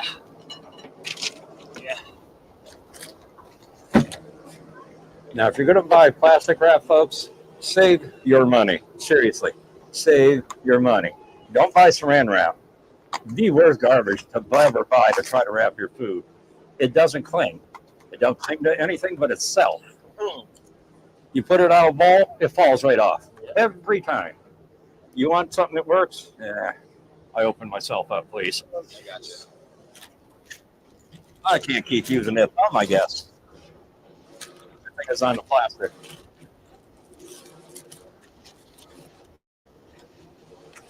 I'm getting it everywhere. We need to get to. Yeah, we're going to have to take that up, I think. Yeah. I don't have my first aid kit with me. I'm going to need to wash that. Hi, man, girl. What do you think?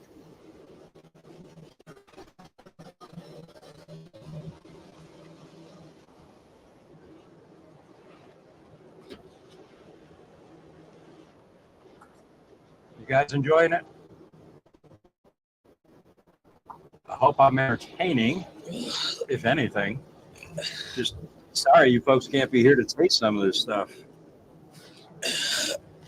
Because I do make flavorful foods. Yes, it's very good. We're going to throw that slice away.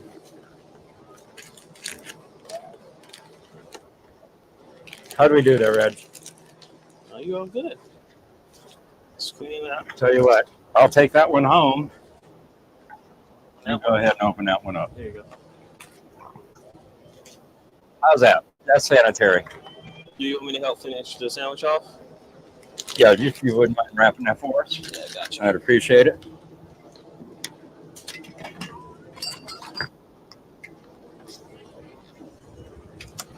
Now this blue plate, right close to Derek's place at the Food Lion, which is about 3 miles from Joe Keating's house. So blue plate has been there all the time. Problem was, blue plate is a premium product. Blue plate's not going to be on your lower shelves. You have to look up. So like where eye level would have been for Derek, that's where this stuff was hiding. No wonder he couldn't find it. He didn't hear that stuff. Exhaust fans running inside.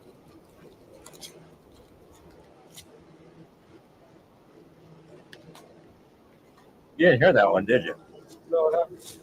I said, this I bought at Food Lion, 3 miles from Joe Keating's house. And it's not where you were normally looking because it's not down here. It's not down here. It's up here. Really? Yeah. So that's why you didn't see it. You weren't looking up. No, I got mine at Publix just over the bridge. But you're right, I did see it a couple days later after I bought the one from Publix. So I usually clock pretty good. Not today, apparently. Well, now we know open it back up.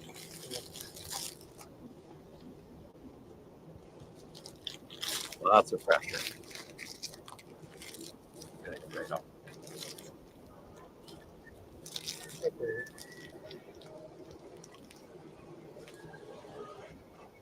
All right, take one long tab off. I'll start it across. It's still got a fair amount. Yeah. Hello. No, it's just a red thumb. You made it. Hey. No heart attack involved. We got to figure this out because the swim ladder is not yet installed, and usually I have friends hanging out with their boat. Understood. So you might have to try to manipulate. I manipulated it earlier, so it'll help you, give you a little bit of something to stand up. And I got you here then too. Yeah, I just don't want the side of the part. Hey there. How you doing? Yep. There you go. There you go. You good? You know you're good. You're good. Hey, hey. Take the baby.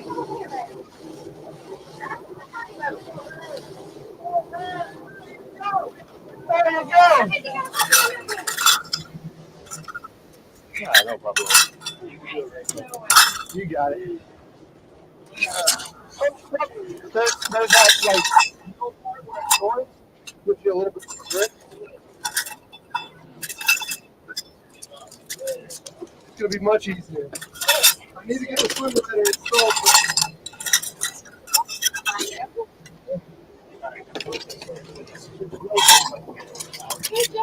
Yes,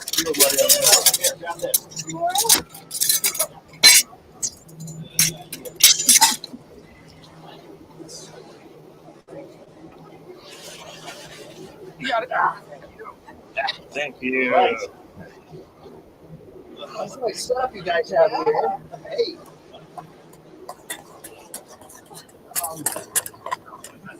So get off this way, just be careful. Just set it right back up. Oh, Barge, so I still thought you have had a plastic hole wrap there. It's all right. We're good. Step there. You can probably use that. Everything's in our way here, including me. I like that answer. Everything, including me.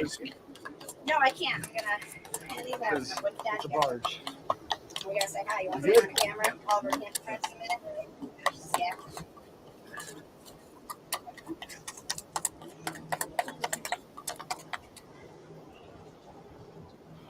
I definitely have never come. Yes. And actually, it's got Well, apparently it's getting one of those in it. Yeah, sir, it is. These are all waterproof. Don't ask me where I started. I get one of those. nice. So, Hold your Jeff, finger you out. want to say hey, so y'all say hey. Just over top the bowl. We're gonna drip right on you. There we go. All right, CCC in the house. Still on the thunder for a hot second. If anyone Oh, yeah, needs a sticker while they're here, Now this, swim on over.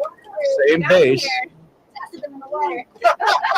this, All right, I don't want to steal the thunder, but you got a poppy seed salad dressing. So just a bit of that sugar, poppy seed instead of the celery seed. Get your mayo. And you got a poppy seed dressing, that easy.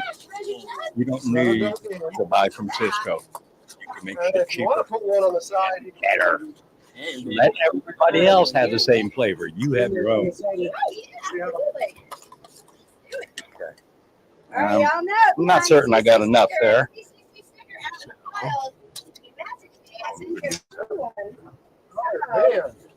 Make sure you come find us on this party barge. I was reading your comments. So you were the one swimming over. I was. Okay. Take me a hot second to get out of the water. But You can put one on that I'm Yeti. not an athlete, but I have made my water. there you go. All right. Feel free to put one on that Yeti over there. I appreciate it. Absolutely. I just bought it a couple days ago, so you'll put the first one on it. That's right. You pick the spot, and I'll decorate the rest. Oh, I love that. Thanks for letting us crash the party. Oh, hey. Sure. How long have you been doing this? Well, today is my first day. It's your birthday? No, my first day. Birthday. I drove down from Cleveland a couple days ago, purposely to do this show. That's So, amazing. well, I've took a liking to Derek for some silly reason. Guess him being a Cleveland boy helped, you know. But I met him through another channel, Alfred Montaner, from the Chit Show. Not sure which hat I have on today, or right now. Which way is that? Easy Street bag. Oh, okay, I got the Easy Street on. I can put another Shit Show hat on here in a bit. That should do it. Hey. What are you cooking today? Well, we made a Monte Cristo sandwich so far, All right. and we had a sweet and sour coleslaw that's now been consumed. Mine are not dishwasher safe, so I don't know if that makes them waterproof. Oh, they're definitely waterproof. Okay. I have. There we go. So, if mine aren't, I'm just All right. giving you a Thank set. you. Good I was stuff, guys. told they're not dishwasher safe. Okay, not dishwasher safe, but waterproof. They'll swim back to the crib with me. It's a good meal. It really is a good meal. Perfect. Hiya, folks. What's that? Free. It's free. Yeah. Free. Can you afford that? Free. Tommy! All you gotta do is get up this. I can watch that. Yeah, I we gotta just do clean that cooking up. presentation, like film with I people, use and then one once we're side for done, the we raw give it chicken, away. so both sides are dirty. I got you. Yeah. Okay. Obviously, I don't have enough for the masses. I'm not Jesus. I can't make like a dozen fish out of one fish or I was whatever. looking for wine. There's so much water. What's that? Son, I love it. Yeah, that's a good dressing. No, it's Be better after a couple hours just refrigeration. in the kitchen. I take people Yeah. out and we make YouTube That'd be- videos. but some people That'd be forget perfect for the sweet and sour. Or, chefs don't play around with. It's coldness. So you Yeah. bring that temperature tempo that can. I know I what. think you can actually get it. Yeah, Mm-hmm. yeah, it's got to get back in that cooler. Yeah. I'm not going to. But we're going to give samples up on this. Yeah, check it out. It's on YouTube. Yeah. We're live right now. Thank you very much. Yeah, we're live streaming on YouTube. So we're at it. We're at it. All right. I'm going to start by passing these out. We got 5 of us here. Want a couple There's some Something silverware else? pieces. Yeah, go right ahead. There you go, guys. Now I'll let you try this coleslaw. So the story behind it is we were trying to find a harbor in 44. I couldn't get anyone to serve food. There used to be a boat that would come here every now and then, and I called Earl.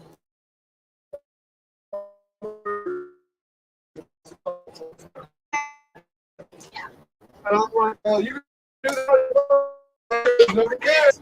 Most people are.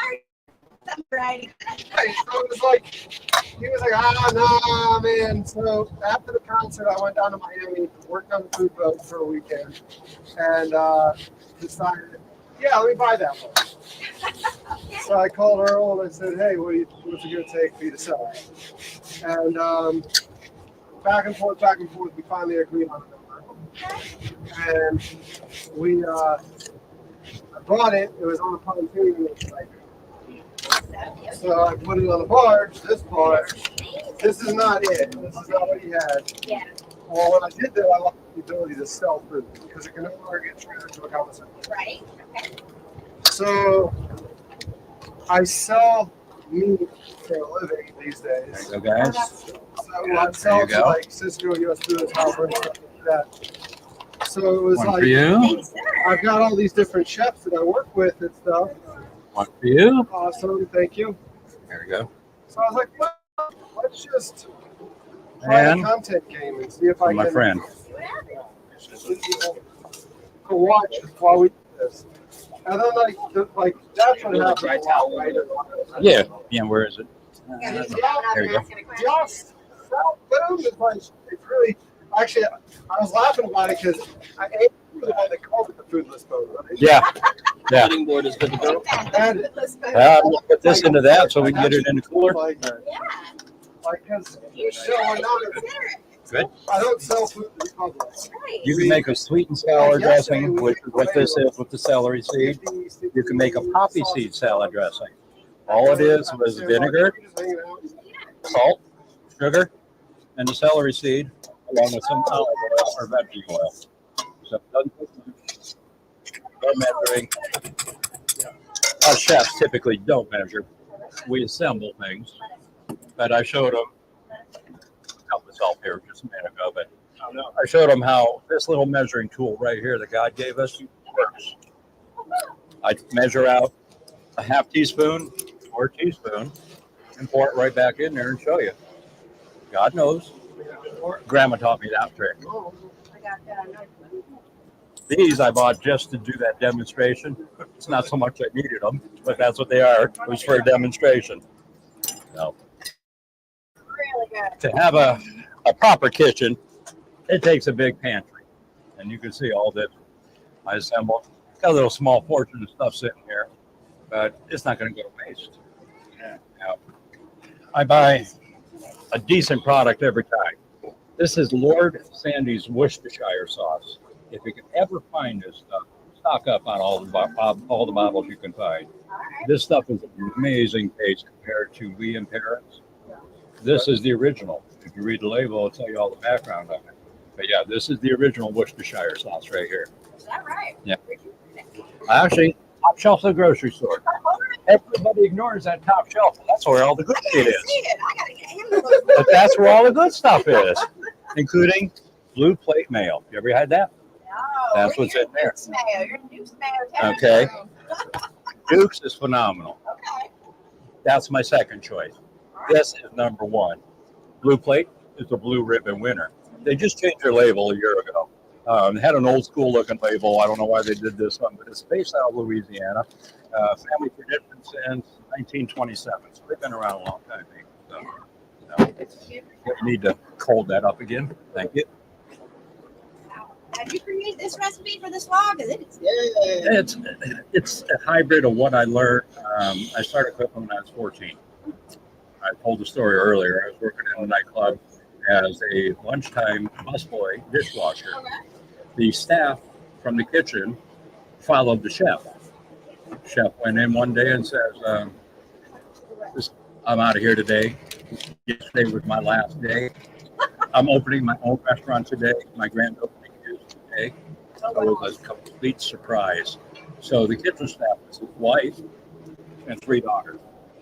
So 5 people vacated the kitchen Oh no. right before lunch. Yeah. The owner comes to me and says, "Can you make burgers? Can you cook? Can you cook anything?" I said, "I can make the menu." He said, No, just make burgers and grilled cheese today. That's all. Yeah. And maybe open up a can of soup and heat that up. I said, "No, I'm going to make 2 soups. We'll have our normal lunch special and we'll go off the menu." Whoa. He said, No. So he told all the waitresses, "We're only going to have burgers and grilled cheese today and tomato soup." Well, I called the servers all over. There were 3 of them. And I said, "Tell you what, we're working the whole menu. Run the menu. Bring me the orders." Yeah. I put it all out. No hesitation, no problem. 1 person. Plus, I did the busing. Plus, I did the dishes. Oh my, you're probably still remembering. So, no, I was 14. All right. Yeah. 14 I was a years go-getter. time. At the time, I was actually a volunteer firefighter. I was 2 years later. I was employed at the school for half a day. Now I haven't graduated. I'm still a student.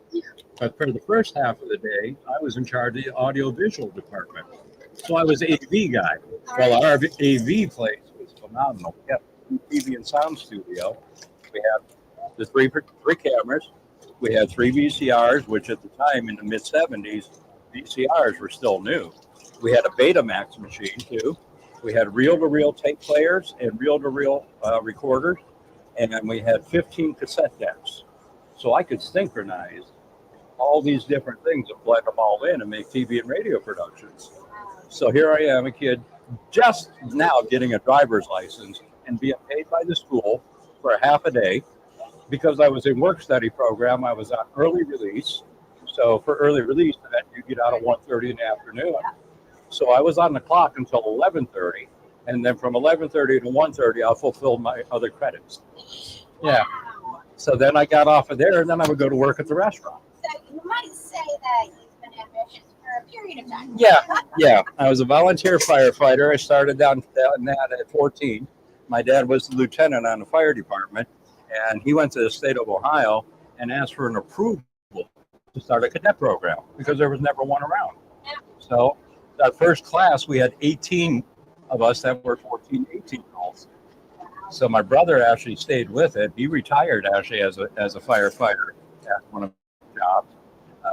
But yeah, I stayed with it until I moved out of the area. I moved to a different county, so I wasn't able to stay on the department. But yeah, so I was doing that. I was working. I studied during the summer at Case Western Reserve University Medical School. Didn't have a driver's license again. Yes. And I was driven down there to actually study sports medicine. So I became a student athletic trainer. So I was on the football field, taking care of all the jocks and their injuries, doing stuff like this. Yeah, the track and field guys couldn't stand the smell of locker rooms. God, they're rank. Jocks and testosterone, oh, nasty. So I couldn't stick with that one. Yeah, I was going to get a lot of different things. Yeah. And you on this boat because you heard about it and you like the guy. Yeah. All right. That was it. The guy. He's pretty cool. He I was told at- you how long the drive he made to be. Yeah, he told me out of Cleveland. Something on the sea. I had lunch with his mother and father a week ago Friday. Super people. I brought down 150 teddy bears for him to pass out at Christmas time. Yeah, so we got another YouTuber down in St. Simon, a buddy of mine, that he is SANTA. Ah, yes. I know a young lady who's very fascinated by that individual. Yeah. And so he, like, St. Simon's has like this big Christmas parade. I didn't know like how serious it was. I was like, yeah, let's do the Christmas parade. And then like I bought like this elf suit that was too small for me and everything. It was really serious. Yeah, well, Like we were like on the back of an old, like I think it was like a 1950 something fire truck. at 52, I think. I think 52, like with no suspension. Like you just got beat up the whole way. Yep. What was it? That was like a 3-hour live stream we did. Oh, yeah, it was 3-hour live long. stream. Wow. What you did, which you went to different places. You got off. Well, they toured the old. What they wanted for Christmas, and then he got back on. Wow. And we went to another place. So we handed out teddies. We have 100 and. Oh, we raised that one. We raised just over 300 teddies. Did it really? Wow, I didn't know the final And, count on it. So now we're already. My parents sent 150 with him. There were about 40 or 50 that came in late for last year's drive, so we're already 200 into this year. So Since July. I guess that's amazing. what we're going to be doing for Christmas together. Yeah. Done with this, right? Driving around. Yeah, I know yeah. it's a little bit more Yeah, serious. my wife, she's up too. I don't know I if saw I really blood on helps one of you them. again Yeah, this big year. Maybe. Like I did it as a joke, and then I'm like, this is a very serious thing you're doing here. Right. Like, I had no idea what I signed Well up respected gentleman, Captain Andy. oh, Super guy. He just documented the whole crash of the boat that hit the bridge in Baltimore. So he did a lot of that footage coverage. he started his YouTube channel with Golden Ray, the ship that capsized down in the same time in Brunswick 5 years ago. Documented all that. And then when the bridge got hit, like it was like, looks like somebody's going to Baltimore. This around, I got this, I got that. And it's like, looks like somebody's going to Baltimore. And then literally I'm shopping, building this with my dad. And like on a Thursday, I'm at Lowe's. He calls me and he says, all right, I'm on the way to pick you up. We're going to Baltimore. And I'm like, you were going to Baltimore. I didn't know this was a we thing. Yeah. I should go to Baltimore. That changed quick, didn't it? So I'm going to have to scoot past you, folks. I got stuff on the stove in there. I'm going to have to check. Watch that hole there. Don't step in that darn thing. And and the three of us went up there for the initial push. And then the three of us also got together when they actually. You can step back over where you were. You're okay. That's all right. Smoking cigarette, chef. Now you're making me want to. I'm just checking this.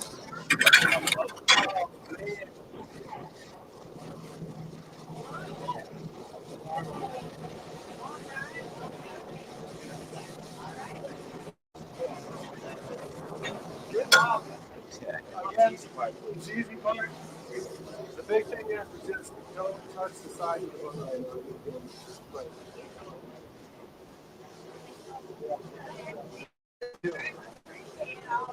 It's not just particles and voices. We have some sausage in here if you guys are interested.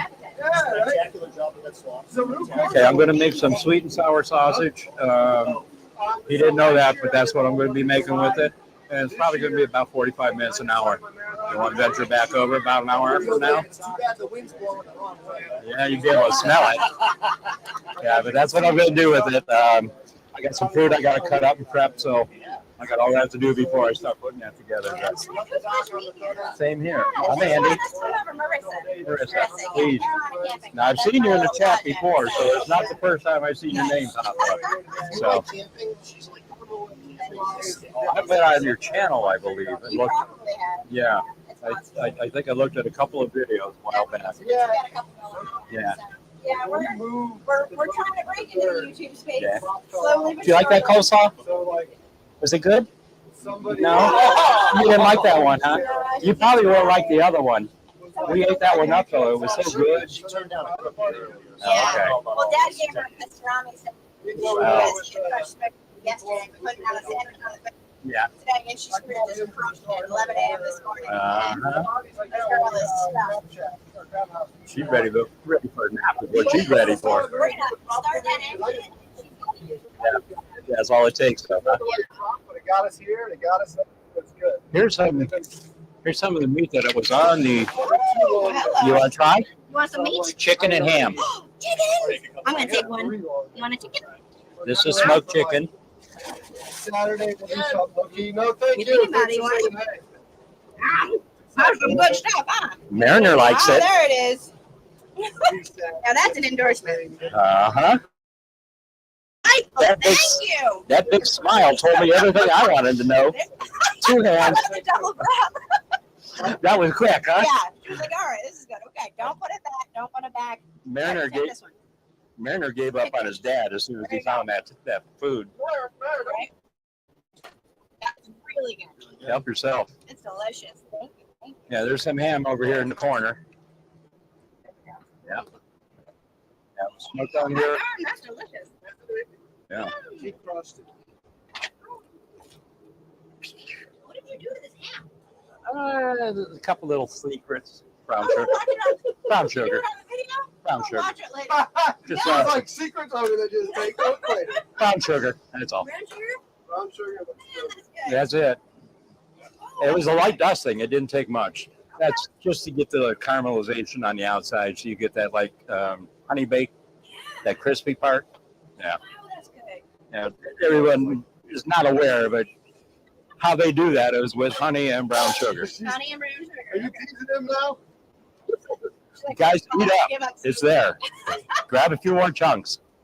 Goodness. She's like, Well, did you see her? She went in and she was like, oh, this is good. That That smile did it all for me. was it. That's She's it. like, you keep your vegetables, but keep the meat. Cool about it. Like, I'll come over for that any day, huh? so are y'all here? So, yeah, but Charleston based. Yeah.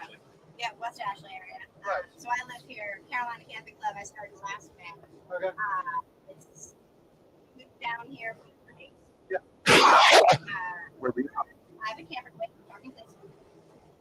Avid campers, and one of the things that I quickly realized, just being on different camping groups, was like everyone's like, "Man, I wish I had people to camp with. I wish I had people to camp with." Yeah. And I said, "Well, why don't we just make that a thing?" So I started Carolina Camping Club. I got 2 rules: 1, we'll always be free. 2, you got to be kind all the time. I got a 0 tolerance. Good. So always kind, like positive, and I'm the sole moderator of the group. We're just shy of 4,000 people Nice. since last May. I'm gonna say no a lot because we're had to remove some people because the kindness thing, like I demand it. Yeah. But we do several excursions per year. We go out on adventures, and you book your own thing. You just say, hey, we're gonna be there, and so I organize activities. Camper, All primitive? campers. All campers. All campers. Avid all campers. So wherever we camp, all need to be welcome. However you choose to camp, Okay. you're allowed to be. So it could be tent, the tent, fifth wheel, it could be Class A, conversion Class E. van, it could be back of your truck. It could Okay. be whatever you want. As long as you're camping it. A couple people sleeping in their cars. Sure enough. Come check it out. Like, go for this. I want to do like travel. Or like, this is. So how we do it here, Reg? Success. Yeah. Failure. No. They got all the stuff you've done. Yeah. I appreciate your help on that. Since I'm a little down for the count, I got to clean the rest of this damn blood off me, though. I'm glad I clocked quick, but I sliced it almost to the bone. I felt that sucker. What I did was I just sliced the sandwich, and I drugged his hand underneath to grab the sandwich. That's all. Having the knife. So the knife didn't actually do the damage. I did it myself. Yep. That's 2 left thumbs for you, right?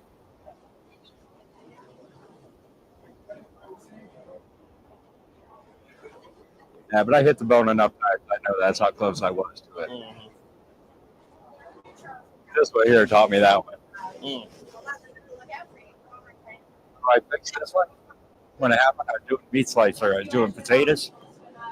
Had an early order come in. It was doing prep on Saturday. Early order come in. They want a home price. We normally make a home price the night before bakes. Well, they weren't ready yet. So I grabbed the raw potato because we made, regular French fries from potatoes. So I grabbed one of the potatoes out of the bucket, went over to the meat slicer, doing this. Wasn't looking. Someone asked me a question, took my eye off of it, and ran right into the plate. Right into the plate. And it went right on down. So I went like this and finished. And when I had it all done, I took them, threw them in the deep fryer. We didn't normally make our own fries that way, but that's how this order was going to be done. I looked down at that apron, the white one, red. That's not good. Yeah, I haven't cut myself on a slack nor a man. I have cut myself on a microplane. Yeah. Because I'm just going to. Oh, yeah. Don't pay attention. Oh, man. Especially like garlic. Yeah. And get that garlic oil up in there, too. Oh, yeah. All those things I mess around. I cut myself on a microplane. Like me, I'm Irish Italian. You never expect it, but that's where it happens. Right. So it's like, so we do that, and then like our sausage is all. All right, guys, can you still hear us? So it's not whole hog. Like, there's a couple places around town we make their proprietary blend, but like the big one that we're That's in. a live chat going on up there. So, A lot of those folks, that's right. I came from Patty. like, I mean, they buy a bunch of sausage off me, like their andouille sausage. She's talking about it.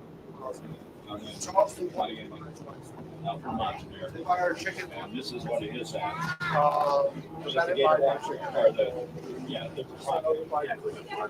yeah, the part where that's where the natural variety is. Or the, You couldn't do that? well, that's pretty cool. Yeah, so like how that symbol is. So where that cuts off is where the gator ride I mean, I gotta reach North Carolina, South Carolina, Tennessee, Georgia, Virginia, right now. So. Last piece of And then maybe in front of all the food. Yeah, in front of all the food, and get one of your setup if you don't mind, like your camping boat, so that'll win people over.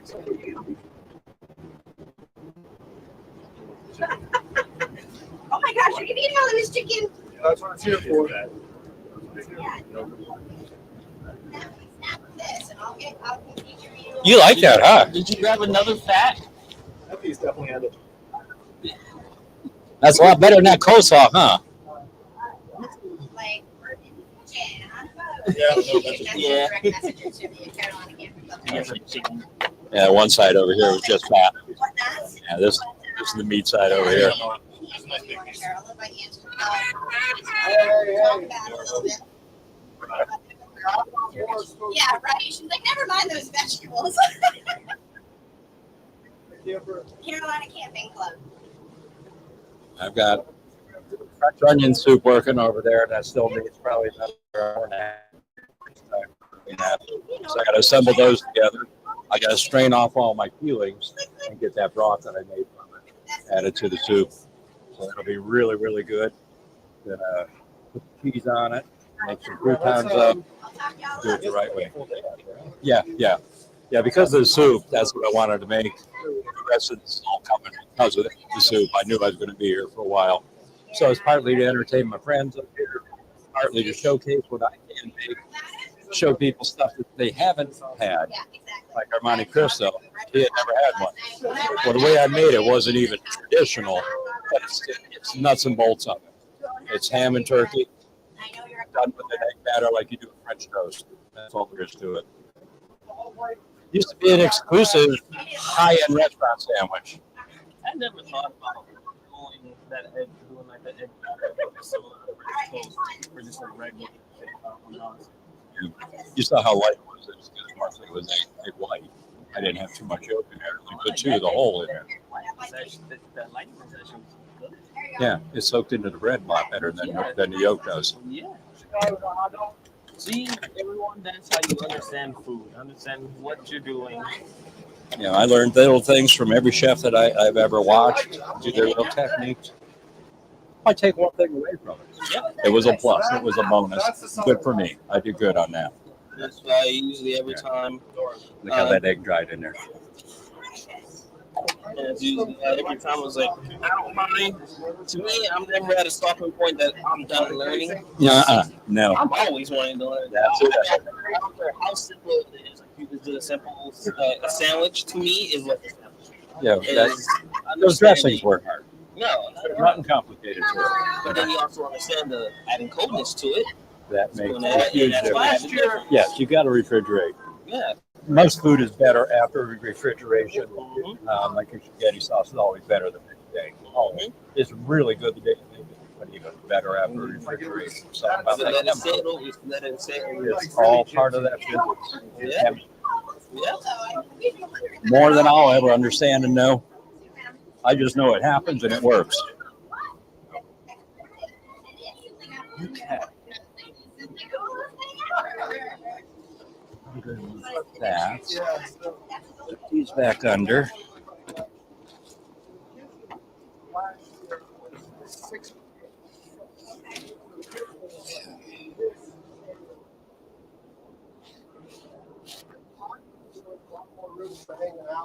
And that's what some of the chat, they're like, you know, you need more candy, you need this. And I'm like, it's a lot tighter. And honestly, now after doing this, I think best you could do is like with the bar stools there, you'd have to ship this. that might be it. Okay. I might reduce put the hill here, and then open that up a little more next year, and then put a rooftop out there. Because really, It's skirt like, I steak wanted that this. we're going to do. Yeah. So like I can do some sushi. Yeah. I'm not It's not something. It's not a normal cut that most people would buy. So the skirt steak is probably more tender than a tenderloin, and more flavorful for sure. You get a better juice out of that skirt than you can a tenderloin. It has no fat content to it. You know, I used to always order tenderloin when I went, or filet mignon when I went into a restaurant. Back then in the days, I used to get my whole tenderloin, take silver skin off, cut king fillets, and then queen fillets. So we had two sizes, two different prices, two different king and queen. So the king was usually stood about this, depending on the end. If it was a big cut like that, you had to go a little bit thinner on it. But yeah, I mean, you were getting a big hunk of meat out of that sucker. By the time you got down your short end here, that's where all your queens come off of it. You know, so you figure about halfway, so you start doing an eyeball on it. You just take your knife. All right, I can get 10 out of there. Yep. And just start cutting. The scale was there. I checked myself just like I do with the measuring. I didn't need it. Do the same thing. I Didn't need it. If I know it's like you get a point that you're like, that's a little bit more to me. We didn't make cheeseburgers. We made steak Oh. because it was ground steak meat. It wasn't ground round or ground chuck that was going in there. It was steak cutoffs, from the tenderloin and from the porterhouse and everything. So it was really good stuff, and made it up for us. And then I used to make when they were 8 ounce. Well, to make an 8-ounce patty, I used to take these two little tools that God gave me, and when that meat squeezed out, I knew I was at an 8 ounce. So then I would flatten them down, check them out. That same weight actually became our steak, or what you call it? Chopsteak. So I just formed the sheet. That's all. Made it more of an old water football shape. Okay. Same ounce as I was going on a burger bun. The burger, I would flatten them down, and they would hang over that bun. And you would have an inch and a half hanging out over that bun. I mean, people love them burgers. Love them. Yeah. I said, you can save money. Went down to a 6 ounce on those to keep 8 ounce for the chopstick. He said, no, I'll keep it. I don't care. I love it. I built this business. So when the lease came to a close, he wouldn't get his lease renewed by the landlord because the landlord looked at the numbers. So 88-acre property wasn't making money when I turned it over to this guy. Makes money. I started a barbecue night on Thursday night. We used to have spaghetti on Wednesday, and then the steaks and lobster were our features for Friday, Saturday night. And so I came up with the idea of doing barbecue because it was dead on Thursday night. Some nights I'd go in there and I'd serve 7 dinners, 8 dinners. So I made a barbecue sauce. And I had the ribs that were left from the prime rib because we got a whole loin. And I cooked them whole loin with the bone in and then took the bone off. So I had all these beef bones, beef rib bones. What do you do with them? Damn things are this long. So I decided I'd make a barbecue sauce and I'll put them out for a Thursday night special. Maybe I could pedal off some of these meaty bones. So it'd be one bone that big with lots and lots of good prime beef on there. Lots of good stuff. So I made the barbecue sauce starting with chili sauce. I have to look and see. Can of chili sauce, Heinz chili sauce, big can.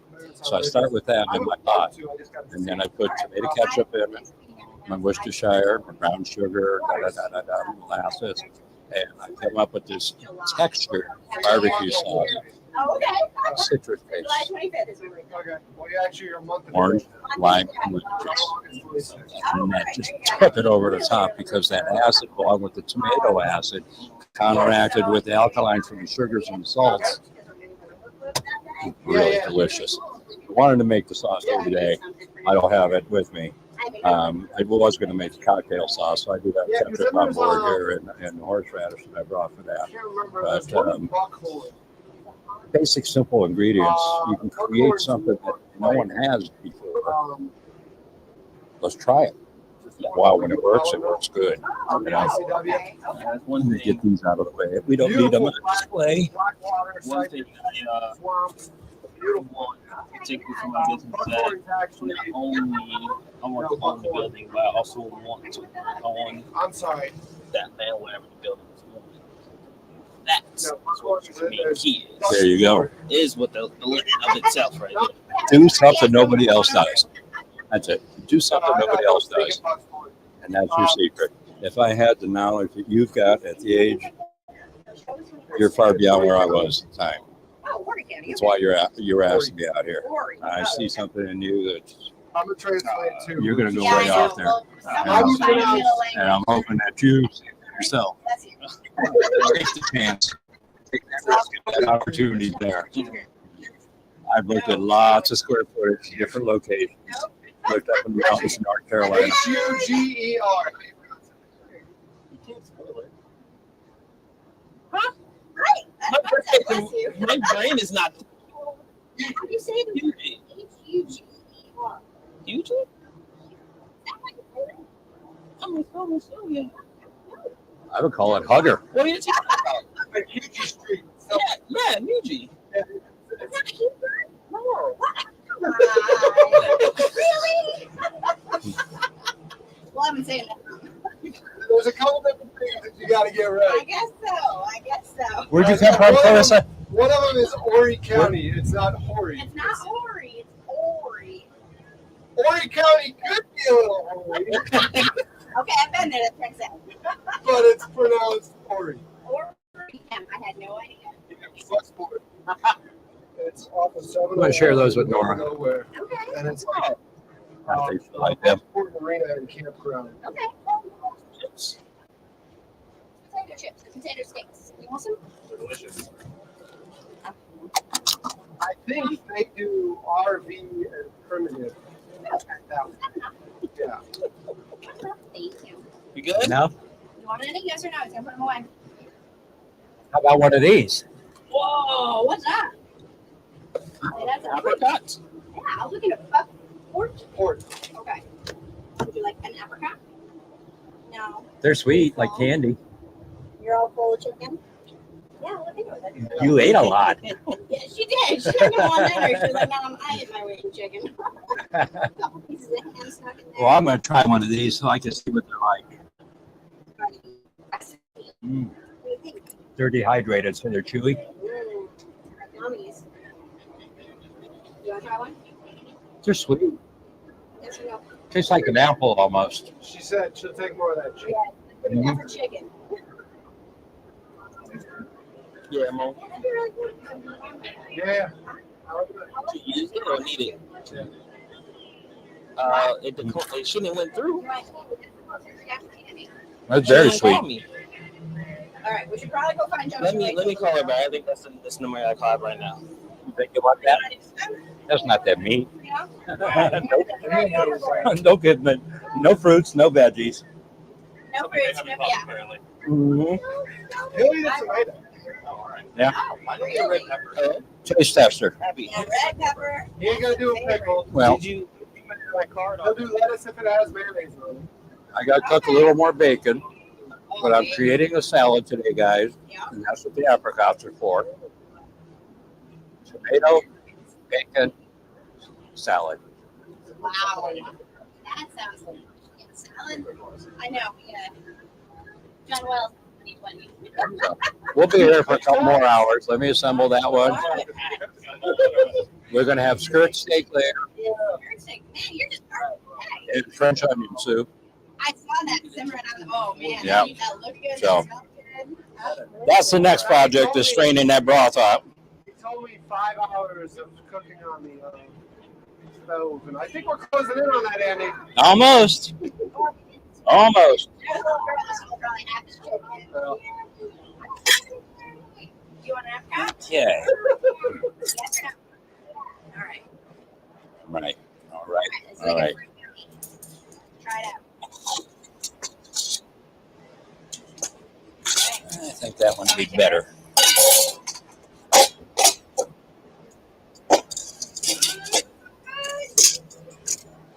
What do you think? You got to chew it all up. All right. We've discovered something new today. All right. All We're one step closer to eating a vegetable. Does a Look at vegetable this have stuff. as much sugar in it? Maybe it's a tomato. Vanilla. I've never You heard of almost that. lost a Powder. finger there. I did. Smell that. I thought the vanilla sugar. Oh, wow. I buy a lot of my stuff from local small mom and pop markets, and that's where you find stuff like this. That's, yeah. Just smell that. 1 second. Yeah, it is really, really good. I've used it a couple of times with a couple of dishes, and the flavor comes through. You get that strong vanilla flavor. Oh, no, it doesn't add any sweetness. It just adds No. the vanilla flavor. Right. There's Okay. pure Yeah, vanilla. like your extra. Yeah.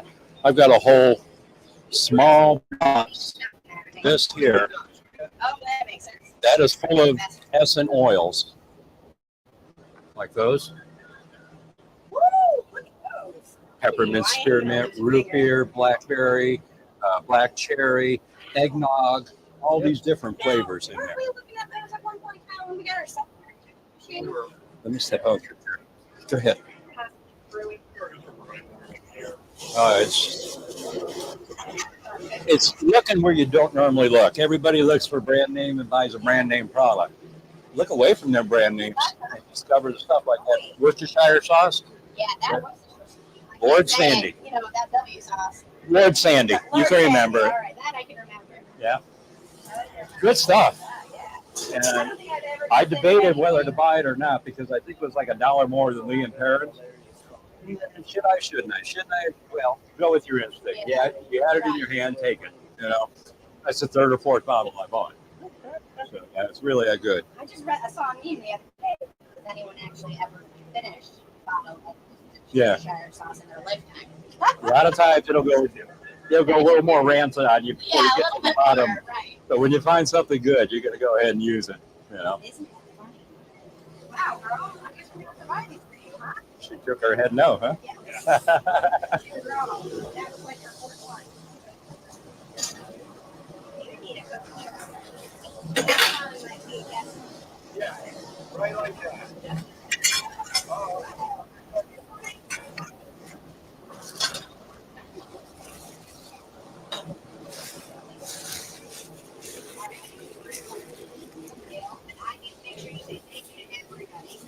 We've got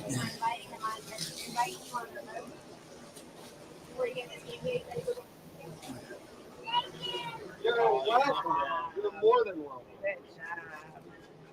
pineapple, peaches. Did you like them? I knew you would. They were good, aren't they?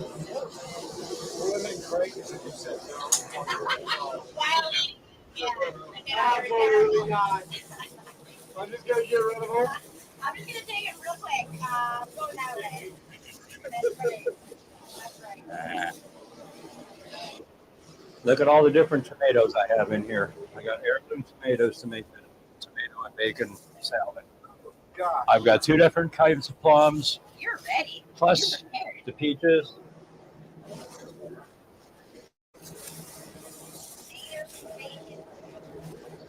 So the plums and the peaches are going in that salad too? Hmm? The plums and the peaches are going Yeah. in that salad too? Yeah, we'll put a little citrus in there. We'll put some apple in there. So is this whole thing like sweet, or do you cut it with some kind of like vinegar? Well, or the dressing. dressing. Okay. Yeah, the dressing will be bacon grease, not oil, bacon grease. So you're going to have a lot of flavor just from that alone. I heard him just go. That's a salad I could cook. Okay. I've got different vinegars on board. These are both Russian vinegars, balsamic. One's a white, one's a dark balsamic. Okay. Then I have the wine vinegar, which is probably what I'll use, white wine vinegar. And then there's the rag somewhere, our apple cider vinegar. You don't see no regular white vinegar here, though, do you? No distilled vinegar. I got other vinegars from. So those will come in later. This is a rarity you can't find too often. Brown white pepper. Especially in that quantity. Yeah, I found this actually. I was surprised to come across it, but it was at Gordon Food. So yeah, I went in on there the other day and I picked up that and these 2 here. Smoked paprika, I'd rather have the smoked than regular or the Spanish. Love it. This I tried once just to have it. Love it. Like I did. Yeah. Like your mama. Just to have it, you know. When you add it, when you cook with it, don't add salt. Taste Vanilla bean sugar. and then add salt. I just bought it. Yeah, I went to Fresh Fields Farm Market down on River Road. Went there yesterday. I spent $250. Yeah. Hey, I've seen these guys. I always see tell that? people when you're doing, you need This one I did use. Make sure you add salt after, Yeah. just because you What don't. I use this on? sometimes They add a lot of salt in those pre-made seasonings. Yeah, that's What did I use that on? Chicken? You did that inside of I believe the dressing. Yeah, I was in dressing. Dressing. Yeah. Okay. This stuff here is phenomenal too. You keep this in the fridge. Okay. You need a little bit of I feel tomato like I've seen this. fans. Yeah. Okay. Yeah, but you know what that? Yeah. A lot of people don't know that. Yeah. But that's how you punch that hole in the tube. Just take your cap. I'll save it to the Should, crew, but yeah. yeah, that's how you do that stuff. That's too cool. Oh, I love it. But you got to go local. Always. They're more Lots of great foods come out of that state. Let me tell you, when I moved to Florida for 22 years and I couldn't find stuff, I'd come back on the rare occasion. I'd come back for a visit. I would go ahead and stock myself. I'd go in and buy foods, a couple of coolers, and take that stuff on back to Florida. There's another vinegar. Oh, yeah, I know this. Balsamic? Yep. Yeah. That's delicious. Yeah, you got to have the different ones. White wine will do something for you, but you got to have the others. Got to have your mix. Man, and you Since my name is Andy, I had to buy that one. makes sense. You know. And you're here in Charleston. Yeah. Checks out. Yeah, So but I bought the that local. rice- That rice is grown out of Georgetown. Yeah. Oh, we've probably been right by. Yeah, Going man. up, Yep. 17 or whatever there. I'm staying actually at the West Ashley Inn. That little hole in the wall next to McDonald's. Yeah. You're like 2 blocks from us. Yeah. That's for me. Really? Yeah. Yeah, that's where Where are you? You know I where the Shire's apartments are? So you just came here, haven't you? Yes. So I've definitely seen them. it's off of actually Road. So let's see. Let's take this thing. I can say that's over there. Oh no, O2 Fitness at? Oh, yeah. So it's free. I can walk from O2 Fitness to that apartment complex.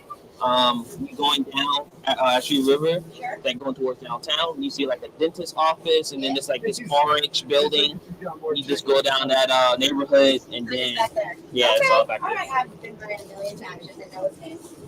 Yep. Well, how is that West actually in treating you? How is it treating you? they're not bad people over there. They changed ownership. Kind of recently. Yeah, I think the owners are living on the premises. Oh, okay. I think, or they're just a management family living on the premises. But they're decent people. I had a couple of talks with them about the light that's not been working in the bathroom since I took the room. Yeah. Tonight will be my 3rd night there. Okay. Told the guy this morning, I said, you still haven't done that light? I said, there's 2 bulbs in there, one in the shower, one in the pool. Neither one will work. And it's a very dark room, you know.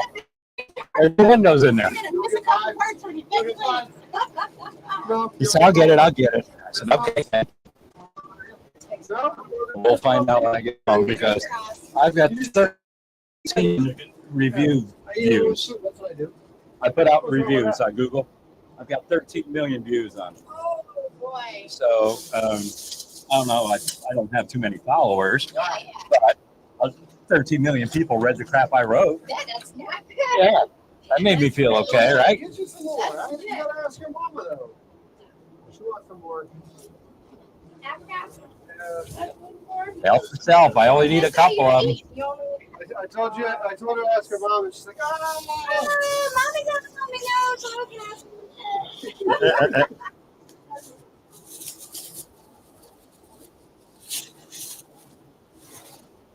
One of the 3 kinds of apple. We're definitely an appetizer for you, huh? Yeah, I can't believe this. You're voracious. Gold. You're Yeah. voracious. Golden Delicious, Fuji. And the other one was an odd name.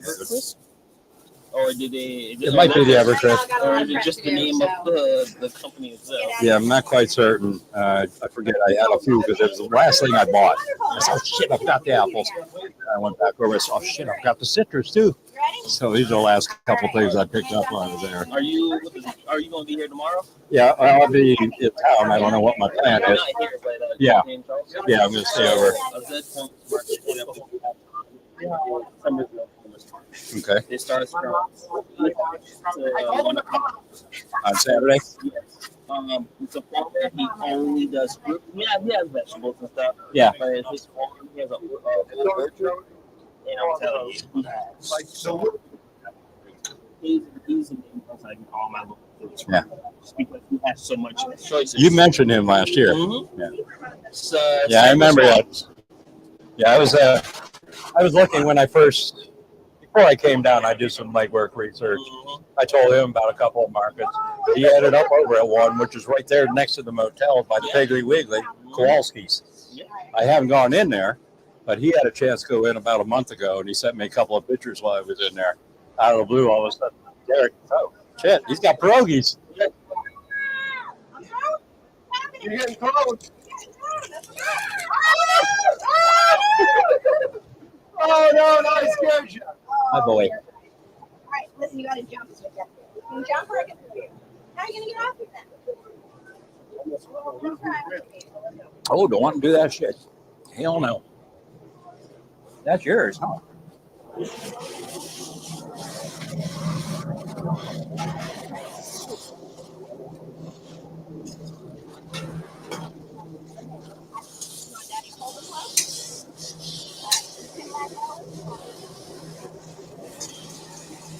Okay, now daddy's got the clothes.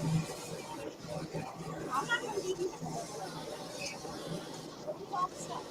I'm not worried about that.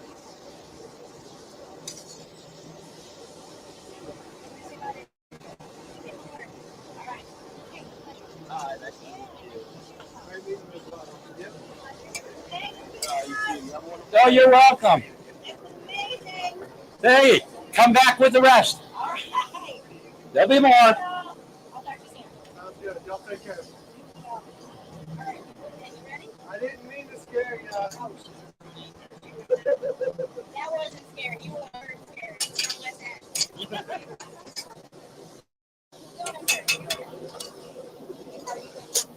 You can let that go for a minute, okay, Mayor? Gonna let that go? We'll find something for you out here. What we got out here? What we got out here?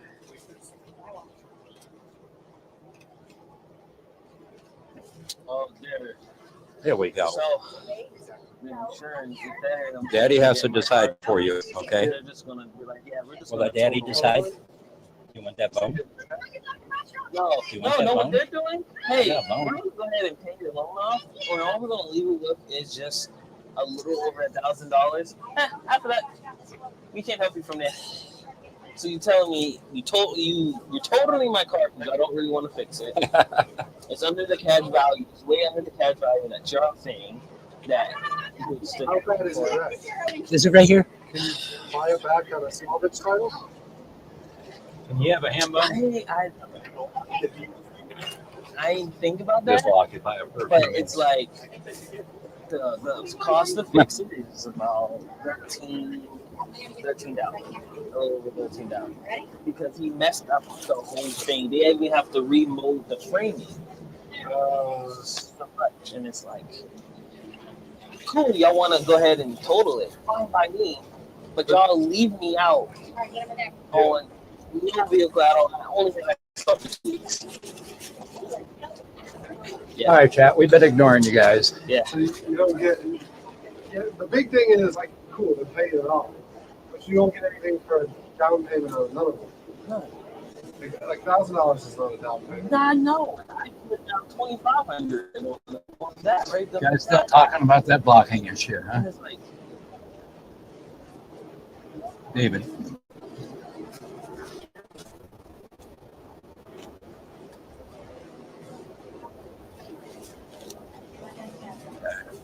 Going underneath.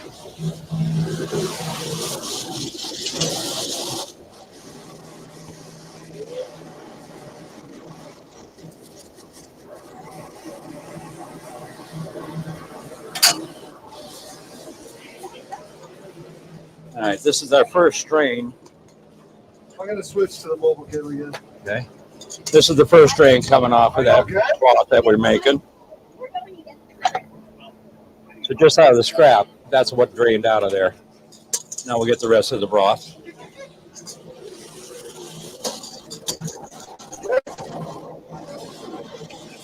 you touch there or no? Can you touch her? Kind of. If you touch,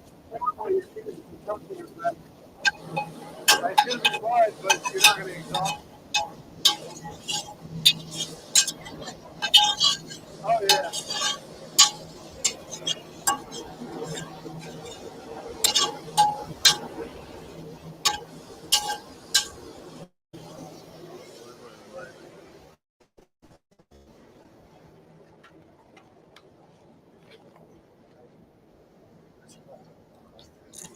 was your insurance?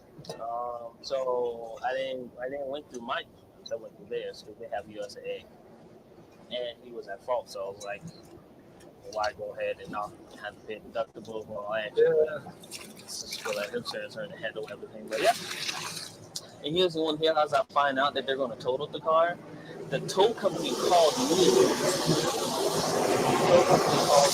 See, they can't release the car until I sign because it's already at Harper's. And it's like,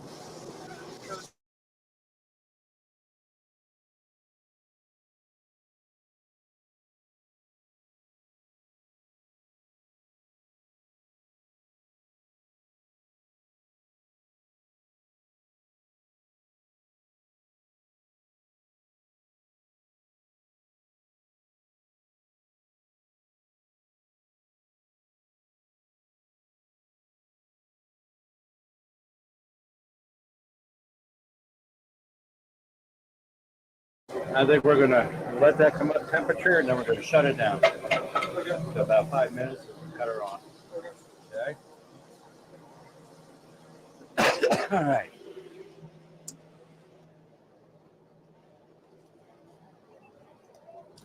you didn't tell me it was going to be $15. Go ahead and use the card again.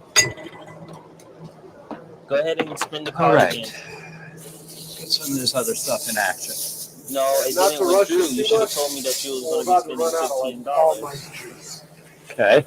All of my It went through? really close. Huh? All right, guys, we're gonna make ourselves You a little sure? sweet and sour You got dip here. everything in your hand? We're gonna use Derek's sausage. All right. I'm gonna show you a couple little things that you can do with the link. Stop by. That you didn't think about.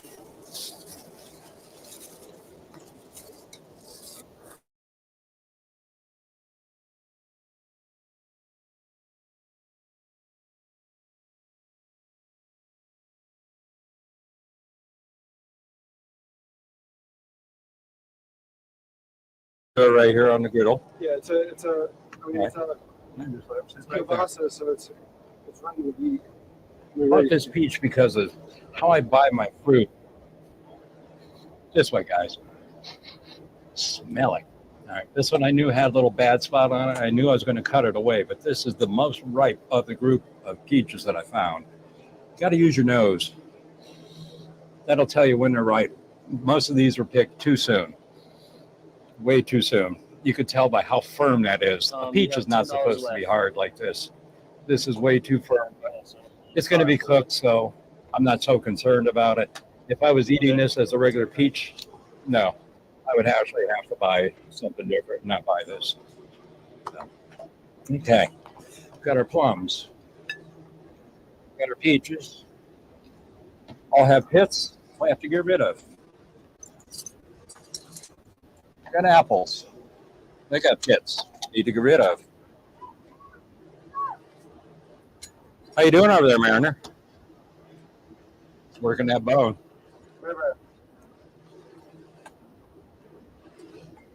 All right, guys. This is one of them little chef's tools that you find you don't know what to do with, and then you forget you bought it.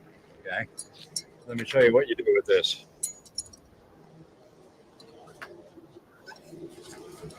Spin your core off. Let's get rid of that center.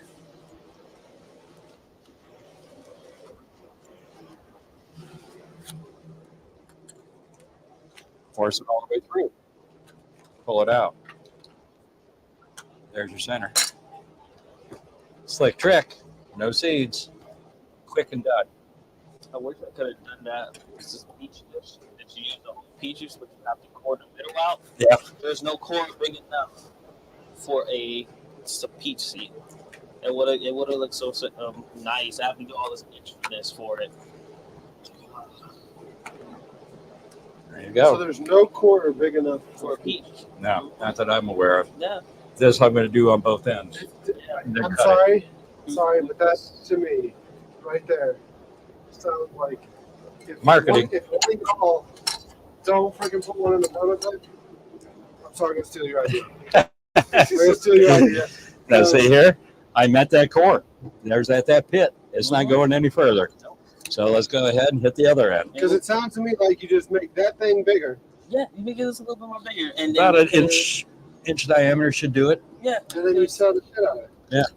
So now we're going to take this little knife. That's the reason it's here. you have to do that. You got to do it in half. Another person shot it from another chef. They, they blend Notice it and they went around. that blade is going to follow the natural cut. Mm-hmm. God put that cut line in there for us. Give us a guide. I thought you did it so it looks like a button. Oh, well, yeah. We're going to keep it clean since it's daytime. There we go. Just like a hair bigger. Yeah. Ooh, I almost got you there. This one needs carved out, I guess. I may have my chef assistant help me on these, since I got a thumb that ain't working right.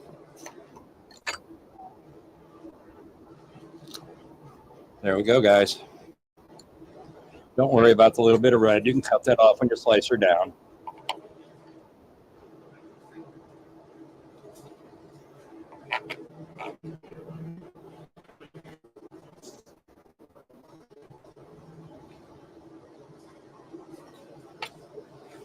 Okay.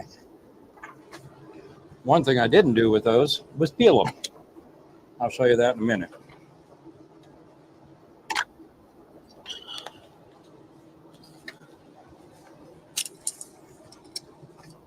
And before I make my cut with the knife on this one, that's what we're going to do.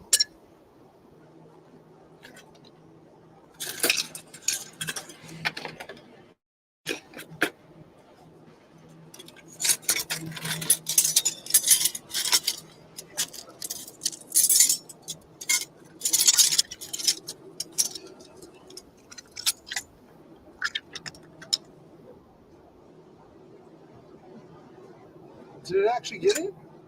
But this no, he cut it out.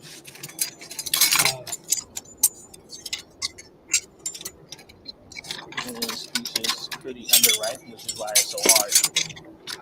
When you have like a really nice ripe peach that's not overly ripe or like not under, you can barely one twist it off easy and then just pop the seed right out. Yeah, because as you can see, it's like the peaches get all of that. You still make the cut. Yeah, you still have to make the cut to twist it Oh, off. man, it gives it up that easy? Now, if you want to do like the whole thing, like the apple, you have to take your knife. You need a little overly ripe peach to take your knife to go around it, put one on the side, and go around it again, and then push it out. Yeah. But that's so much work, and then that's a risk, and you're not getting the size that you want. That's initially what I wanted to do with this peach dish, but no. Okay, I'm at a loss here. Are these cherry plums? Yeah, peel it. I've got two of them missing. Oh. And they're good ones. Where did I put them?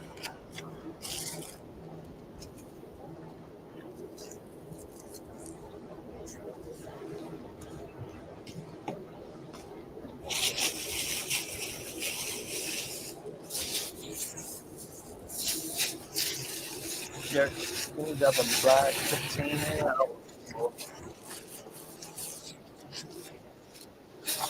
I got it. You have me going there.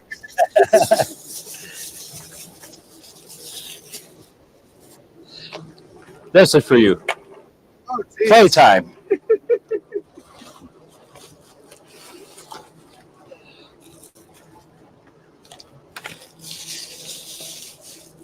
Yeah.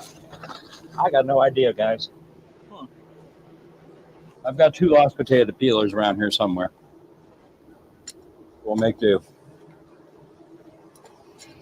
Throw some scrap away.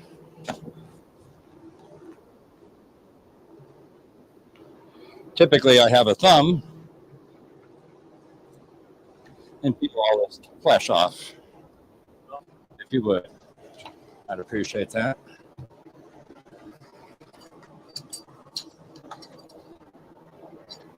Hitch by Hitch, what's up? Good to see you. Harley, welcome back, man. Good to see you. Hadn't seen you in a while. The man of many names. Isn't Derek a tater peeler?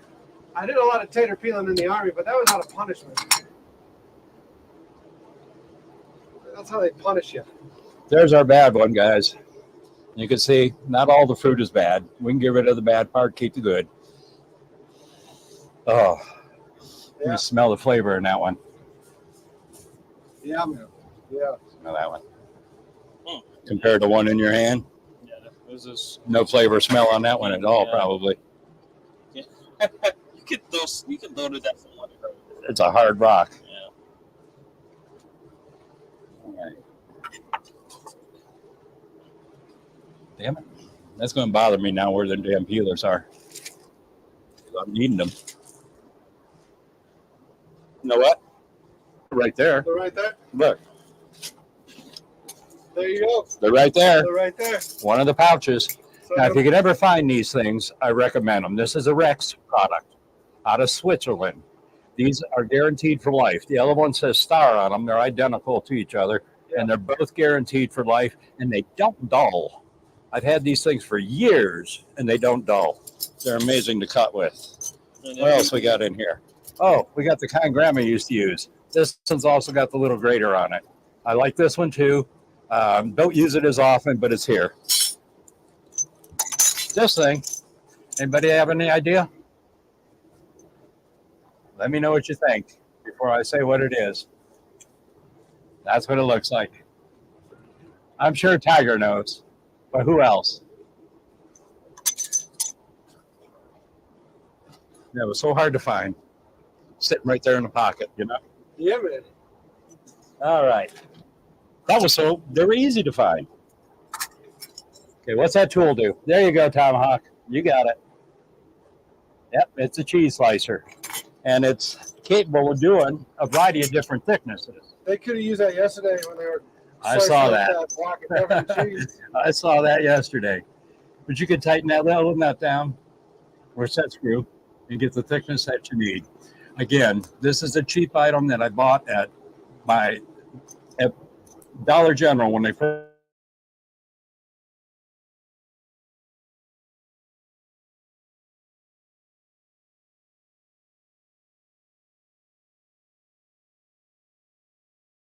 Great little slicer. You find something like this, I highly recommend to keep it on hand. Lots of uses for it. You can use it to slice down your fruits even, if it's a soft enough, fresh enough fruit. It's an amazing little tool. Again, carpenter's job is only as good as the tools he's doing his job with. Like if Derek needs a hammer, grab a wrench, it'll do it. It does it. It'll do it. But guys, I gave a wrench hammer to Derek earlier today. It's like I believe it's a 5-pound sledgehammer. So it's not a super heavy duty, but it's got more ass than that little damn wrench has. All right, now let's see what we can do. How many people can make a single peel and peel the whole fruit or the whole potato? This is one of them cutters that will do that for you. Have you seen the guy who set up on the side of the road? There's a guy who made himself a millionaire in New York selling these things. He worked a handful of hours a day. He had his fresh produce and he had his speech. And he ran that spiel off, and you can still see it. It's on YouTube. Amazing to watch how that guy made his millions selling a cheap little peeler. He had his one price and then a 3-for price, and he sold mainly 3-fers. Huh. You should have seen the apartment that guy lived in. Very nice, off scale. For a street salesman, yeah, he did really well for selling peelers. His investment was his overhead for his little card table. He'd buy a handful of produce pieces off the local guy that he bought from every day, and that was it. Set up on the street, gas business, made his money, went home. Laughed at all you folks because you could have went to the store and brought it cheaper, and he was selling it on the street, but he didn't care. He made his money. And I'm sorry, I did have a break in mind, but you can get long peels out of them. And see, I'm just sitting here casually talking to you, spinning this thing around. You're doing all the damn work, not me. Alfred, what you got going there? Uh-oh. Thank you, sir. You see how many different hats I wore today? Uh-huh. Wait for it. There's another one. We got the bathtub Barbie coming pretty soon. Alfred, I swear, you got this guy on payroll with how many hats he's worn today. Like, Hey, what's this about? Like, he's changed his hats multiple times. we support other channels too here. He's changed his hat multiple times. This has got my elk in it. I got this off of Captain Andy's page. Highly recommend you guys go and grab a couple. And just since we're all here gathered together,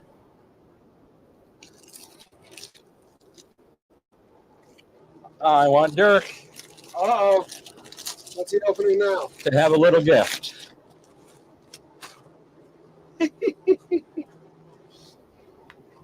Ta-da! There we go. We got a leave behind apron. Menorcan mullet. We got Menorcan wallet. Andy, looks like you need to get on the road and come up again to cook on the boat. We got an apron for you. Guess what? The whole Jones family can come because we have 2 aprons. Could you imagine Doc coming and cook on the boat? Can you imagine So, Doc? These are Derek's.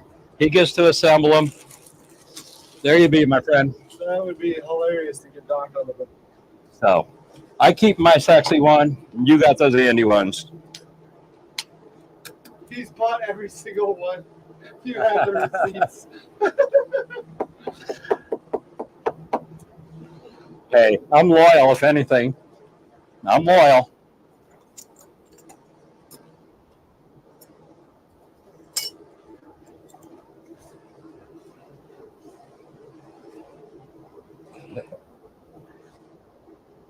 Yeah, I like the bathtub Barbie too. Whiskey throttle's really nice. I like that one. I've got a couple more stickers I've got to add on to my new Yeti cooler over here. So far, we got the Carolina Tri-Sea Club, the Campers Club. Chris was just here. Really nice lady. Check her channel out. She says she's got, I think, 4,400 subs. So she's doing better. Okay. Okay. Thanks, sir. We need to do these little ones. I got you. Okay. Now, I'm going to try to peel off these peaches with the bad thumb. And you can see the cutter's doing the work, not me. One of the tricks that guy showed on his video was to wiggle your slicer as you cut over it. Wiggle it, like so. Just make a little wiggle, and it works. Wow, look at that. Okay. This paper towel is bringing the juice, and it's getting to the wound. It's good. Oh, yeah. I'm getting it clean finally.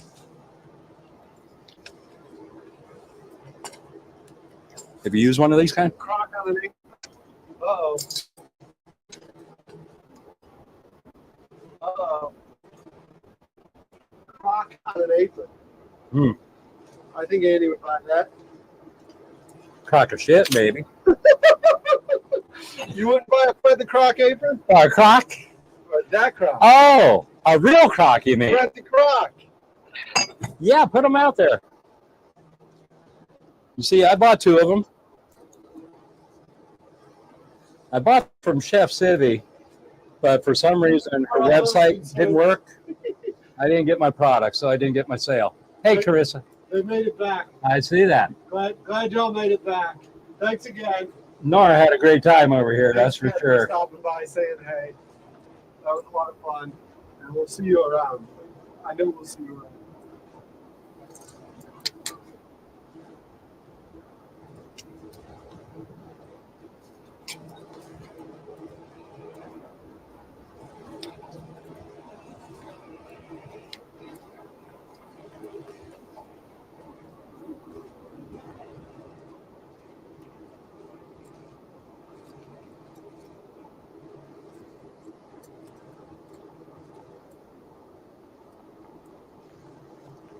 I know I'm stripping away a lot of vitamins and all that goodness and stuff like that. But guess what? That's the packaging God put that product in. That's all. I don't know if you're supposed to eat it or not. I strip it away because I don't, especially on a peach. Are you done with this? Did I shut everything I off? just don't want it to overheat. No. It's still on. Yeah, the temperature should be up. We should be able to cut that gas for right now.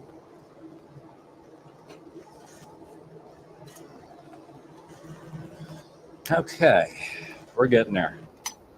These little plums I hadn't seen. I didn't know what they were. I had to ask to make sure they were plums, but they are a Charleston grown plum. They're pretty good.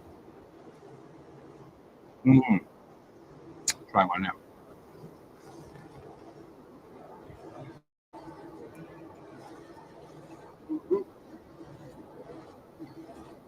So we got the packaging, and sorry guys, I don't eat the package. Okay. So how do you feel about strout shell? I'm not a seafood eater. So I don't know if you heard my statement earlier about the waters. Yeah. Way too many contaminants in them for me to enjoy what comes out of them. I think that one's Derek's. I'm not going to suck on that one. What's that? Your water? I don't know. I don't think so. I think it's finished, but Okay, well, I will suck on it then because it's mine.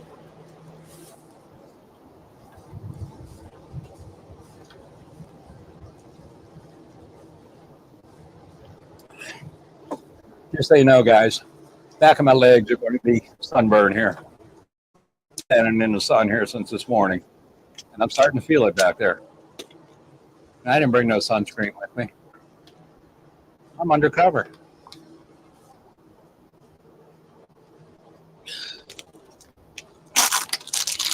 I don't know if you noticed, we have some decorative features up in here. Bought some festive things for the holiday. I just didn't happen to be on board yesterday. Here. I was supposed to put these things in here so they look really pretty, like they show you on TV. How's that? Did we do good?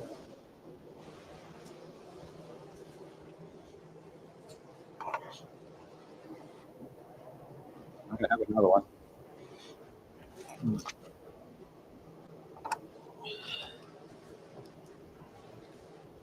Very sweet.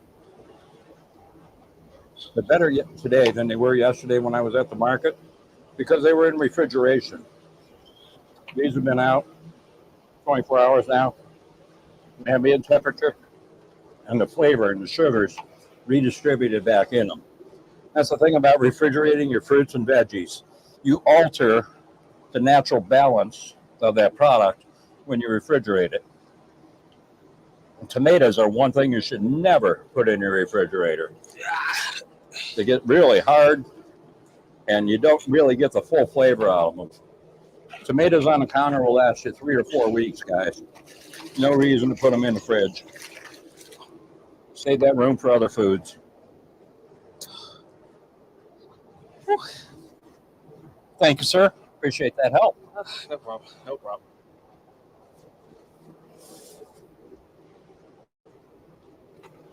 These skins are just peeling right off because the fruit is warm. Yeah. It doesn't matter if I leave some of it on here. Once we do our little cooking with this, it's going to be a sweet and sour sausage. Teresa's still here? you can keep going. Where are we I'm at? probably going to push the bank to let him go to the bathroom Okay, because he's giving me that look. that's no problem.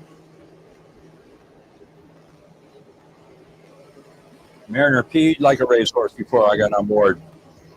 Derek had just left the dock, and I called him, or he called me, one of the two, just as I was arriving here. And he ended up going right back into the dock. Mariner hopped off that boat, and he decorated everywhere. It was like he knew he was going to be out here for a while. God, they're just peeling right off. I don't know if you've had these before, these little plums, but if you get your hands on them, they're really good. Yeah, I also found this is not local. I had these things called like cherry plums. They're just really small, just like that. Yeah. And I feel like it came out of the grocery store. I was teach kids on Mondays. Uh, they're like a little fruit they can try. Yeah. Some local stuff mixed with some store bought stuff. Yeah. If I can get local, I'd much rather substitute something I can get at the store, Mm-hmm. you know, or put it on hold because that store stuff will be there tomorrow. Yeah. This local stuff won't. Yep. It's short season. Get it while you can. Yep. Enjoy it while you can.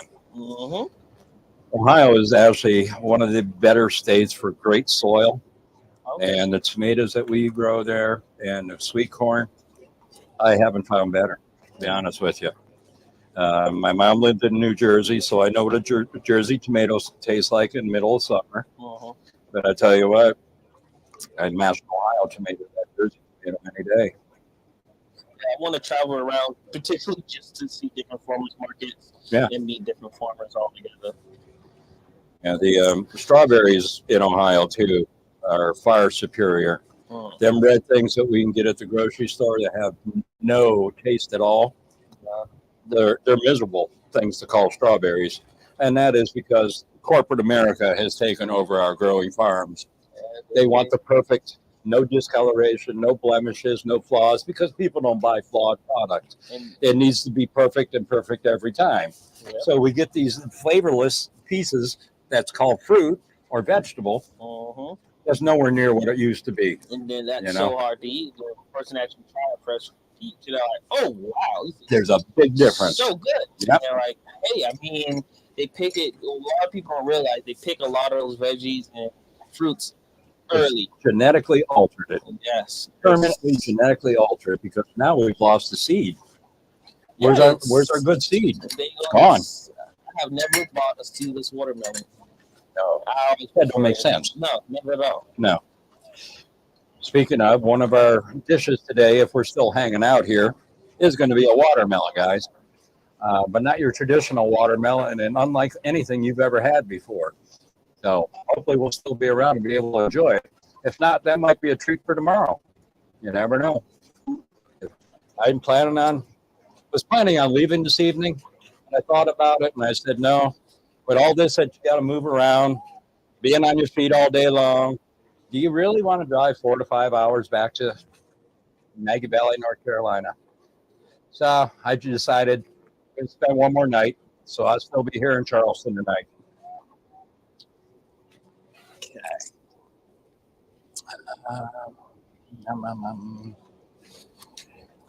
But we'll talk about that watermelon in a little while. First, we're going to take care of this dish.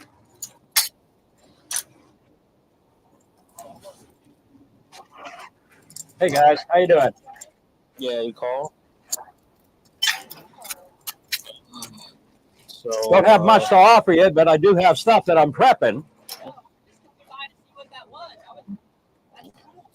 Yeah, this is the food boat, and I'm a guest chef. I'm down here from Cleveland just for the day. I've never seen you over this side before. Where do you normally go? Derek is the captain. He's the one that's in charge of this. I'm just a visitor. Yeah, he's up the other side of the. I'm lost. No.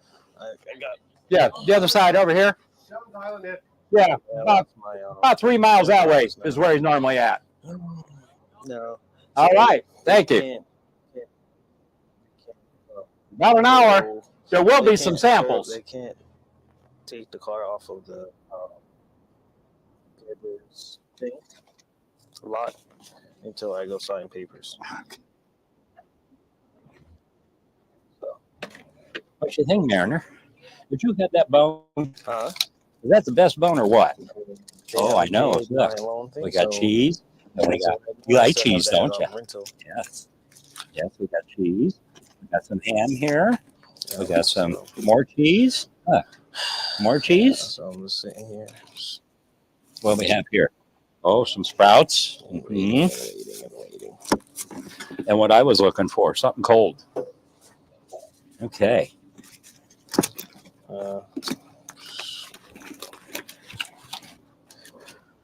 What you up to?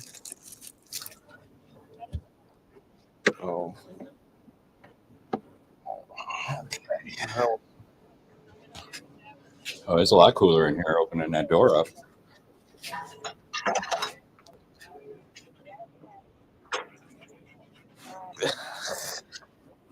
We got a sports flavor on it. Sorry. Then we I smell it. for gas.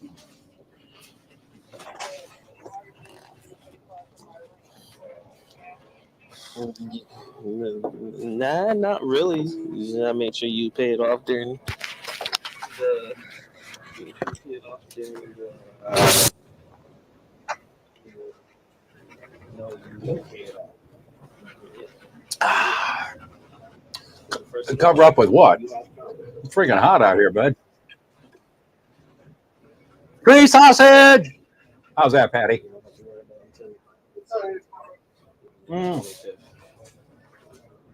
David. Because he saw the back of my legs. Okay. Oh, wow.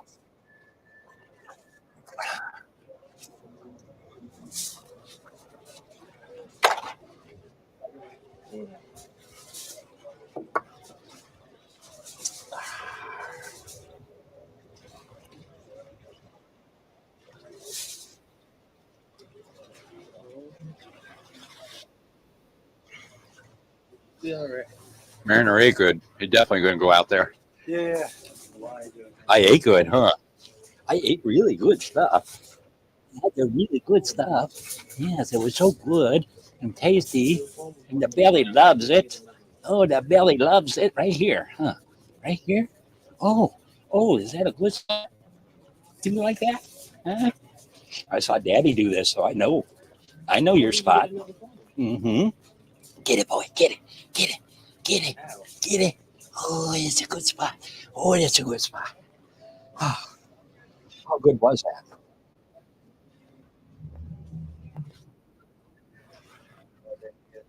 Get that phone with him. There you go, boy. Well, I thought you. There you go. Wait, man, wait.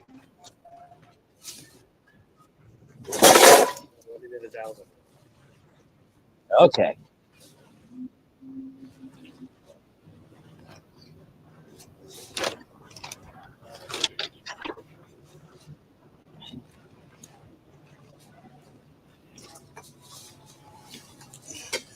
What's up, Jacob? Yeah, thanks for stopping and saying, hey, I had to get the dog ashore.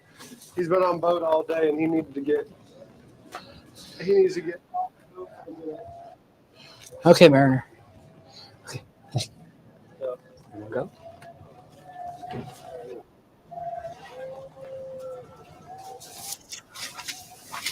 He go? Yeah. Yeah. No hesitation. Yep. There he goes. Time to do it. Like a raptor in the tall grass.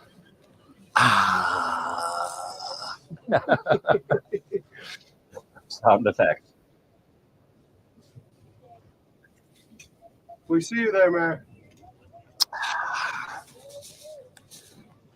We didn't put a microphone on them, guys. Okay. You know what? What should we do?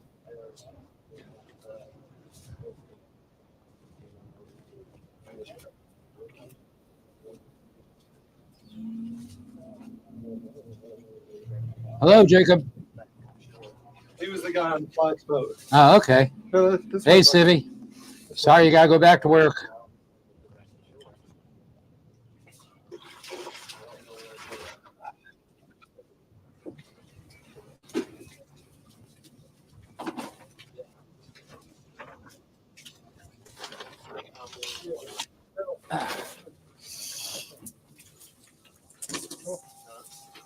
Oh, God. Take him, Chuck. Here, you got it. Good boy. That's a good boy, huh? You feel better? Feel like a Yes, $1 million? sir. What's next?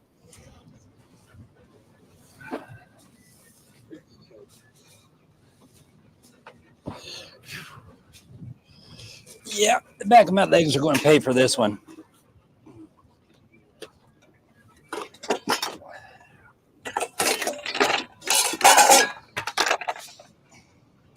Well, what did I know how to?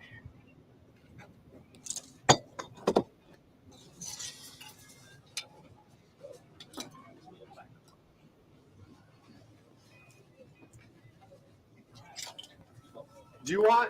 We can stay right here. And the only problem is the sun's cooking me still. Sun's cooking you. Yeah.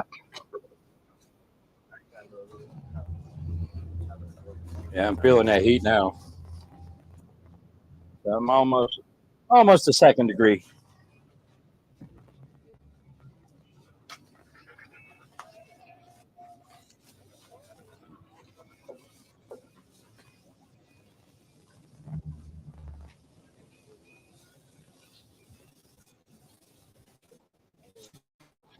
Yeah, Not in you're deep gonna have water to at all stop and here. Pick up some aloe vera. I'm seeing your back.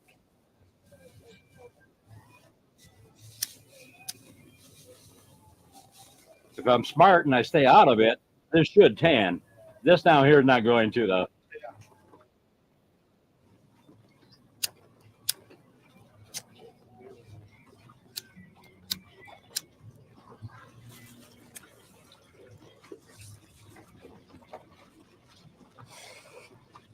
Okay. Oh, I like that better already.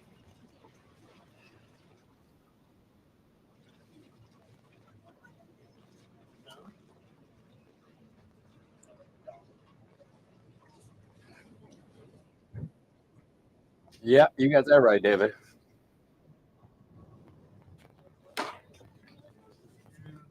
Cool. Hope Sylvia enjoys that time off. I know I'm enjoying mine already. Wow. I can smell that vanilla powder, and I'm 6 feet away from it, but that wind is just bringing that scent to me.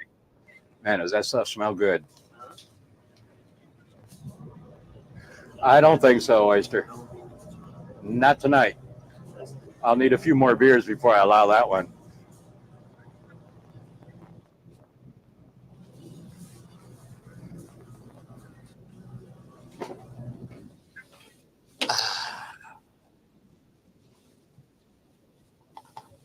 Now you're going to see the front of me and see how ugly I actually am. Good luck.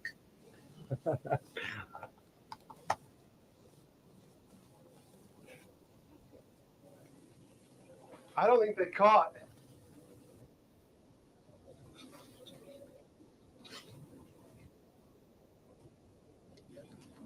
Yeah, you're right, man, girl. Cool that stuff off like that.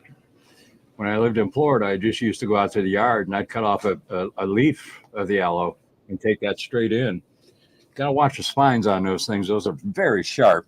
They'll slice right into you. That aloe comes straight off that plant in the yard. Nothing like it.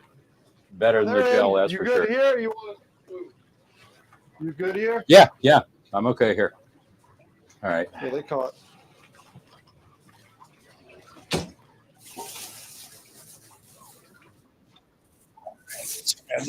These, those. That one I think we're going to have to toss. Something went bad in there. Oh yeah. I'm not sure which one, but we're going to toss all of them. Something really bad. I think it got crushed real good. Yeah, realize once those structures break, it will go bad. Yeah. Heidi, Yeah, we're running as warm danger as it close was. on all batteries. Because I put that fruit in the back of the truck at like 3 yesterday afternoon. yeah. So it's been in there. Even though we were in the shade of the evening, it didn't drop below 74, 75 overnight. So it was still pretty warm. You like all them smells you got over here, huh? You like those? You want some more of that good stuff, don't you? Is that still up here? Let's see. What we got? Okay, what I found. Is that good? Is that good? Oh, Mariner's out of sight. You can't see him. Okay.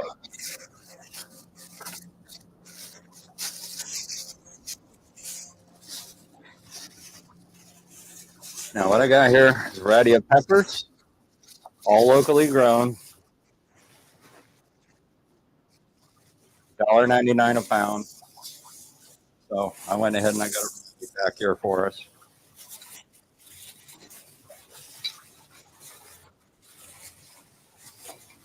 All sweet bell pepper. Nice stuff. What we'll do with them, I don't know at this point. So they'll go back in the bag for now. What we're going to get into, though, is the heirloom tomatoes. I'll start putting together our cold salad that we're going to make here, even though it's not cold. But heirloom tomatoes and low acid tomatoes are what these are. The yellow ones are low acid. Nothing different. It's a tomato. Don't let the color fool you. But these are great fruits. Yes, fruits. They're not vegetables, they are fruit. They're grown on a vine that causes it to be a fruit.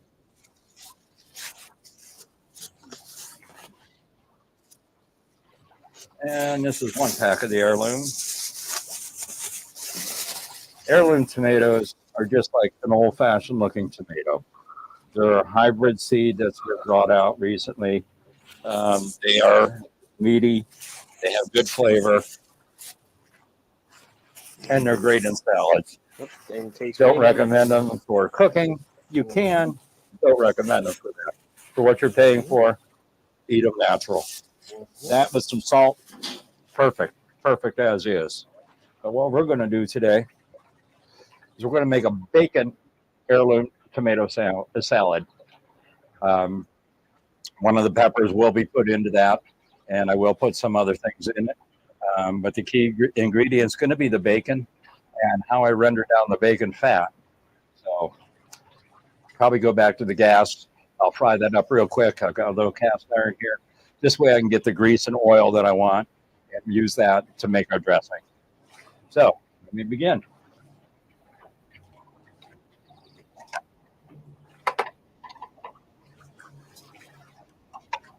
Read this here. Give that to my assistant. Yeah. Go ahead and feed Mariner scraps. I think he'll be really upset that you did that.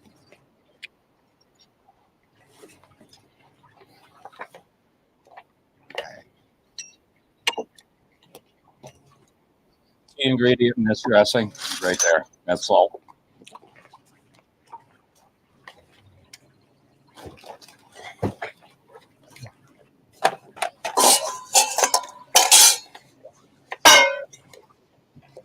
Okay.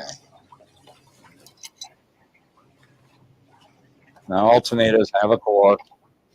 Recommend you cut them out. The way I do it is just on a little angle, turning my knife and slicing it out. There you go. Not hard, not a lot of work. This knife I've had since 1977, I believe. And in 77, I was a hardcore partying young hippie punk. And I have the t-shirt to prove it, guys. Went to my storage unit just before coming down, get a handful of items out of there. I was hoping I could find my stone Crocs real quick. I could. Sean had ordered me 4 of these to bring on the trip, so I got 4 of them, but I wanted to have more for others that might stop by. But never found those. But what I did find, guys, and this is probably a highly sought out item, and I might be able to auction this sucker off, and I could probably pull $1,000 for it, guys.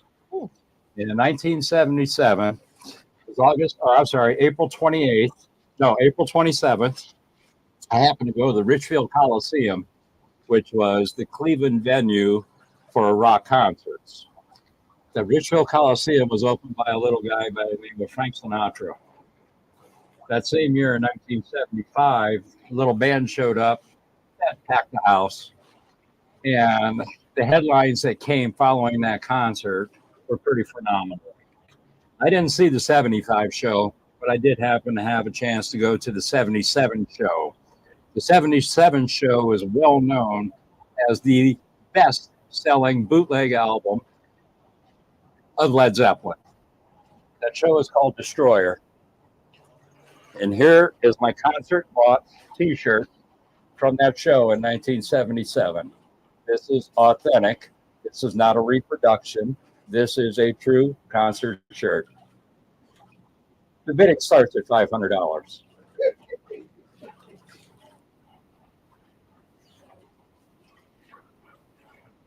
Okay. Endorsement out of the way.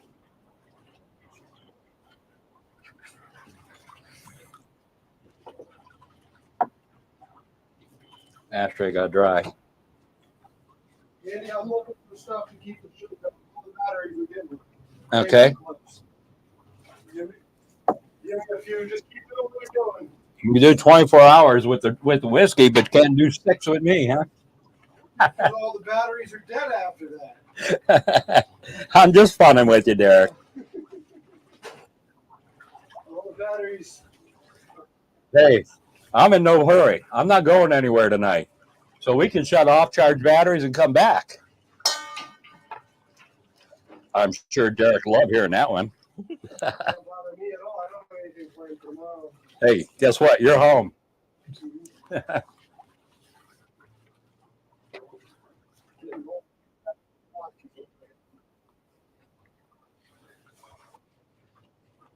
So you have nobody coming on board tomorrow? No. Okay. Well, there'll be leftovers and maybe a surprise visitor. Guy looks like me. But he's going to be more sunburned tomorrow. Oh, yeah. Okay.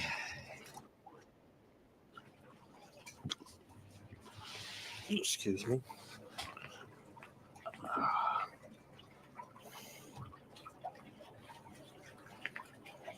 All right. Tell me, chat, was it worth it for me coming down? Hey, Jan. Jan and I go way, way back. Jan actually became a friend of mine through Facebook. Years ago, I was living in North Carolina in the mountains, very remote area, and signal was very, very poor. But one thing I did cook every day. My second wife was an RN for hospice. She went to work. I was still recouping from my surgery, so I was home. Naturally, I cooked. She didn't cook.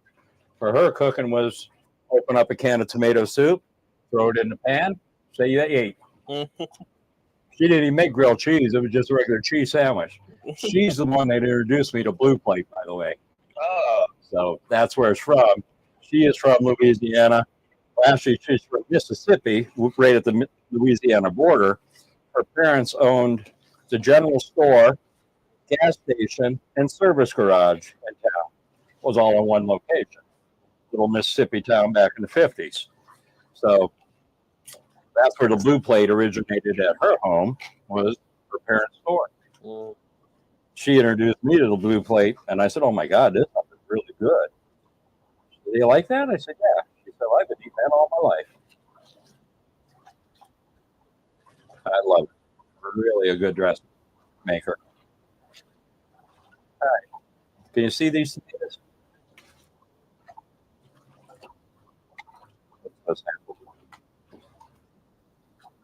You can't have tomato without salt. I'm sorry. You just can't. And be generous. There's a lot of liquid, a lot of water in there. And that will actually dissolve that salt. Making it down for you. Let's let our taste tester try that. See what they're like.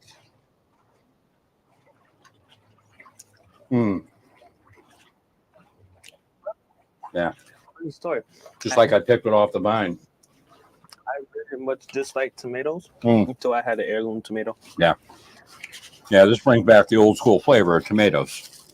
These are still light compared to tomatoes when I was a kid. They had a high acid content like the bigger boys and better boys. This is almost a sweet flavor on these.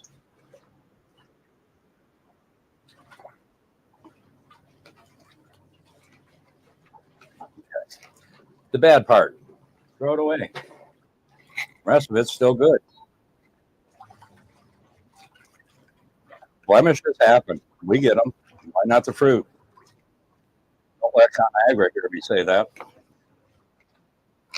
They make a perfect vegetable and a perfect fruit and perfect garbage. You're buying a tomato that's called a tomato, but them pink things that are at the damn grocery store don't resemble tomatoes at all from the time I was a kid growing up. We grew them. I had to weed around the suckers. You know I was eating them damn things. Somewhere I've got a picture of me. And the first job I ever had was babysitting. I babysat for people who owned an Italian restaurant. And this is my first full introduction to food at 11 years old. So I'm babysitting for this family out of necessity to be able to keep more income in the house. The wife was a servant and husband managed the kitchen, did all the cooking. They had a couple of staff members that helped them. But to make tip money, the wife was out there hustling tables. So at least this way they had cash flow. So on a negative night when they didn't sell enough to cover the overhead, that was the money she was able to take home. She had to give me $1 an hour. Now in 1974, 75, I'm making $1 an hour at 11 years old. I'm doing okay. So I was able to go out, buy my 45s, buy my record albums, because I earned the money myself. My parents didn't say nothing about me adding to my collection. My mother was a music fanatic. My dad enjoyed it as well. My mother used to buy us record albums and 45s all the time. And then I started buying my own. I really increased a nice collection of records. In Cleveland, music was very big to us. And we had an excellent radio station, WMMS 101 FM.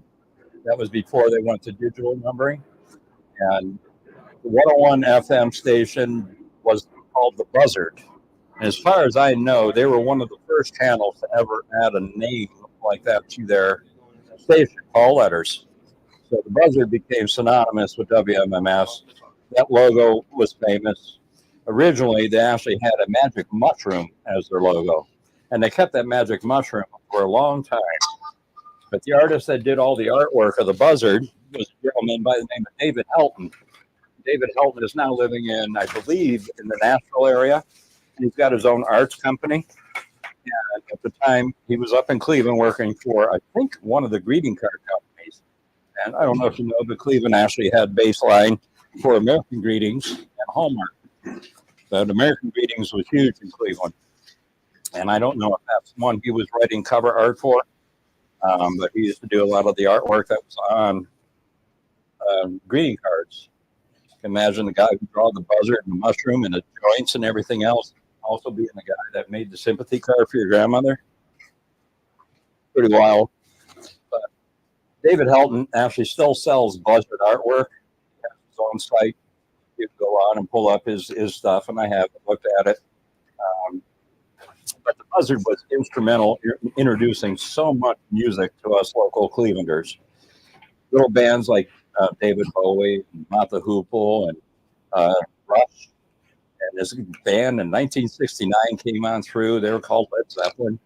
They played this little place called the Music Carnival, which was a tent in a parking lot. It used to be hotter than hell in there, I guess. I was too young. But it was like an old circus tent. And that's where the Led Zeppelin played. They actually happened to play July 20th, 1969. Ask me how I remember that date. Well, my dad's birthday is July 20th, so it's easy for me to remember that. 1969 was a terrible July 20th for us because we had tons of nonstop rain. So much so that our basement flooded. July 20th, 1969 is the day that man landed on the moon. Another reason I remember that date. So Led Zeppelin was in town and played a concert there, and that's actually on YouTube. You can find it on Connie Fogel's channel, Fogel. Connie Fogel is a mystery to us. The channel has been around for approximately 15, 18 years on YouTube, and you're going to find a whole host of rare Led Zeppelin audio recordings. Now, these are audience recordings as well as soundboard recordings, like the show I went to, the Destroyer show. So having Led Zeppelin's audio available from that date, available through Connie Fogel. Now I give you, the quality is very poor. It was an audience recording. It was 1969, so we didn't have the best equipment. but you can actually hear raw Led Zeppelin a year after they formed.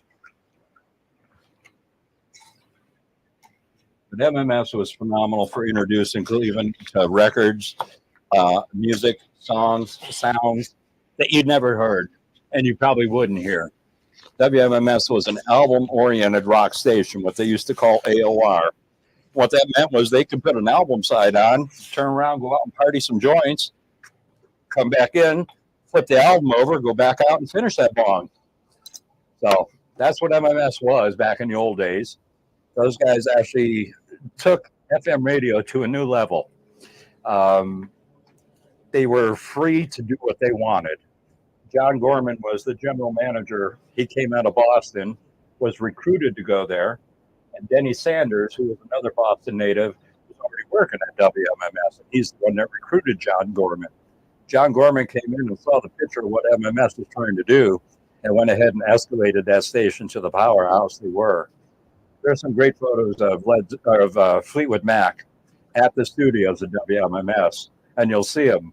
They actually have penguin cutouts that David Helton drew for them. Those cutouts were like this big, so you could see Stevie Nicks, Christy McVie, all standing around there. The one you don't see was our lead guitarist for Fleetwood Mac. Him and Stevie were having a little feud at the time, so that meeting didn't actually take place with him.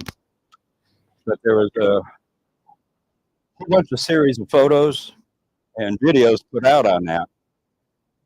I don't know how many people are in the history like that, but I found it very interesting. Okay. Sometime this morning, I bought some stuff from Piggly Wiggly. No, I got rid of the pig bags, but it was stock of celery. Do we see celery anywhere?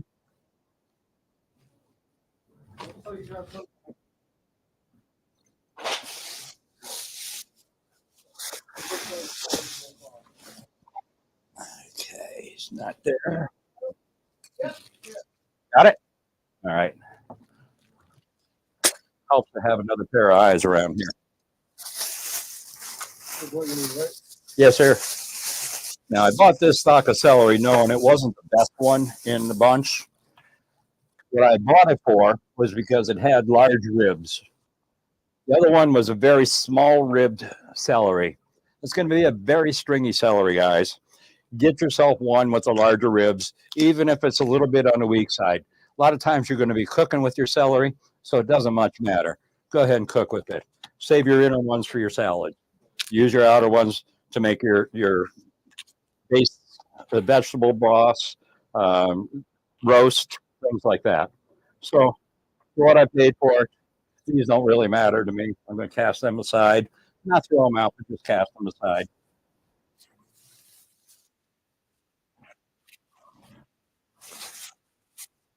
There they are.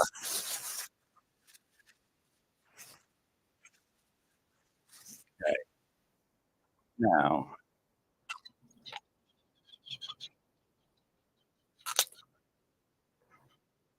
natives are talking.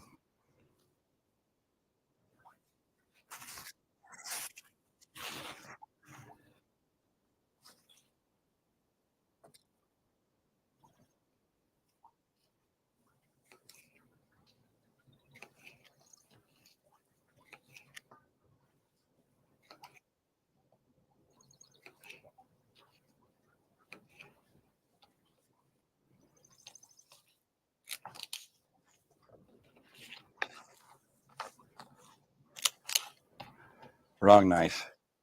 Get your right one. French kitchen knife, all purpose, can do just about anything, including what I just did there with the tomatoes. But I like my deboning knife for certain jobs, and pulling them cores is one of them.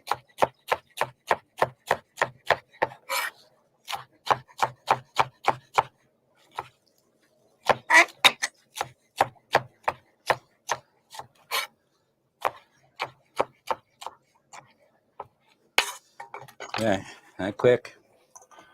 2.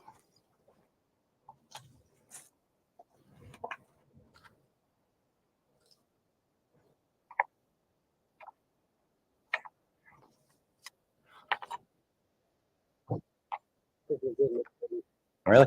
Okay. Yeah, it took me a while to find a charger. And All right. I think you'll be the only one mic'd up because Okay. Pretty good background or back one. yeah, because we're How long did they take to charge? I don't really know 20, 30 minutes, Yeah. not too long. Good. But you'll be the only one mic'd up. But I got the cameras good. I got all that good now.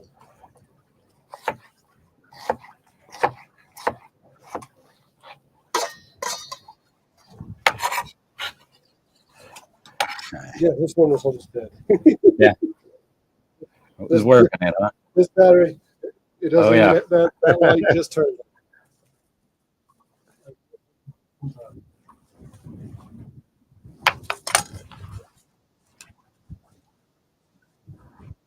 That breeze feels really nice.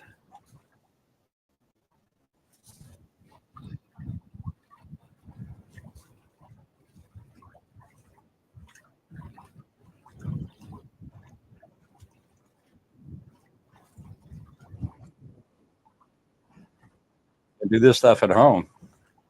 Toss my scrap over my shoulder.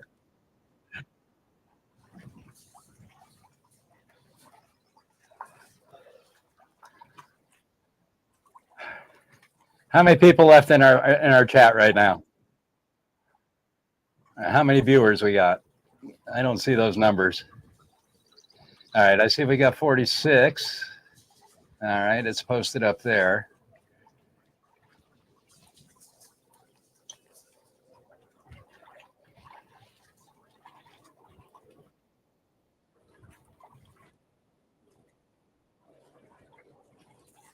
Thanks, Mark. How many likes?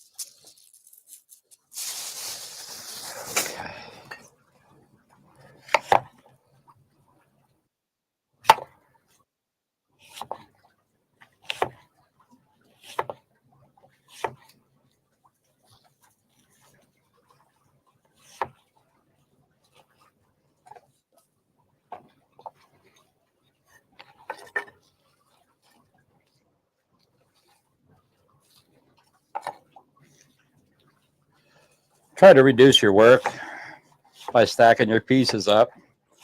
Don't worry about making perfect cuts on it. It's rustic cooking. That's what we do at home. You're not a restaurant. You don't need to worry about the uniformity of your cutting. Some people are so anal about that. It does matter. You're going in your mouth, you're chewing it. It's going to disappear real fast. Okay. Along with that, we got some kiwi.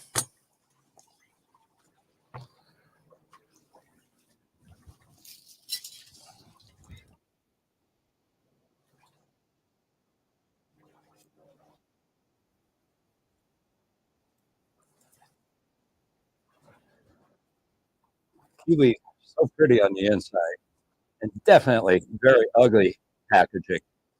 I don't know what God's plan was when he put the packaging together. Maybe it was make sure this stuff ripened, but the inside is a work of art.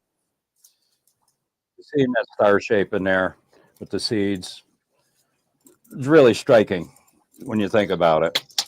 That tomatoes I cut open, they had tomato or seeds in them, but they didn't look anything like these things do.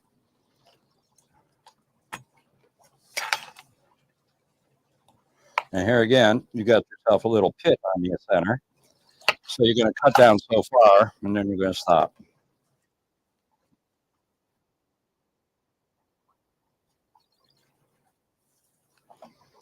There you go, folks. That's what I'm talking about. Almost a perfect star in there if you look. Pretty impressive.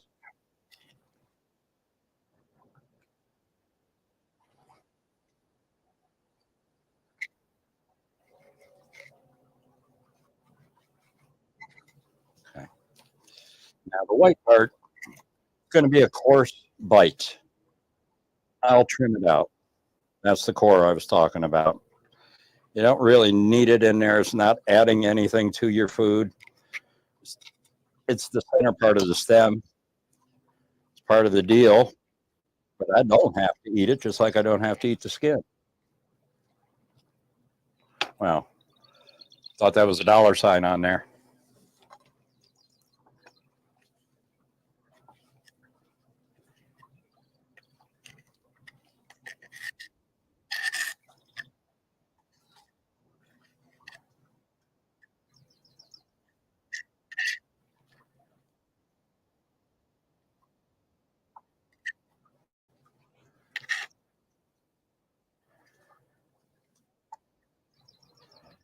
Chihuahua. Did I wake you up?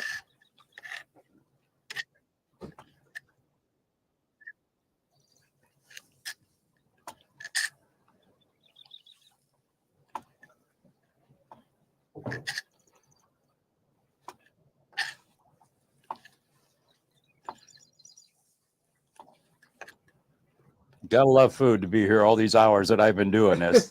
You know? Andy, you're without a doubt in your element right now. Hey, I'm one of a kind. God made me that way. Tried to take Did me. you change this out with fruit? Hmm? That was full of onions earlier. Yeah. Yeah. Onions are back in the basket along with the shallots. All right, folks. I could use my knife blade, but I got my little scraper. We talked about it. This is what you use it for. Get all this little stuff that's stuck on there, including your juices. You could pick them juices up and put them right in your salad.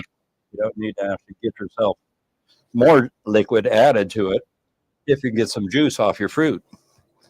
This one we're going to save. And we want.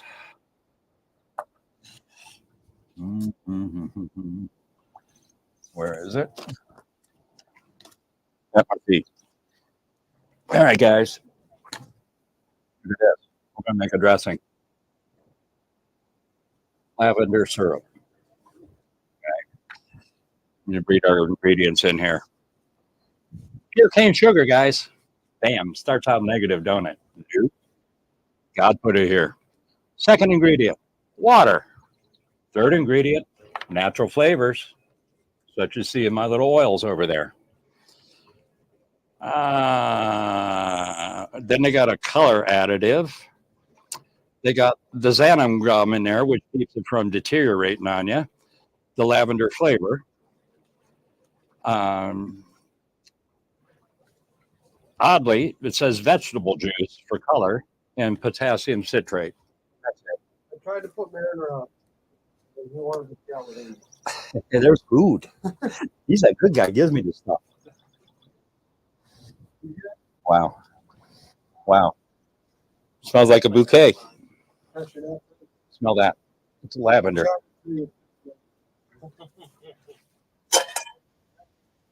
Smells just like a fruit, huh? All right. So for this, because of the apple, we will use that apple cider vinegar. I broke loose a little bit of the mother, but you don't use much. Okay.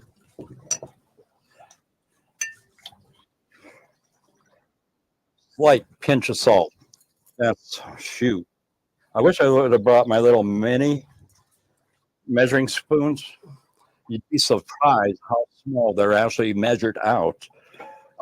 Pinch is one of the terms on one of the spoons. I mean, it's a really tiny little set, and I don't remember where I found them. It was at a flea market somewhere, and I never saw them since. Only found this one pair. Absolutely cute little set. I mean, tiny little things. I mean, it's so small. This little speck of kiwi that's right here would overflow the smallest one. Wow. That little piece right there. I mean, that's how small that What is that? will measure. It's for like something like that vanilla powder over here. Okay. Because it's so strong. I can still smell that vanilla powder, and it's going to actually be going in our sauce here. But it's just amazing that we can get all of this stuff from something so small. Yeah, yeah. Because it is a concentrate. That's pretty thick. That's almost like a syrup. It's a lavender syrup. This is the same stuff you see set next to the coffee makers to add your mocha flavors and all that crap. What'd you read? Tim, What'd you say? I'm guessing, but I don't think No. you know anything. No. If I did, it was only an accident. Not only nothing to eat. There's like no utensil. Hey, you got to have what you got to have. And I'm going to find our flavoring here. There it is. Hibiscus citrus sugar. Yeah. So we're going to have our citrusy flavor already added to this, plus the sugar added to this. So I'm going to hold off adding that because we do have sugar in here.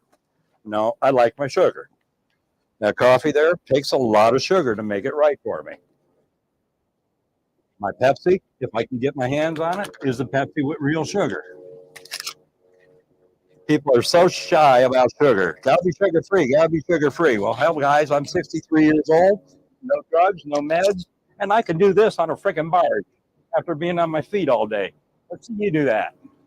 Oh, you didn't see that. All right. You're going to see it now. Watch. Look. All the way to the shoulder. See that? Didn't hold on to anything. Live right. Live healthy. Eat your sugar. Eat your salt. Be happy. All right, what are we putting in here? If we're being creative, let's put something in here that's really different.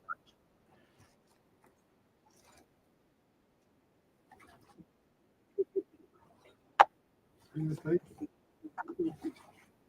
that it? There you go. Yeah. Johns Island, South Carolina, honey. There we go. So we're not adding our sugar. We're going to add our sweetener from other things.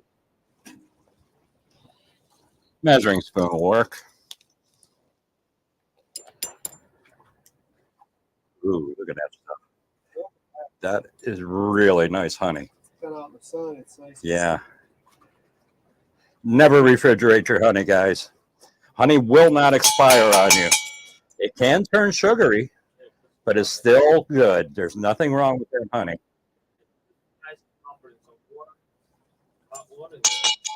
That's it. Reactivate it. And I get to lick the spoon, guys. See pop.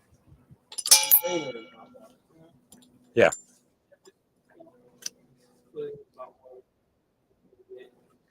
Oh, wow. That's a clover. That's a clover honey. Just by taste, I can tell that was a clover honey. Yeah, distributed by Fields Farms, where I purchased it. Where it's from, I don't really know. He's got his own label on there. Devon was a really cool guy.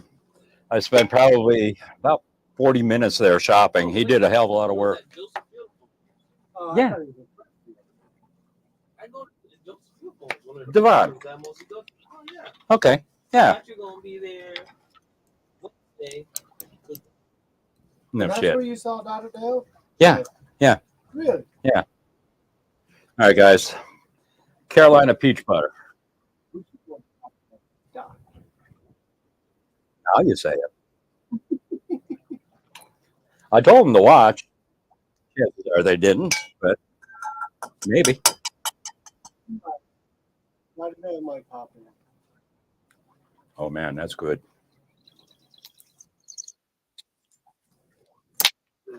That is really good. A chef, you should always taste your ingredients. You shouldn't be surprised by how your food comes out. If you haven't tasted it, it's your own fault. Oh, I thought they were getting towed. Are they getting towed? They're over there. Hibiscus citrus sugar. Tastes really good.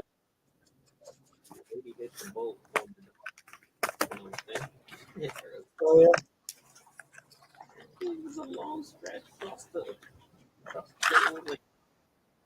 Okay, did I put salt in that? Anybody pay attention? I think it did. Hey, Katie.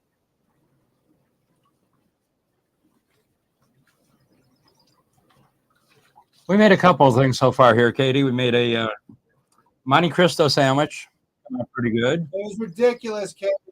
You missed it. Smoked I don't know ham. where y'all are on the boat today, but you're missing out. Yeah, smoked ham and smoked chicken. It didn't have turkey. It had chicken, and it was on a sourdough. I didn't make a Thousand Island dressing, which I should have, but I didn't. Come out pretty good. We've made 2 coleslaws, one a creamy and one a sweet and sour. Sweet and sour was a winner. Little Nora, who was here, didn't like my regular, I don't like blue plate, but it was a creamy dressing, and I thought it was pretty good. Now, this is an heirloom bacon salad. Problem is, we put the bacon on the sandwiches. I only got 2 slices left here, and I'm going to open another one for it. So we're going to pretend there's a lot more bacon in here. I'm fine. But I would say put a lot of bacon in it, along with a dressing like this. And if you had the bacon grease added to it, you'd really have the flavor I was trying to search for. But I think this will come out okay as is.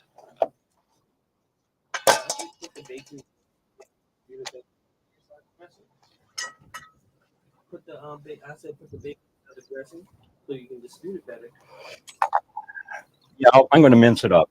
So it's going to be a fine mince anyways, instead of being a little chunkier, which what the plan was. But yeah, I'll mince it down.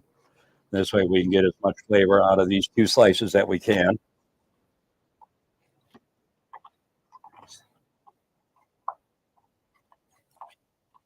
Bacon smells good.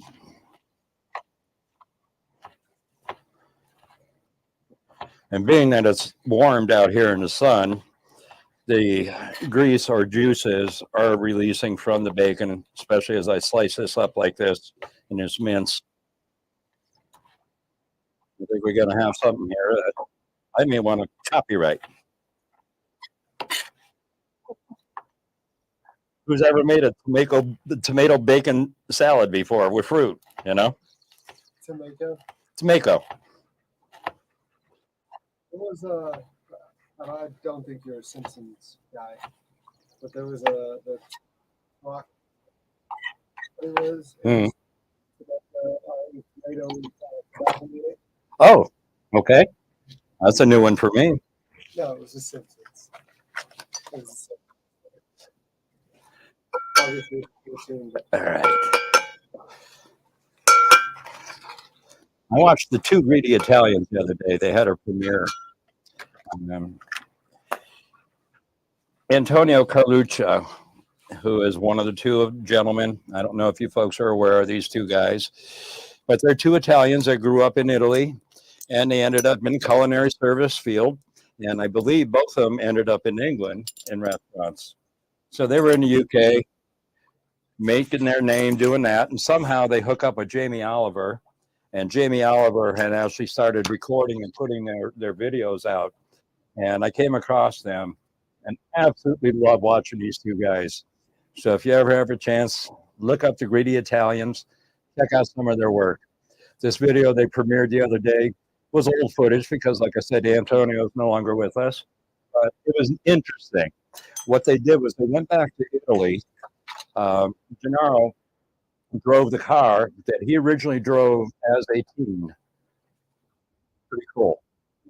His old car still drives, and they toured around Italy. Wow.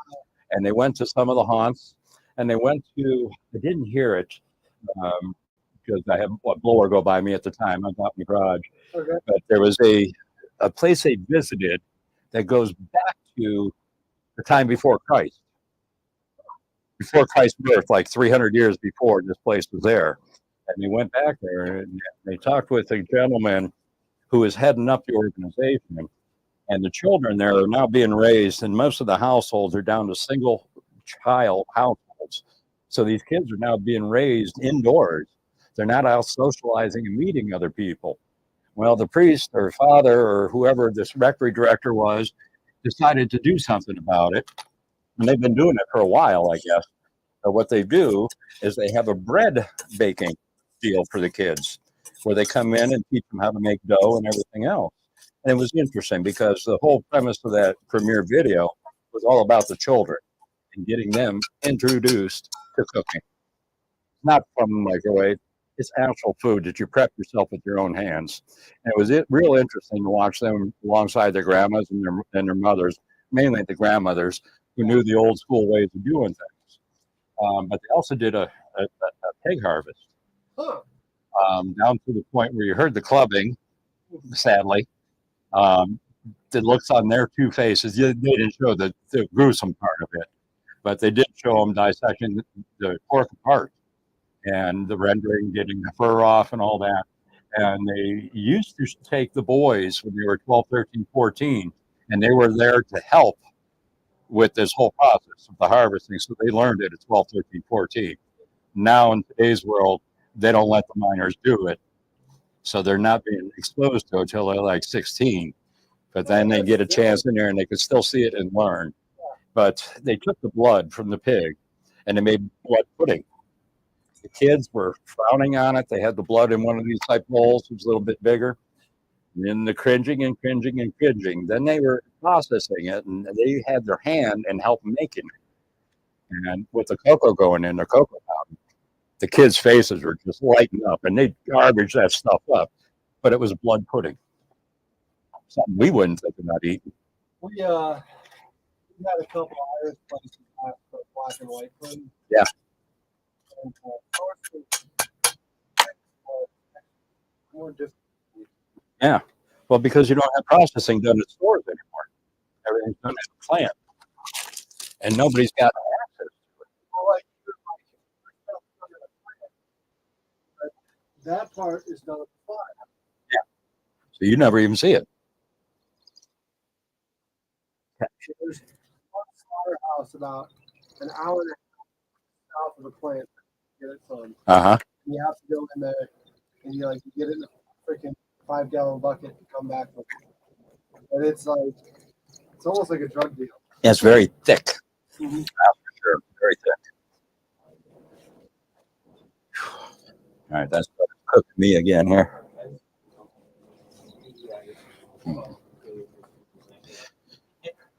All right, guys. Gotta cut this a little bit with a splash of water. Want to make it a little more liquidy or fluid than it is.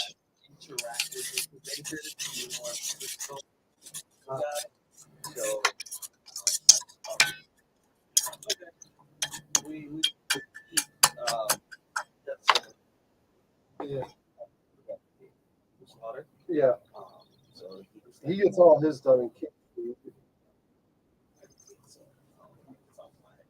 And it was a bucket. That's good.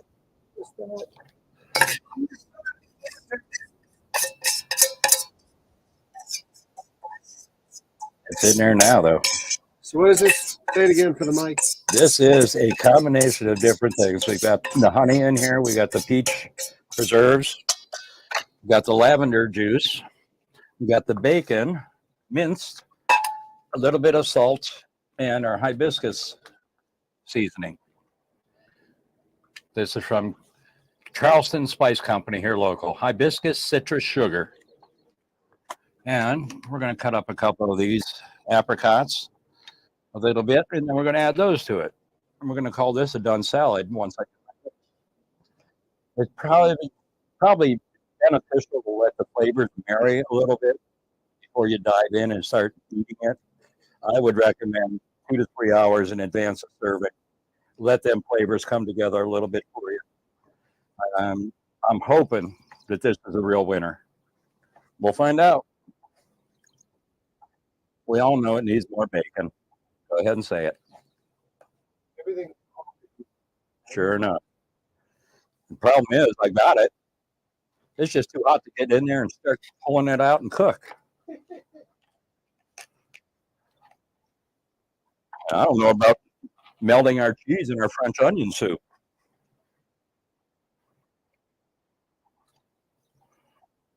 Okay.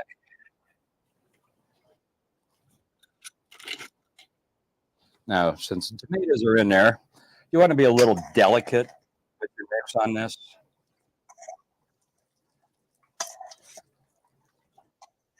Notice I'm scraping the bowl, starting at the top edge, going to the bottom, going straight in at it and turning, just like you would turn your compost heap. Get a mix of your product without damaging your fruit too much.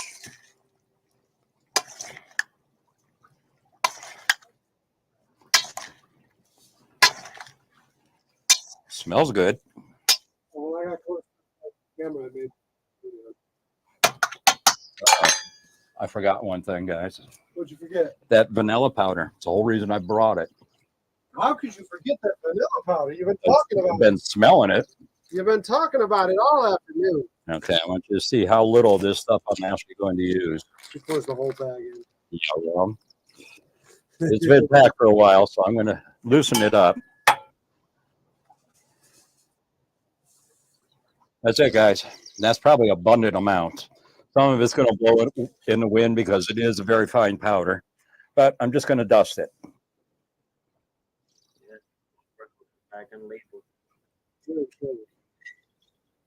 Yeah. Hopefully we don't get boarded right now. Yeah. Hey, you got life jackets. We're legal that way. Yeah, we're checking that powder. You know it. But they're still going to cite you for not having a life preserver.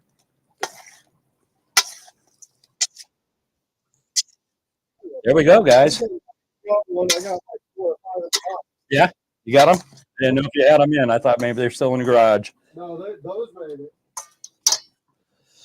Okay. Let's find our bowls. I think they're over there. Paper bowls. One of them crates. There they be.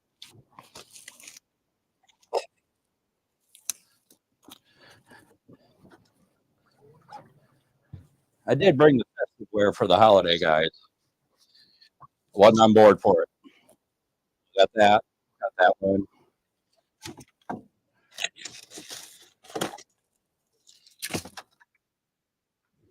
These are supposed to go on Armani's with an olive. The olive didn't make it on there. The stick didn't make it on Armani's. Oh well. It's the thought that counts. So Derek has these for his entertaining in the future. And big presentation platters. Got 2 of these. So it's festive.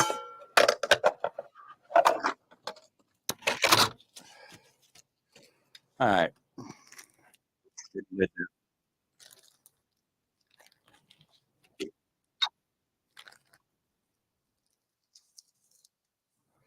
The finest cocaine. Yep, now we're getting bored. Yeah. Live on YouTube, we're getting I love that smell of that cocaine. I keep sniffing it. Heard that joke yesterday. no. What he said was, I'm not addicted to coke. I just love the smell of it. Yeah, that's it. That was freaking Thomas Ravenel. You heard it too then. All right, guys. Dispense these things. Don't cut your plastic all off. All I did was go halfway around the clock. Derek can now store these things for a little while. That they are. All right.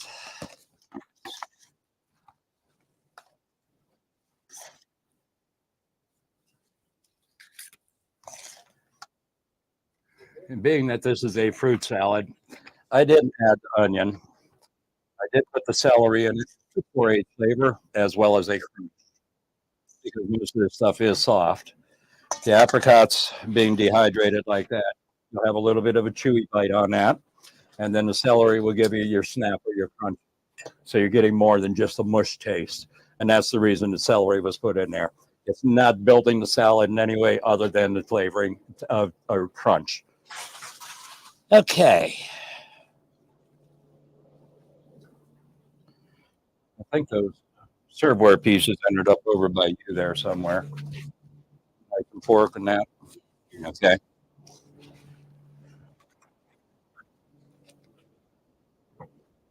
One for you. Oh, there it goes. There it be, my friend.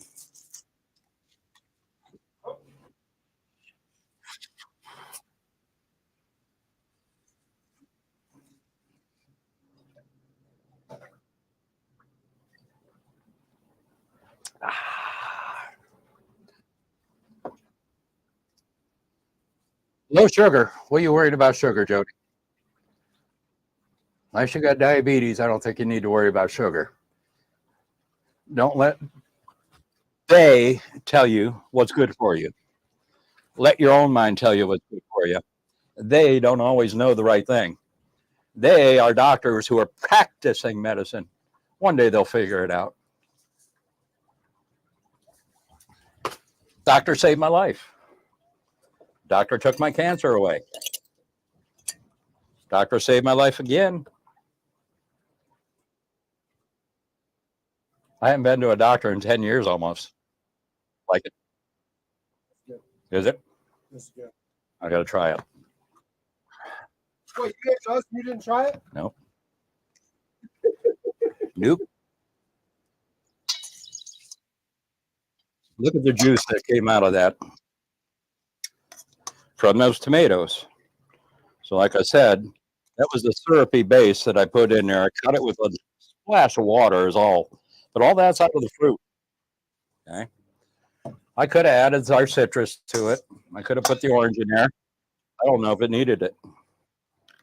No? The citrus might have helped. Sure tastes that lavender, though. Yeah.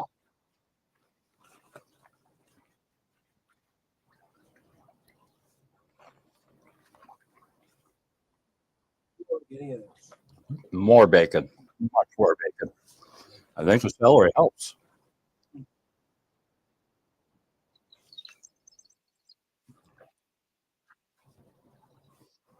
I don't know, guys. Okay. Peach is good. I could have put more of the peach in there and more of the apple. Hey, for a first time attempt, we got what we got. Not so sure about this lavender syrup. It is pretty strong. Probably could have cut that down to even a portion and used more of that hibiscus flavoring. Now I just got a taste of clove. Did you taste clove? Not yet. In one bite, I got a clove. Yeah. You got it too? Where's the clove coming from? I have no idea. Maybe the It's picking up the clove flavor though. Maybe with them too. I have cloves. I brought with me ground clove. I don't think you can get that flavor from a ground clove. That's a very sharp but flavorful taste.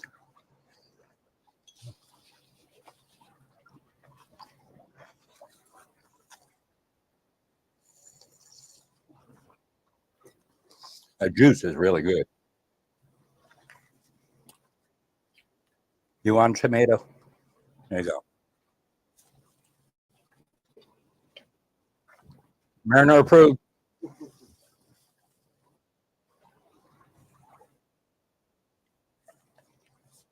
Mm-hmm. Some good stuff, huh?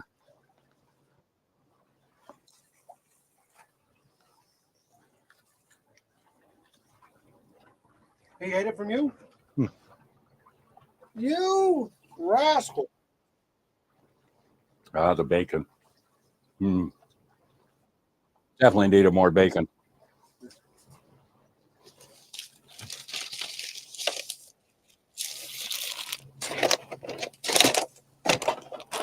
Mm. Excellent.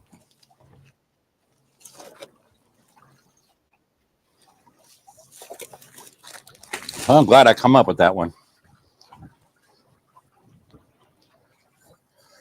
All right. Clean up a little bit here. And then we'll go on to the main dish that we came on board to see. And that's our French onion soup and how it came out. Now we got it going. Had the flame up. Didn't pay a whole lot of attention to it. Got a little bit of scorching on the bottom of the brand new pan. Brand new pan. I didn't season in or anything. I just bought it, opened it here, and we went ahead and cooked. So I can probably deglaze it and get a lot of that off of there. But I'm not going to worry about it.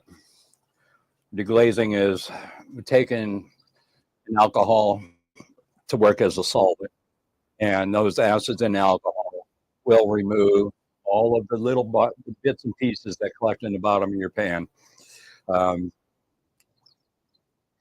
A lot of people say don't scrape, just let the bubbling action take it loose. I take usually a wooden spoon and I'll lightly graze over it and let it loosen and dissolve itself into liquid as it goes. I'm not one that gets in there and digs at it. Let the natural process release all that. You get all that fond out of there, you get all this flavoring, and you can introduce that to your dishes as you build out the flavoring on them. You don't always get your flavor on your initial cook. Sometimes it's in your after sauces that you pick up your flavors.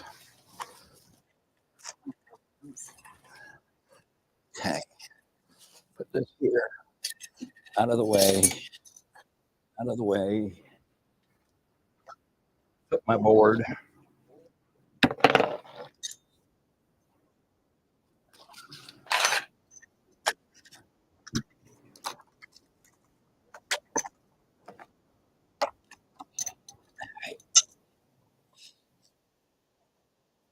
Hope you guys don't mind. I'm going to take 10 minutes, baby, and I'm going to stay here and cool. I've been at it since early.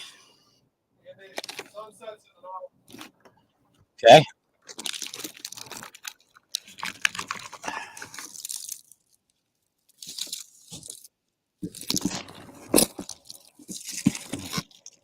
I'd like to have you talk to the doctor before that. No problem. Oh, shit, guys. You know what I forgot?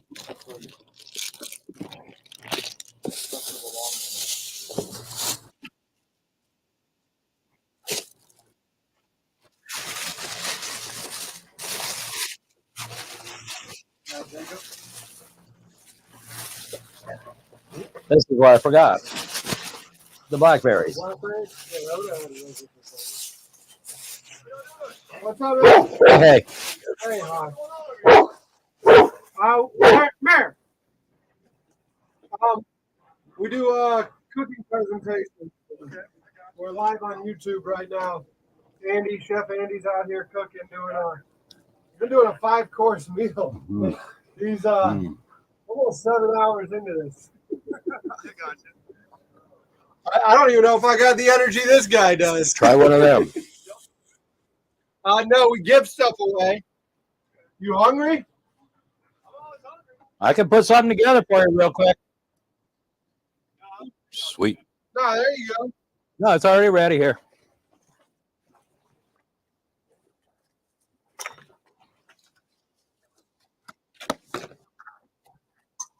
Well, a little bit more. No problem. Long enough for me to get this. No, last July I did it, and this July I do it. I do a little live stream marathon, bringing chefs out, cooking with them. I'm not in any one particular place. I don't really have a set schedule. There with the berries in there. If I'm out, come say, hey, we probably have food. So, pick one or two and slice it up for them. Yeah, sure will. I'll take them too. You gonna slice it on a bias like I do, or like? Sure. We're going to get you started here with the heirloom tomato and bacon salad. Okay. Little concoction I came up with a couple days ago. Figured we'd try it. I needed more bacon. Yeah. Not the boat, just that dish. Derek's the one in charge of the boat. He's the one you'll see out here tomorrow. I'm Luke. Nice to meet you. Hey, Luke, I'm Andy. Now, hang tight, and I'm going to get you some sausages here. Okay.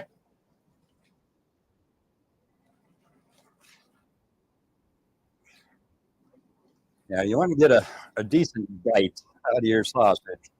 Go ahead and turn your knife. They say to rotate your product as you make your cut to change your cut shape and size and length. But look at the size of that bite. You don't get that just from dicing down.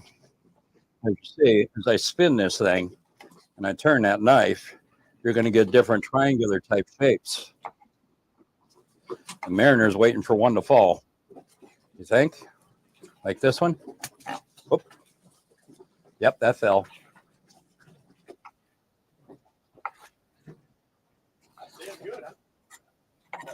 It just hit me. Tomato and bacon together. So I figured, okay, what can I enhance it with? Because tomato and bacon together, I may as well make a BLT then.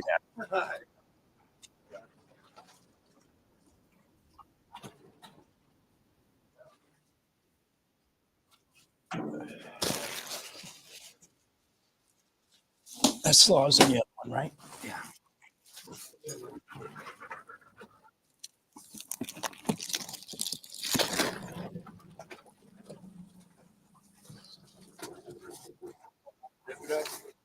He was out on the other side of the bridge.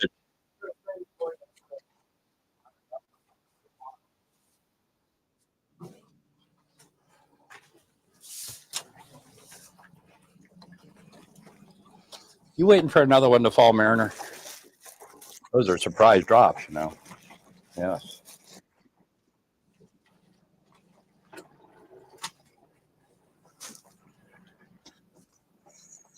No, we made coleslaw two different ways. Made a sweet and sour and a standard creamy, but it's creamy my way, and it's the way I've always made it. It's got celery seed in it. Okay, so you're going to have a bite or a taste that you didn't know about, and that's where it's from.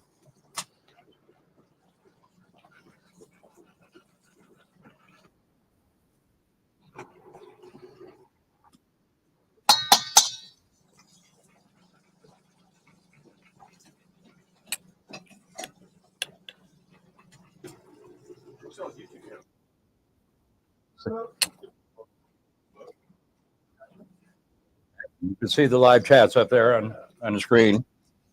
I came from the live chat.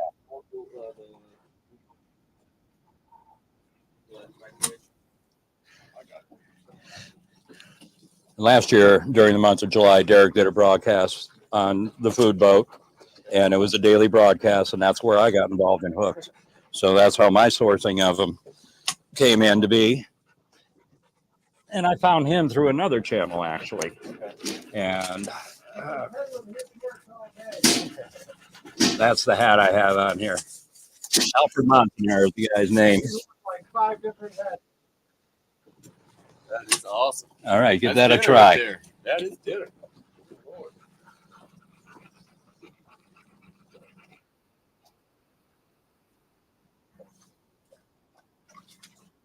Derek, that's Derek Sausage. He retails those to stores, restaurants. It's wholesale, right? Yeah. Yeah. Well, you're right. That creamy coleslaw, that's different. That's real different. Thank you. Yeah, the celery seed makes a big difference in the flavoring on it. And I don't like a coarse coleslaw, so I do chop it down fine. It allows more of the flesh to actually absorb the liquids.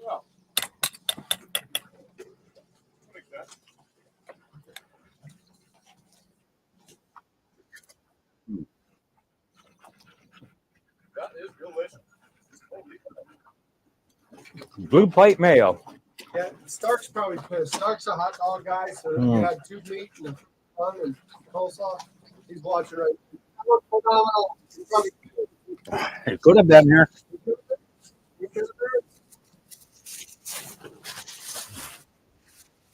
All right. Maybe later we get a little bit of soup, so you can take that, give a sip on it.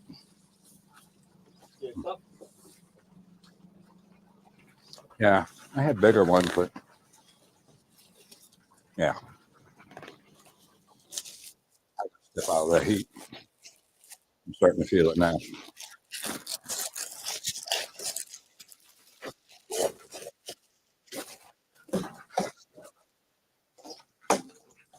Would you make it? I'm just going to ladle him a little bit of this soup so he can try it.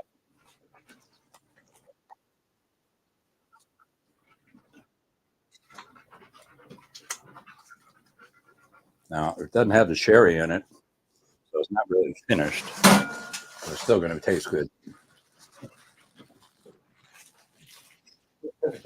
Mariner beat me to it. There was a pile of I know I dripped it there. clean up and Mariner went right to it.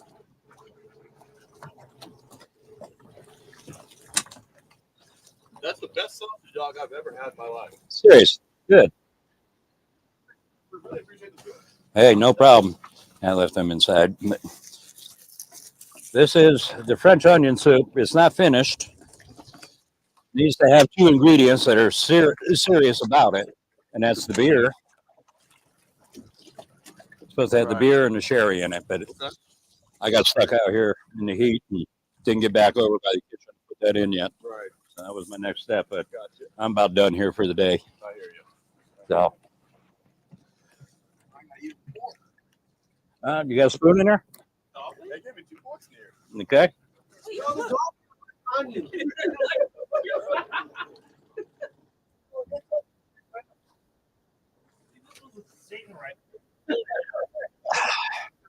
heard you say it's the best sausage dog, and they're like, I can do some of that.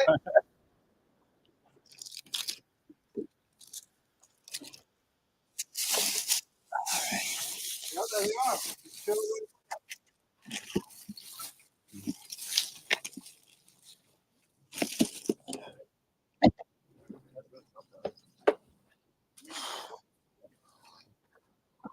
Cooking's fun. You can share with people, right? That it is.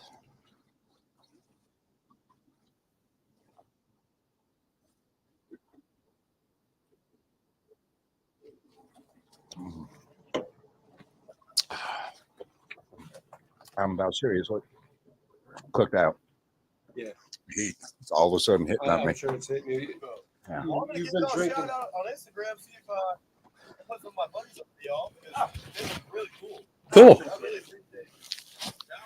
Yeah. Let them know about the food boat. You never know what's going to be on board or who's going to be on board. Dolphins are right back behind you again. Come say hey. Yeah.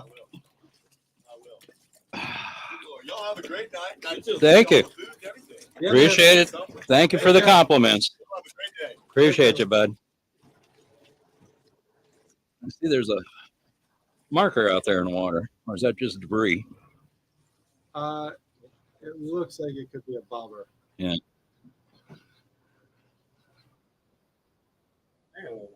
Huh? He's wanting another bobber. Oh, look at that, man. Oh, you're doing so good on it. All day. Teresa's like, sharks! There's sharks! No, she's asking about they're dolphins. Did they see it? Yeah, they saw it.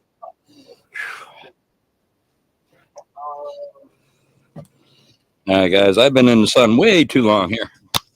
I'm starting to really feel it. All right. Where's that mic? It's on the hat. We're going to give an outro. We'll just go ahead and end the stream here. All right, guys. It's been fun. Thanks for joining us today. I really am happy that I made the trip. Been a challenge, been an experience.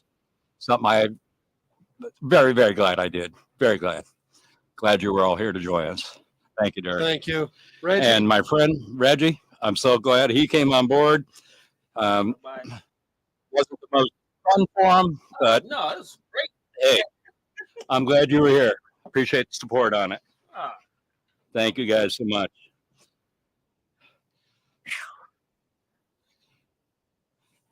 Yes, sir.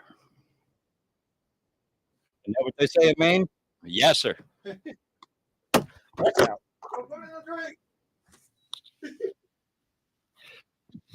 All right. Who's here? Take a shower or jump in. Uh-huh. Yep, they are, David.